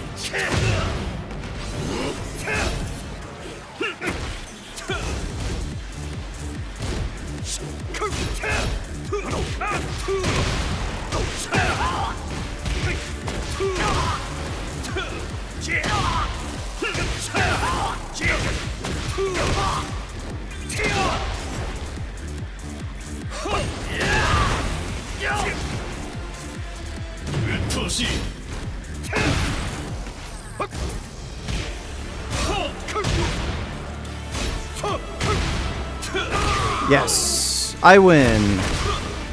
Just by a hair. Let's do one more match for the tiebreaker.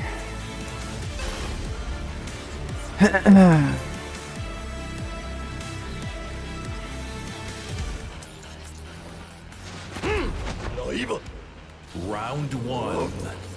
Fight.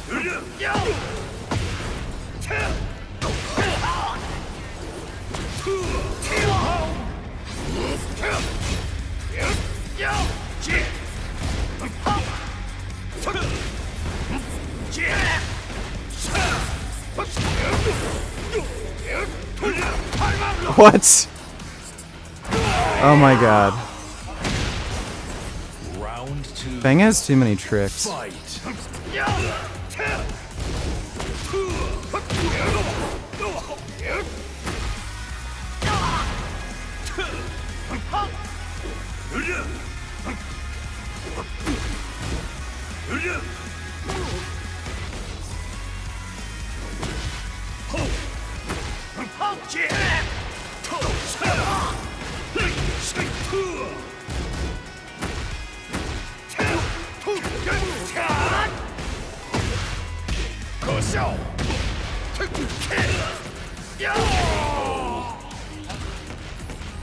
Round 3.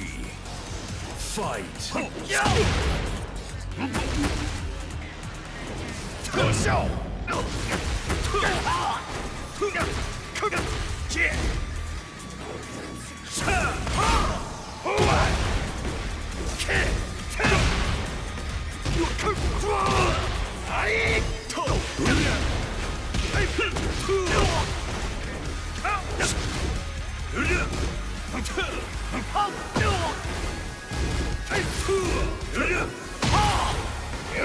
Shit! Fucking gay! Round 4. Fight.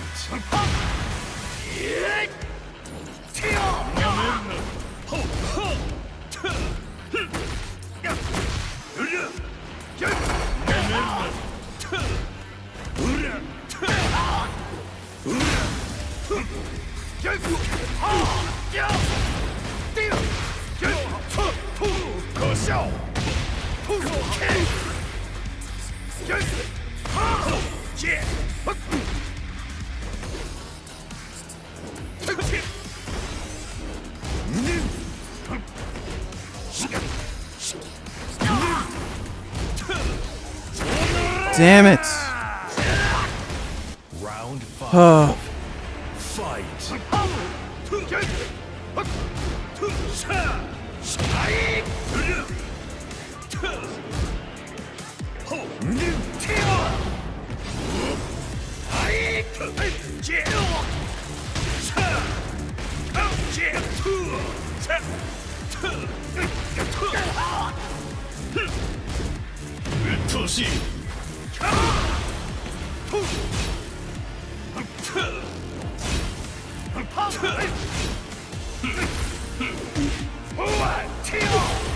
That made no sense.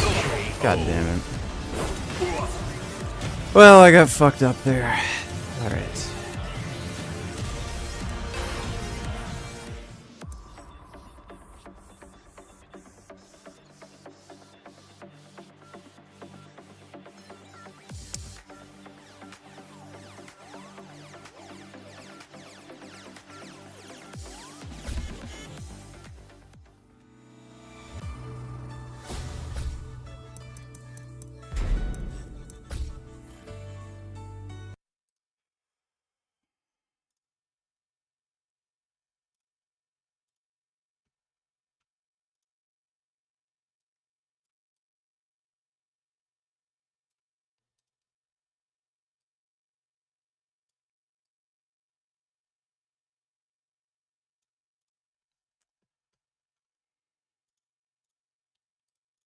There we are.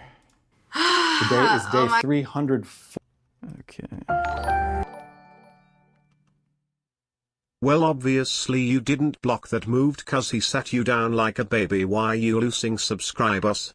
Last time I was here you had 315k, now you're at 311k. Man, you really are a fucking moron. All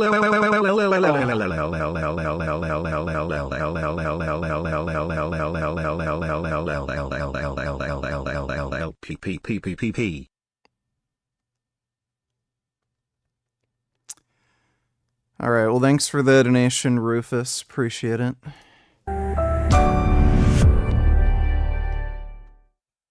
This inflation thing's a big deal. So in the first 90 days, the strokes that you make to change the economy when you're elected, that's pretty dramatic. I believe I'll be able to get energy down to 50% of what it is right now within a period of less than a year. I know small businesses are where jobs come from. When you guys in government can take your hands off of small business, we're able to employ people and change things. So how can you help small businesses? You have to love what you do. If you don't love what you do, it's not going to work. It's the largest tax cuts in the history of our country. That's why we became so successful. You think we can do that again? Yeah, I think we can go lower. If I don't turn my head at the exact 90... He just increased deficit spending. That's it. Tax cuts did nothing. ...degree angle. If I was a little off, I'm not doing this very nice interview with you. I hear you're going back to Butler and finish the speech. I am. I'm going to say... Dick Slurping Vegan Girl donated $2 Oakland.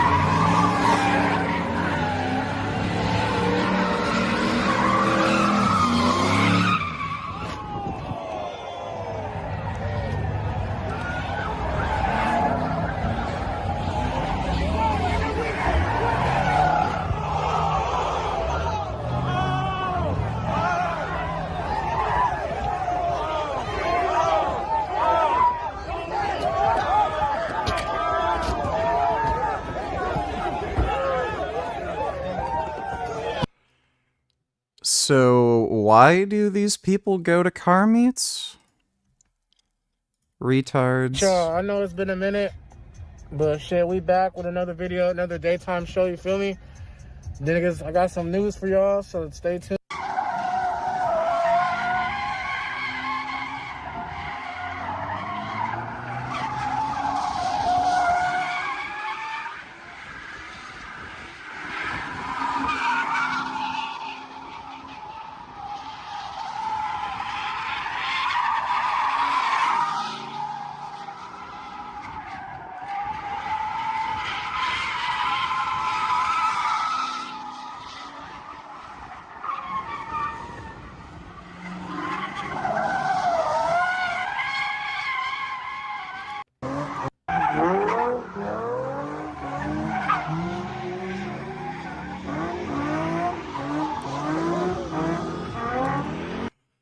These people kind of suck at drifting.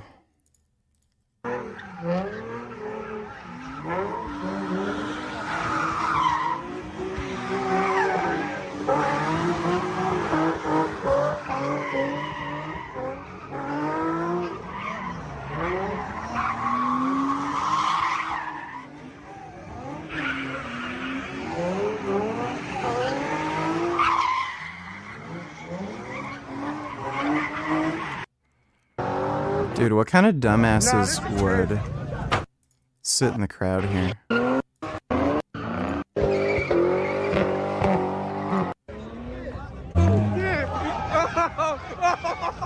Oh my god! Beat his fucking ass! You don't have to do it! Beat his ass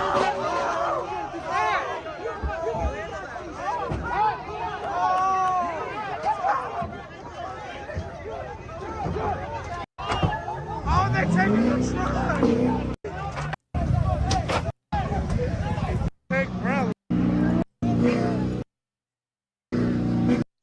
That is highly stupid. Have you seen this? There is a demand for it. It's going to exist regardless. I think the only thing... Is that moral just because there's a demand for it? Is something moral if there's a demand? If I eat a chicken, I'm not going to think about my moral standpoint while eating a chicken. But should you? No, not really. Why not? Because my priorities are more towards my academics than wondering about whether my chicken died a good death or not.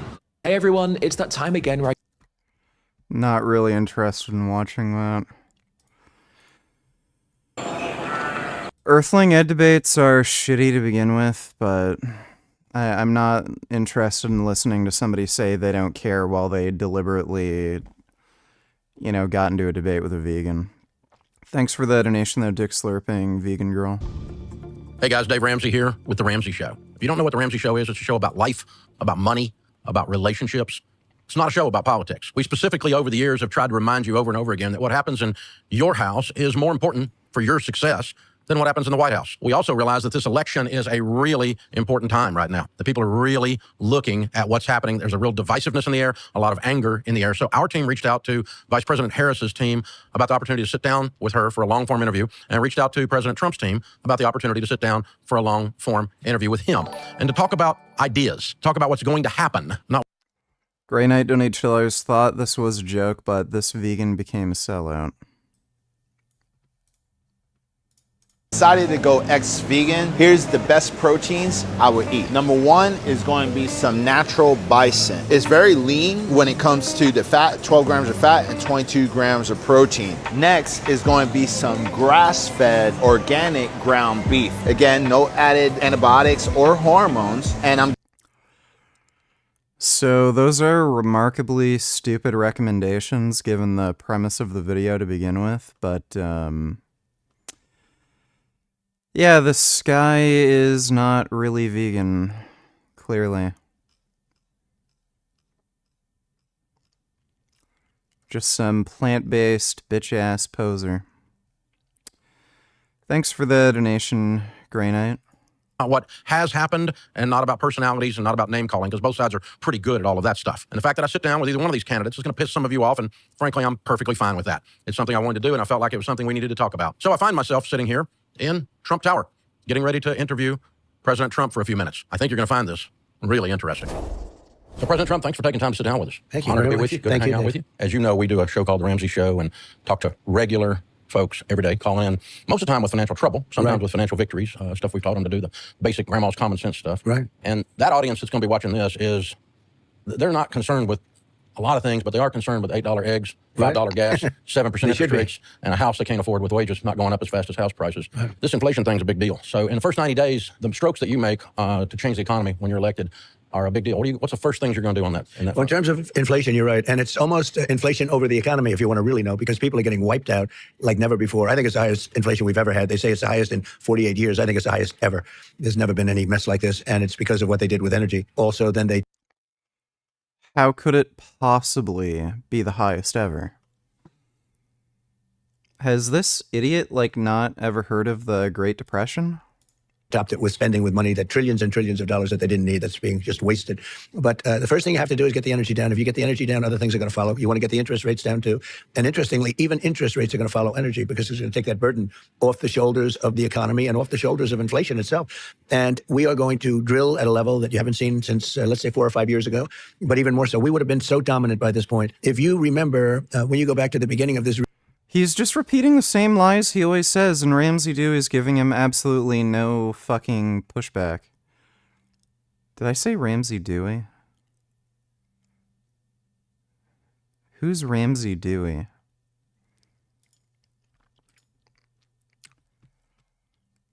Dave Ramsey. Who's Ramsey Dewey?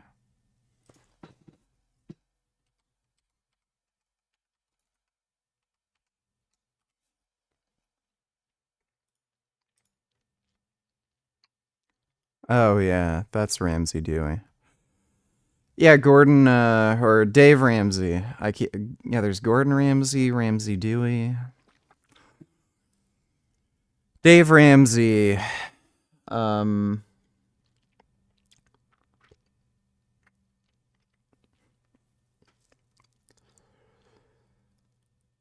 Is,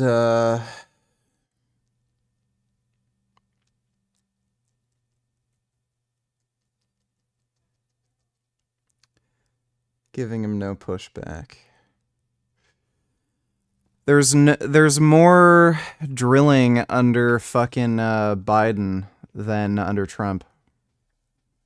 So what he's saying makes absolutely no sense. Really failed administration that won right now. What they did was they turned off the energy. They turned off everything that I had. So you turn back on the Keystone. You're going to turn back on the drill baby drill line and the it's drill baby in your drill. acceptance speech at the convention. It says it all. You know, I'd like to use another line, but there's no line that's better. And we're going to drill baby drill. But the fact that they turned it off, and then the energy, if you look back at the very initial period of their administration, the numbers started going through the roof, the energy numbers.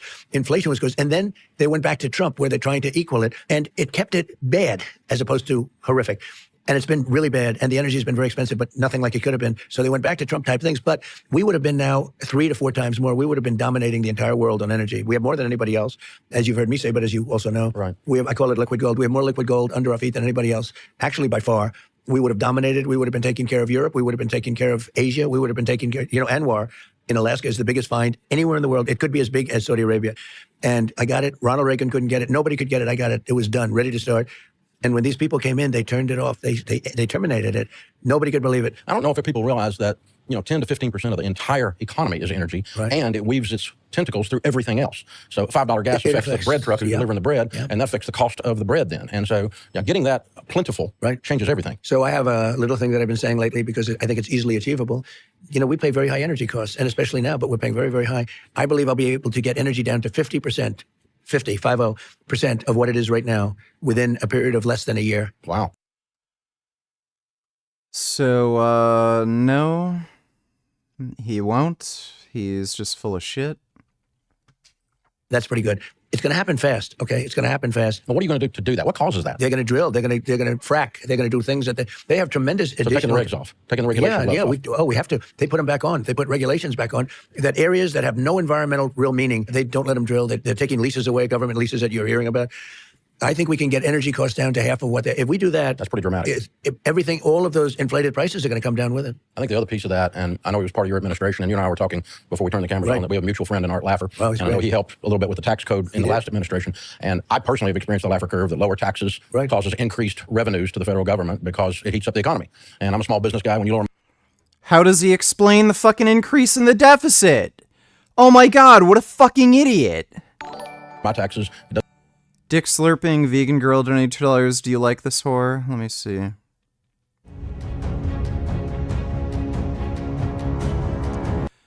Yeah, I've seen that. Mia Khalifa is literally a Nazi.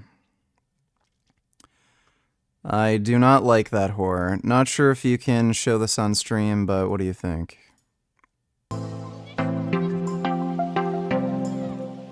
I'll just play it safe and not show it on stream.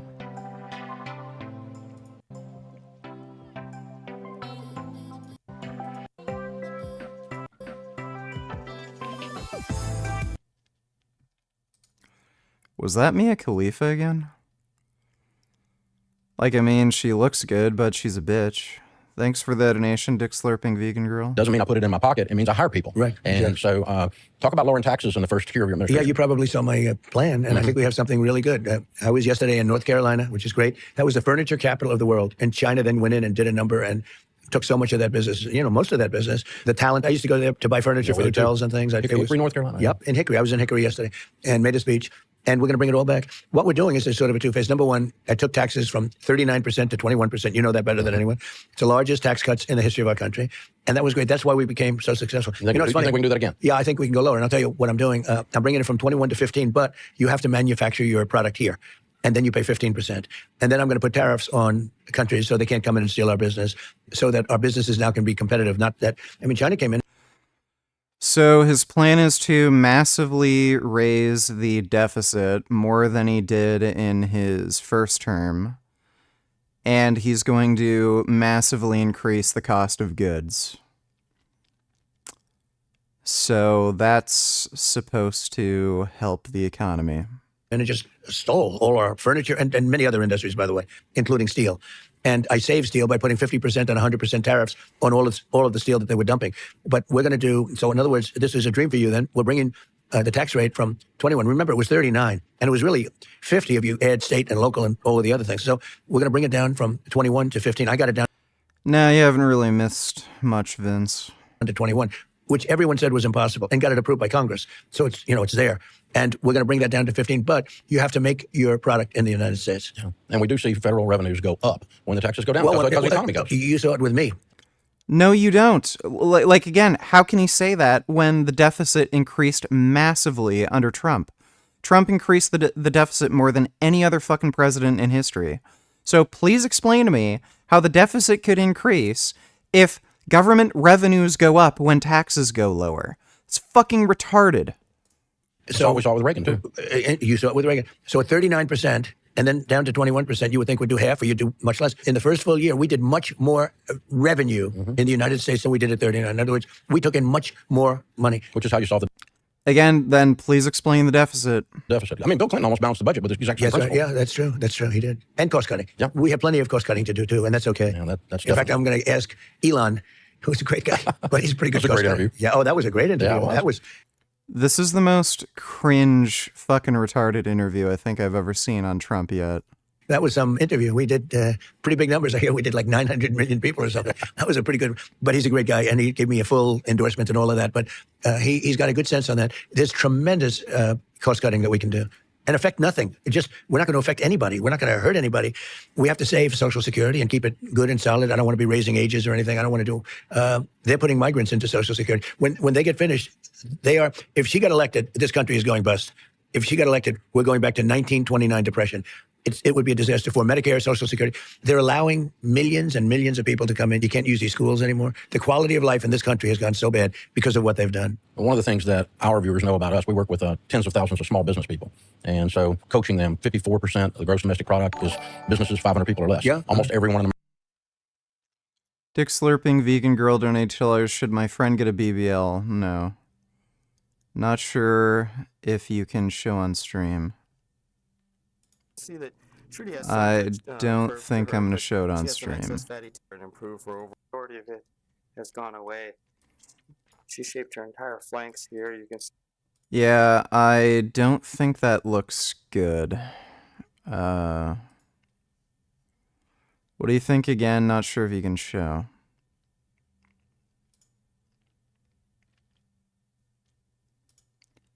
Yeah, I don't think that looks good. Thanks for the donation, Dick Slurping Vegan Girl. America, over half, almost 60% of people work for a small business. And I know small businesses are where jobs come from, not from government. So politicians don't create jobs, small businesses do. Small businesses, people like me often, when the politicians say they're ones making the jobs, we're the ones making the jobs. But when you guys in government can take your hands off of small business and allow us to do our thing, we're able to employ people and change things. So how can you help small businesses? Well, the best way is just letting them do what they have to do, but we still have to give them a playing field. If we don't give them a level playing field, they will die. And that's what happened before. That's why China came in. That's why they came in, and they came in at a level like nobody's ever seen, and we did nothing about it. So the word tariff to me is a very beautiful word because it can save our country, truly. And yet, I think because of graft, because of a lot of consulting payments and other things that given by other countries, we have so much fighting with politicians on using it. I saved our steel industries by putting tariffs on steel that China came in and dumped. And you know what they do? They dump and dump and dump. Everybody goes out of business. Then they buy those businesses very cheap, and then they raise the prices to higher than they ever were. That's one of the many benefits that they have if they want to do it. But by putting tariffs on, as an example, in the furniture business in North Carolina, it was so vibrant, and they stole our business. And they charge us, if you wanted to build a furniture place, if you want to sell your furniture in China, they won't take it.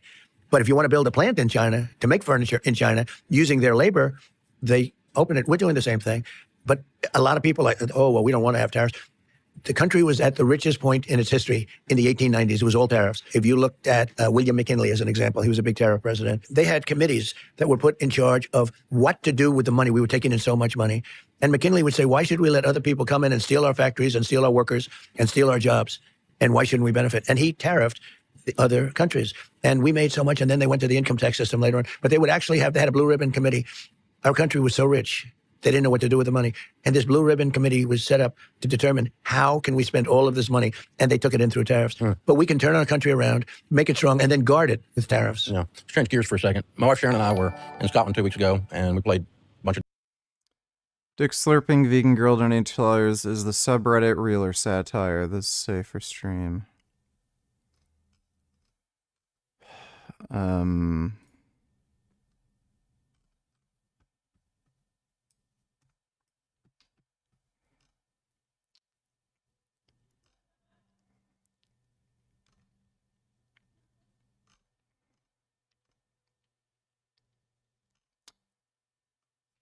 I don't know. Thanks for the donation, Dick Slurping Vegan Girl. Different courses there, including Turnberry. Good. Which arguably, according to the golf guys I was playing with, is the nicest course in the UK right now. And certainly the halfway house. Isn't that good? Turnberry's amazing. Yeah. But what I came away with, not only the golf course, great, just to give you a huge compliment, you know that, but the staff and the team, the excellence in the hotel, in the restaurants, in the golf shop, everybody we dealt with. Talk about what it's like to work for Donald Trump. How do you hire leaders and put people in place to do that? Because I know you're obviously not there personally, man. He's bankrupted. He's been bankrupted 6 times. He is a terrible businessman. Managing that, but you put a culture in place in your organization, and that applies to the administration as well, hiring people that are quality leaders. Well, my son, Eric, is very much involved, and he runs a lot of it. And Don helps out a lot. And Ivanka, to a lesser extent, you know, she's a great mother and everything. She did a fantastic job in the administration. All she wanted to do is get people jobs. And she'd go around and see Exxon and see Walmart She wanted jobs for people. It's really pretty amazing. She could have had a very glamorous job, and she would have done well. But Eric's done a great job. And I did a similar type of job when I was doing it. Now I'm doing a thing called running for president, so I don't get... But we rebuilt Turnberry. Turnberry was considered one of the greatest courses in the world because the land is so incredible, right? With the ocean and, that ninth hole over there, you're hitting over the ocean. How good a golfer are you? 13. All right, that's not great. I'm just learning. I've only been playing 5 years. I'm just learning. Oh, really? Yeah. Enjoyed you and Bryson's 50. Wasn't that was great? fun. That was a great video. You have to check out the tasty ass on this chick. I want to. It's her ass. Develop he lockjaw and let her drag me to death.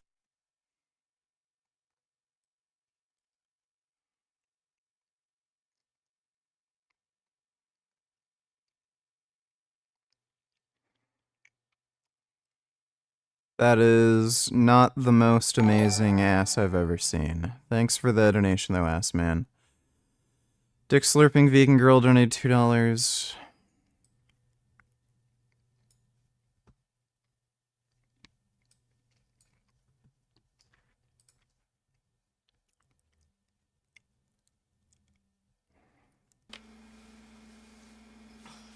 Toilet edition. Now, I know normally I do these things while I'm drinking, which I will be drinking. I have a Bud Light, and it's a big problem with a lot of guys, we don't all know how to properly use the toilet, so it's and cock to be touching toilet water, because even if it's your own toilet water, but especially out in the piss in there, you don't want that. It's disgusting, see? So, God, I don't know how you pronounce it. Days reason with them out of the script when they heard these things, and they... While Preeti Zinta's Soldier was for Bobby Deol on the border, we are talking about the real fighter in your pants. Let's discuss cleaning your penis. Globally, more than 67% of men ignore intimate hygiene. Okay, thanks for the donation, Dick Slurping Vegan Girl. Yeah, Dave is just sucking Trump's dick this entire interview. That one did well in terms of the ratings. It did. He can swing a club. He can swing, and he's a great guy. And he is very long, very straight. And you know what? He's a great putter. Yeah. One of the best putters. He's one of That sounded highly homoerotic, what he just said. the best putters in the world. That was quite an exciting thing. We got it down to 50. You actually pulled one hole off. I watched it. Yeah, well, all rode on you. You carried one. Even more than one hole, if you want to. But we did well. We did well. You did. It was very fun. So what leadership qualities, when Eric's hiring, did you teach him to look for? Well, I like the recommendation business, but what I like best is taking people that are in the company and moving them up. You take a waitress as an example, and she becomes the head of the restaurant. You say, because you know if certain people are good. And when they work for you already, it's better than recommendation. But if you don't do that, or if you can't do that for some reason, you really need strong references, and then they have to enjoy their job. If they don't enjoy their job, they're not going to be very good at it. So I ended up at a table, Ronnie Barrett.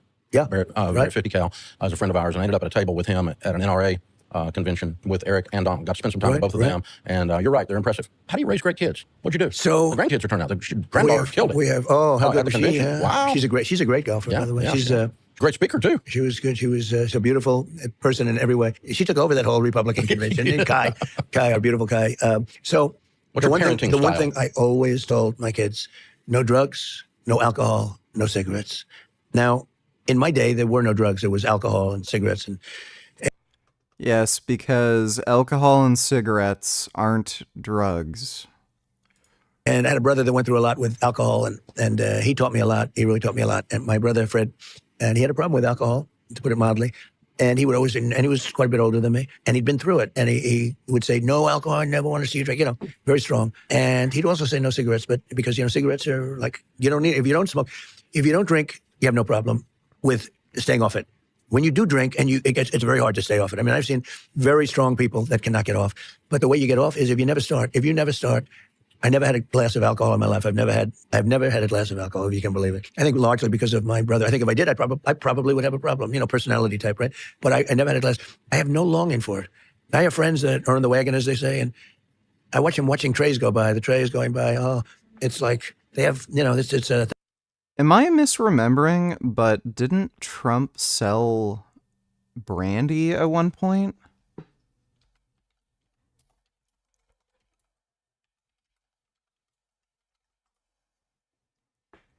Yeah, Trump vodka. I think he's sold a few. I think he sold a few different alcoholic products.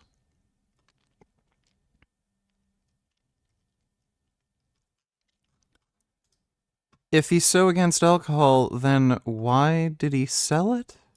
Thing that they can't get over with. Same with smoking. It's tough. I've seen guys just grab somebody's cigarette. They haven't had one in a long time. And to them, it's like the greatest sensation. If you've never smoked, you just don't have that problem. So I tell people for their children, no drugs, no alcohol, and no cigarettes. They obviously work really, really hard. How'd you teach them work ethic? So, Trump's kids are successful because they never drank or smoked. Wouldn't have anything to do with the inherited wealth they have. They have to like what they do. If they don't like what they do. My kids like what they do. And I would say genetically, I'm a believer in genetics. I like it. I'm good at doing certain things. And, racehorses are like two slow racehorses don't. The only thing Trump is good at is manipulating and lying people, and he's not even good at it anymore. Like, at this point, he's not good at anything. Produce a Kentucky Derby winner, right? That's not the way it is. But you have to have an ability at something. And if you don't have the ability, don't do it. But most importantly, do something you like, whether it's your parents or not. Your parents want you to go into a business, or they want you to go into a store with them if they have a store. I would say that you have to love what you do. If you don't love what you do, it's not going to work. I've never seen it. If you don't want to get up in the morning and go to work. Now, a lot of people say, with all the people that come after you, do you really love getting up in the morning? You understand that, right? I'm attacked at left and right. But I do, because we make so much progress. We're doing great on the campaign, as you probably see. We're leading in the campaign now and doing well. We beat Biden, and we were up so far on him. And then they said, that's like a fight. You're in a fight, and they changed the fighter in the middle of the, right? In the middle of the fight, they changed the fighter.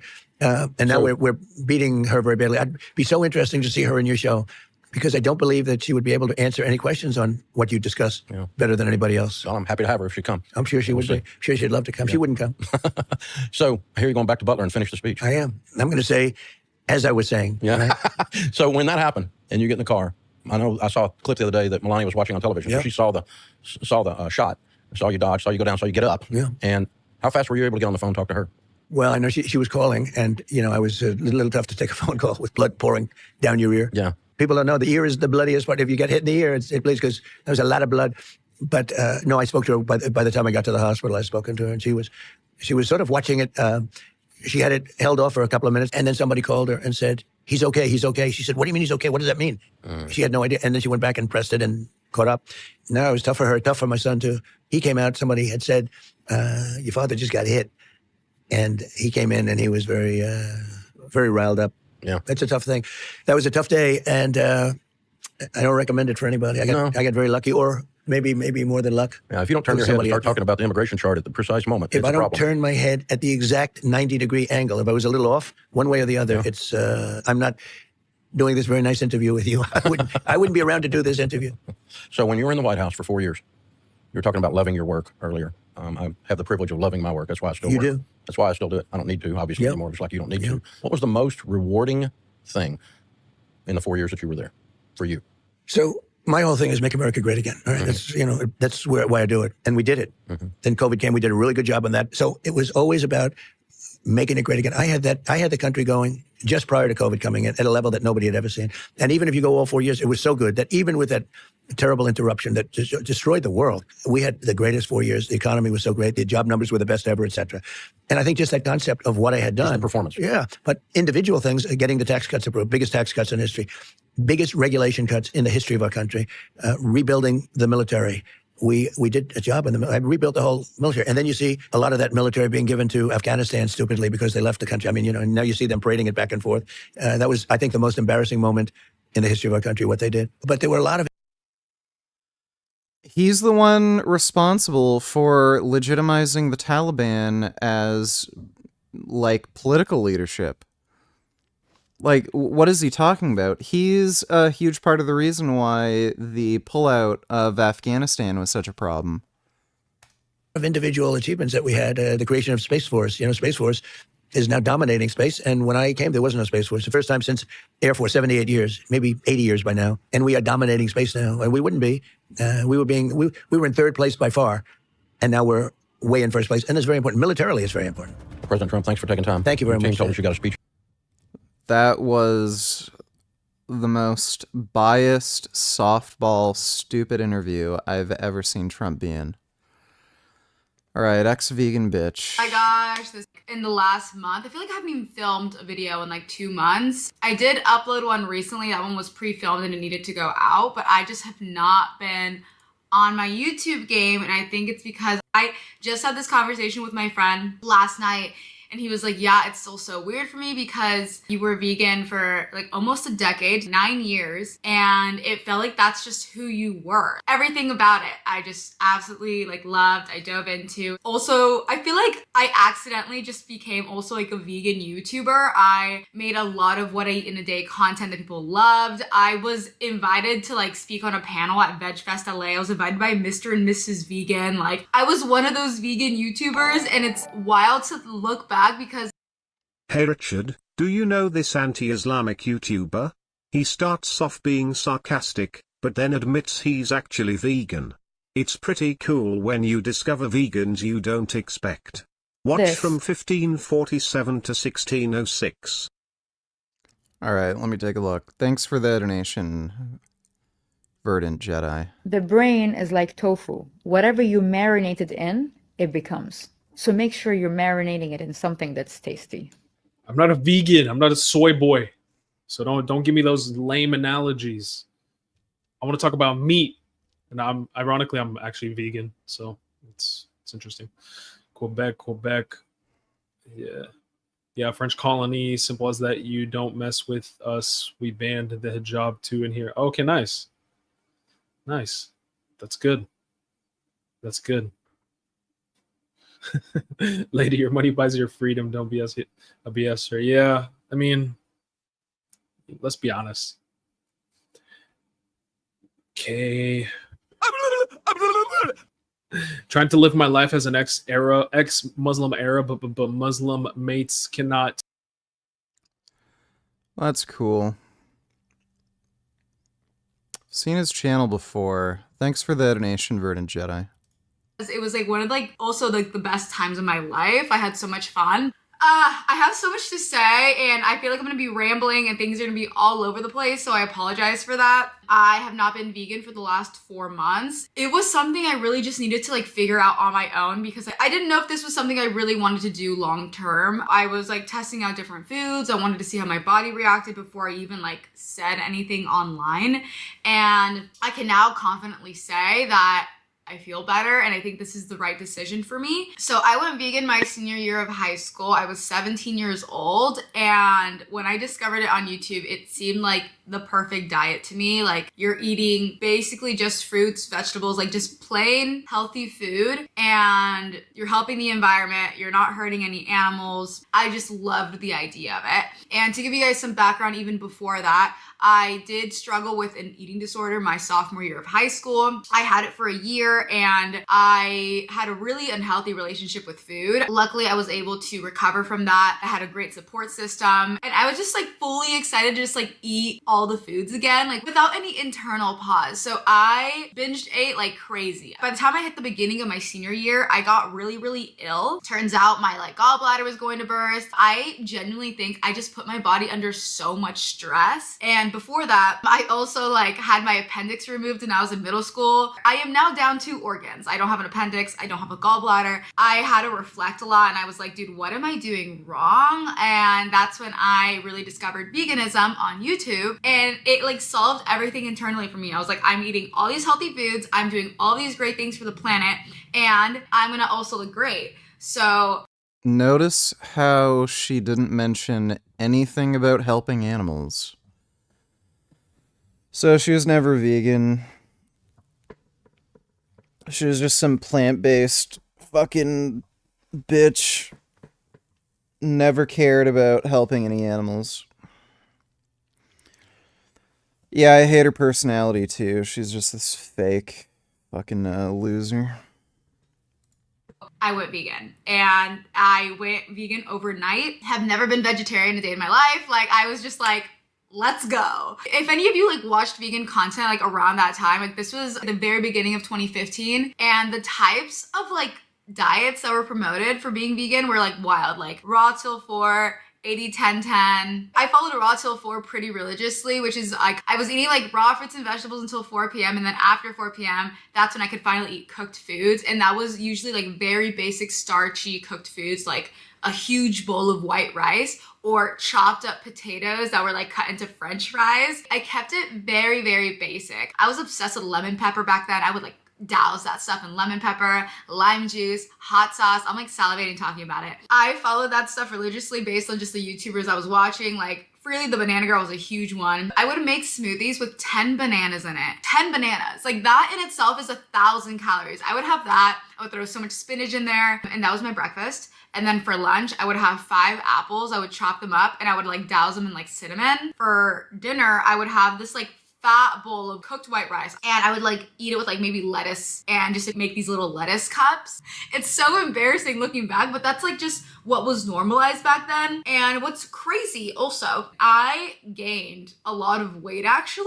I gained like 20 or 30 pounds, but it was weird because I just didn't care. It's something I like look back so fondly on because I went vegan for the wrong reasons, but I stayed for the right reasons. I loved how I felt. I loved what it stood for.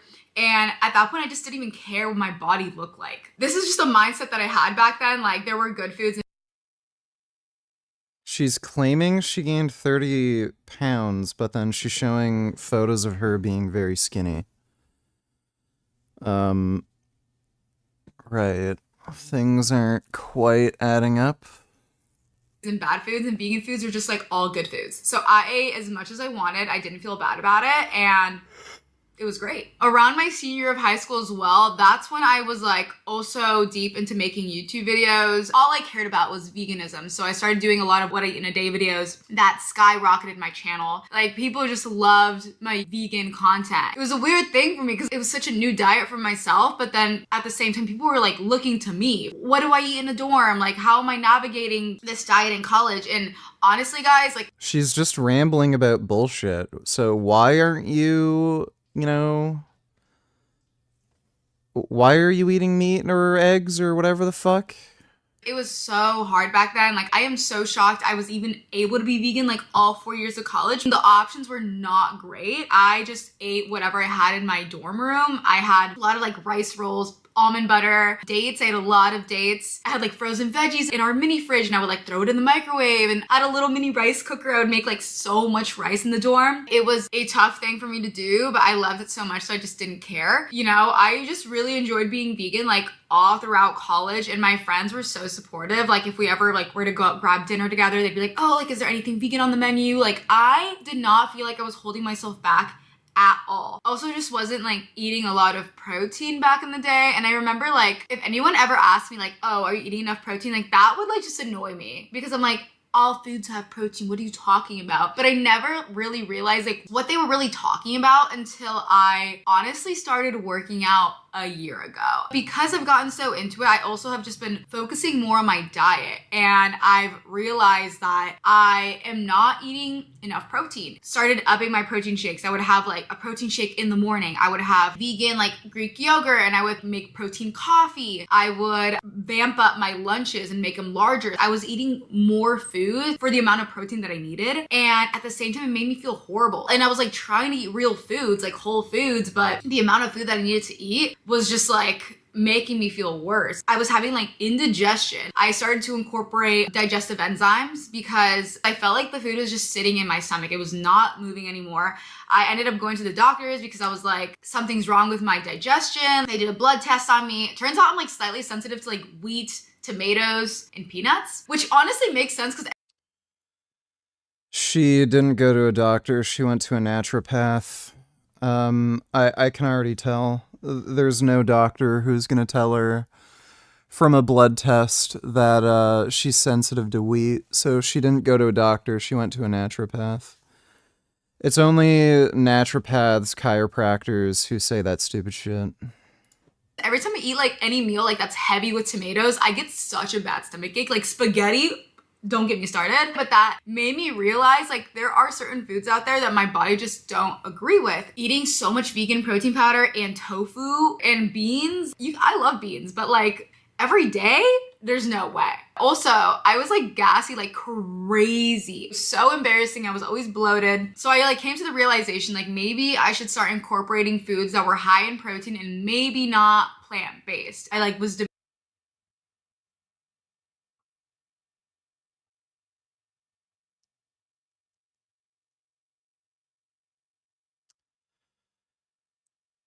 It took her 8 minutes to admit she was never vegan, never cared about animals, and just decided to eat meat because vegan protein made her fart.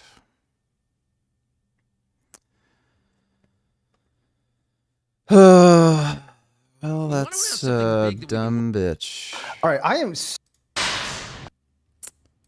Let's see. When they are delivered at I did not have Israel striking Russians on my 2024 bingo card, but here we are.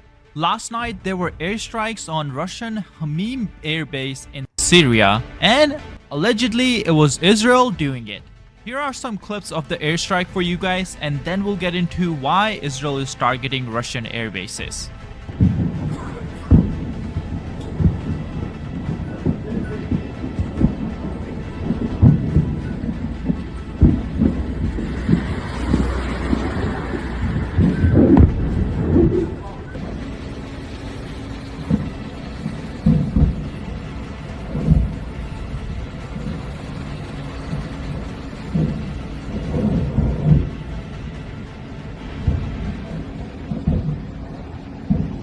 Now, of course, YouTube is not gonna like that clip because they're not advertiser friendly. The towers at the airbase or the civilian airport. That goes to show that the goal was not to leave these structures inoperational. Now, I'm sure most of you guys are asking two questions. First, what the hell is Russia doing in Syria? And secondly, what exactly was Israel targeting? Now, the first question has a long story behind it, so we'll get into that at the end of the video. But for now, let's answer what Israel was targeting in this strike. Now, of course, Israel didn't release a statement saying what they were targeting, and the likelihood they do so in the future is very low.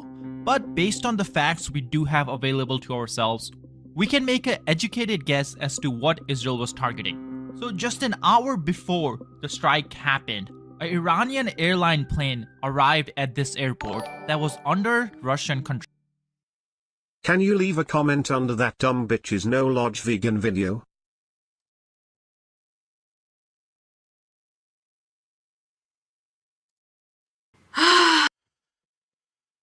I suppose I can do that for you.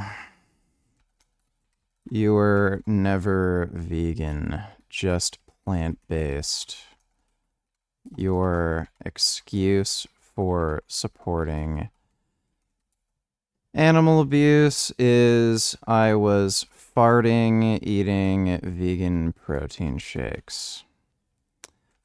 You had no health issues, no changes in your moral principles. You just never cared and decided to follow a trend that you felt could give you clout.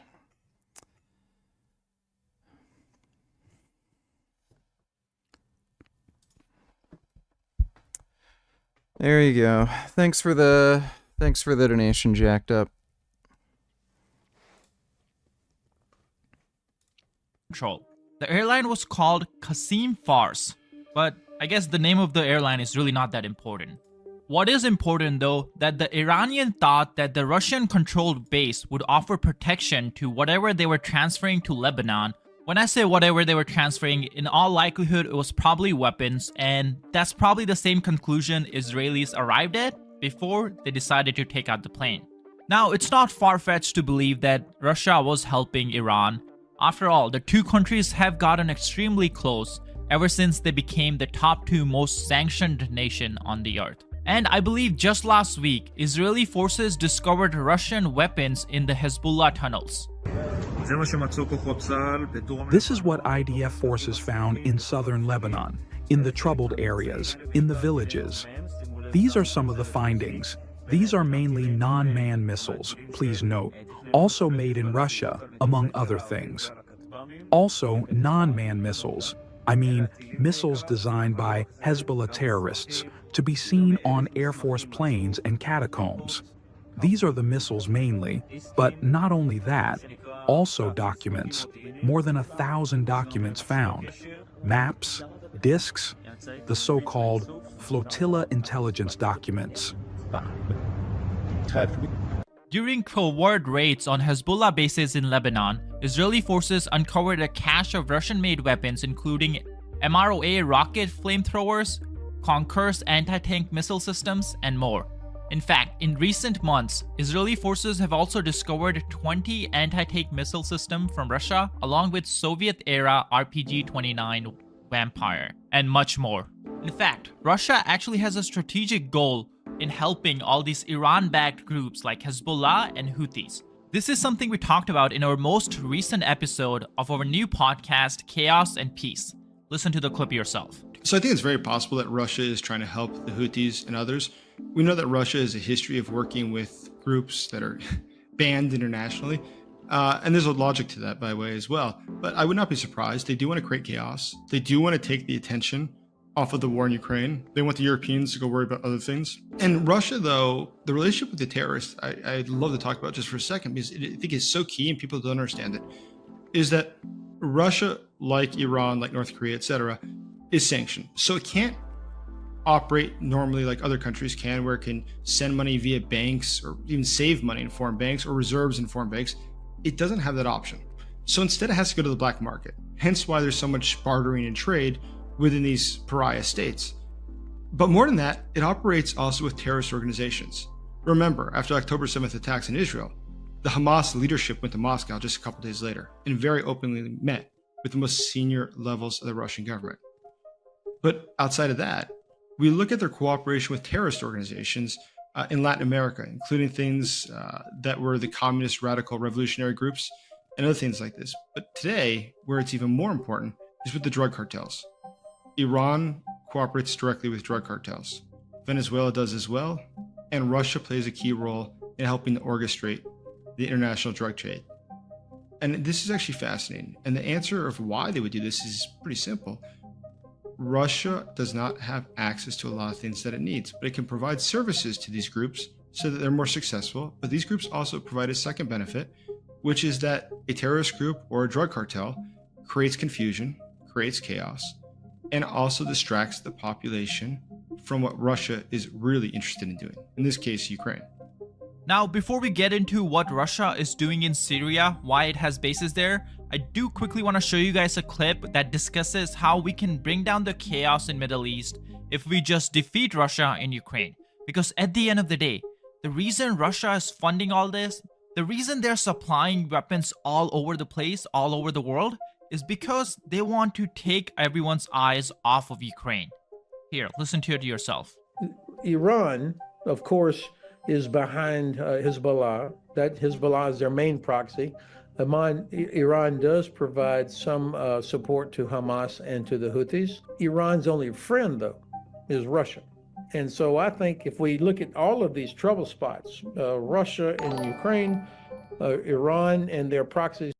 Dodo Donatalers, what gives you more of a warm, tingly feeling inside like you're being loved? Israel striking Russian air bases, Lebanese locals beating up and kicking out Hezbollah. I would say Lebanese locals beating up and kicking out Hezbollah. How's Prismo doing? How's the diet?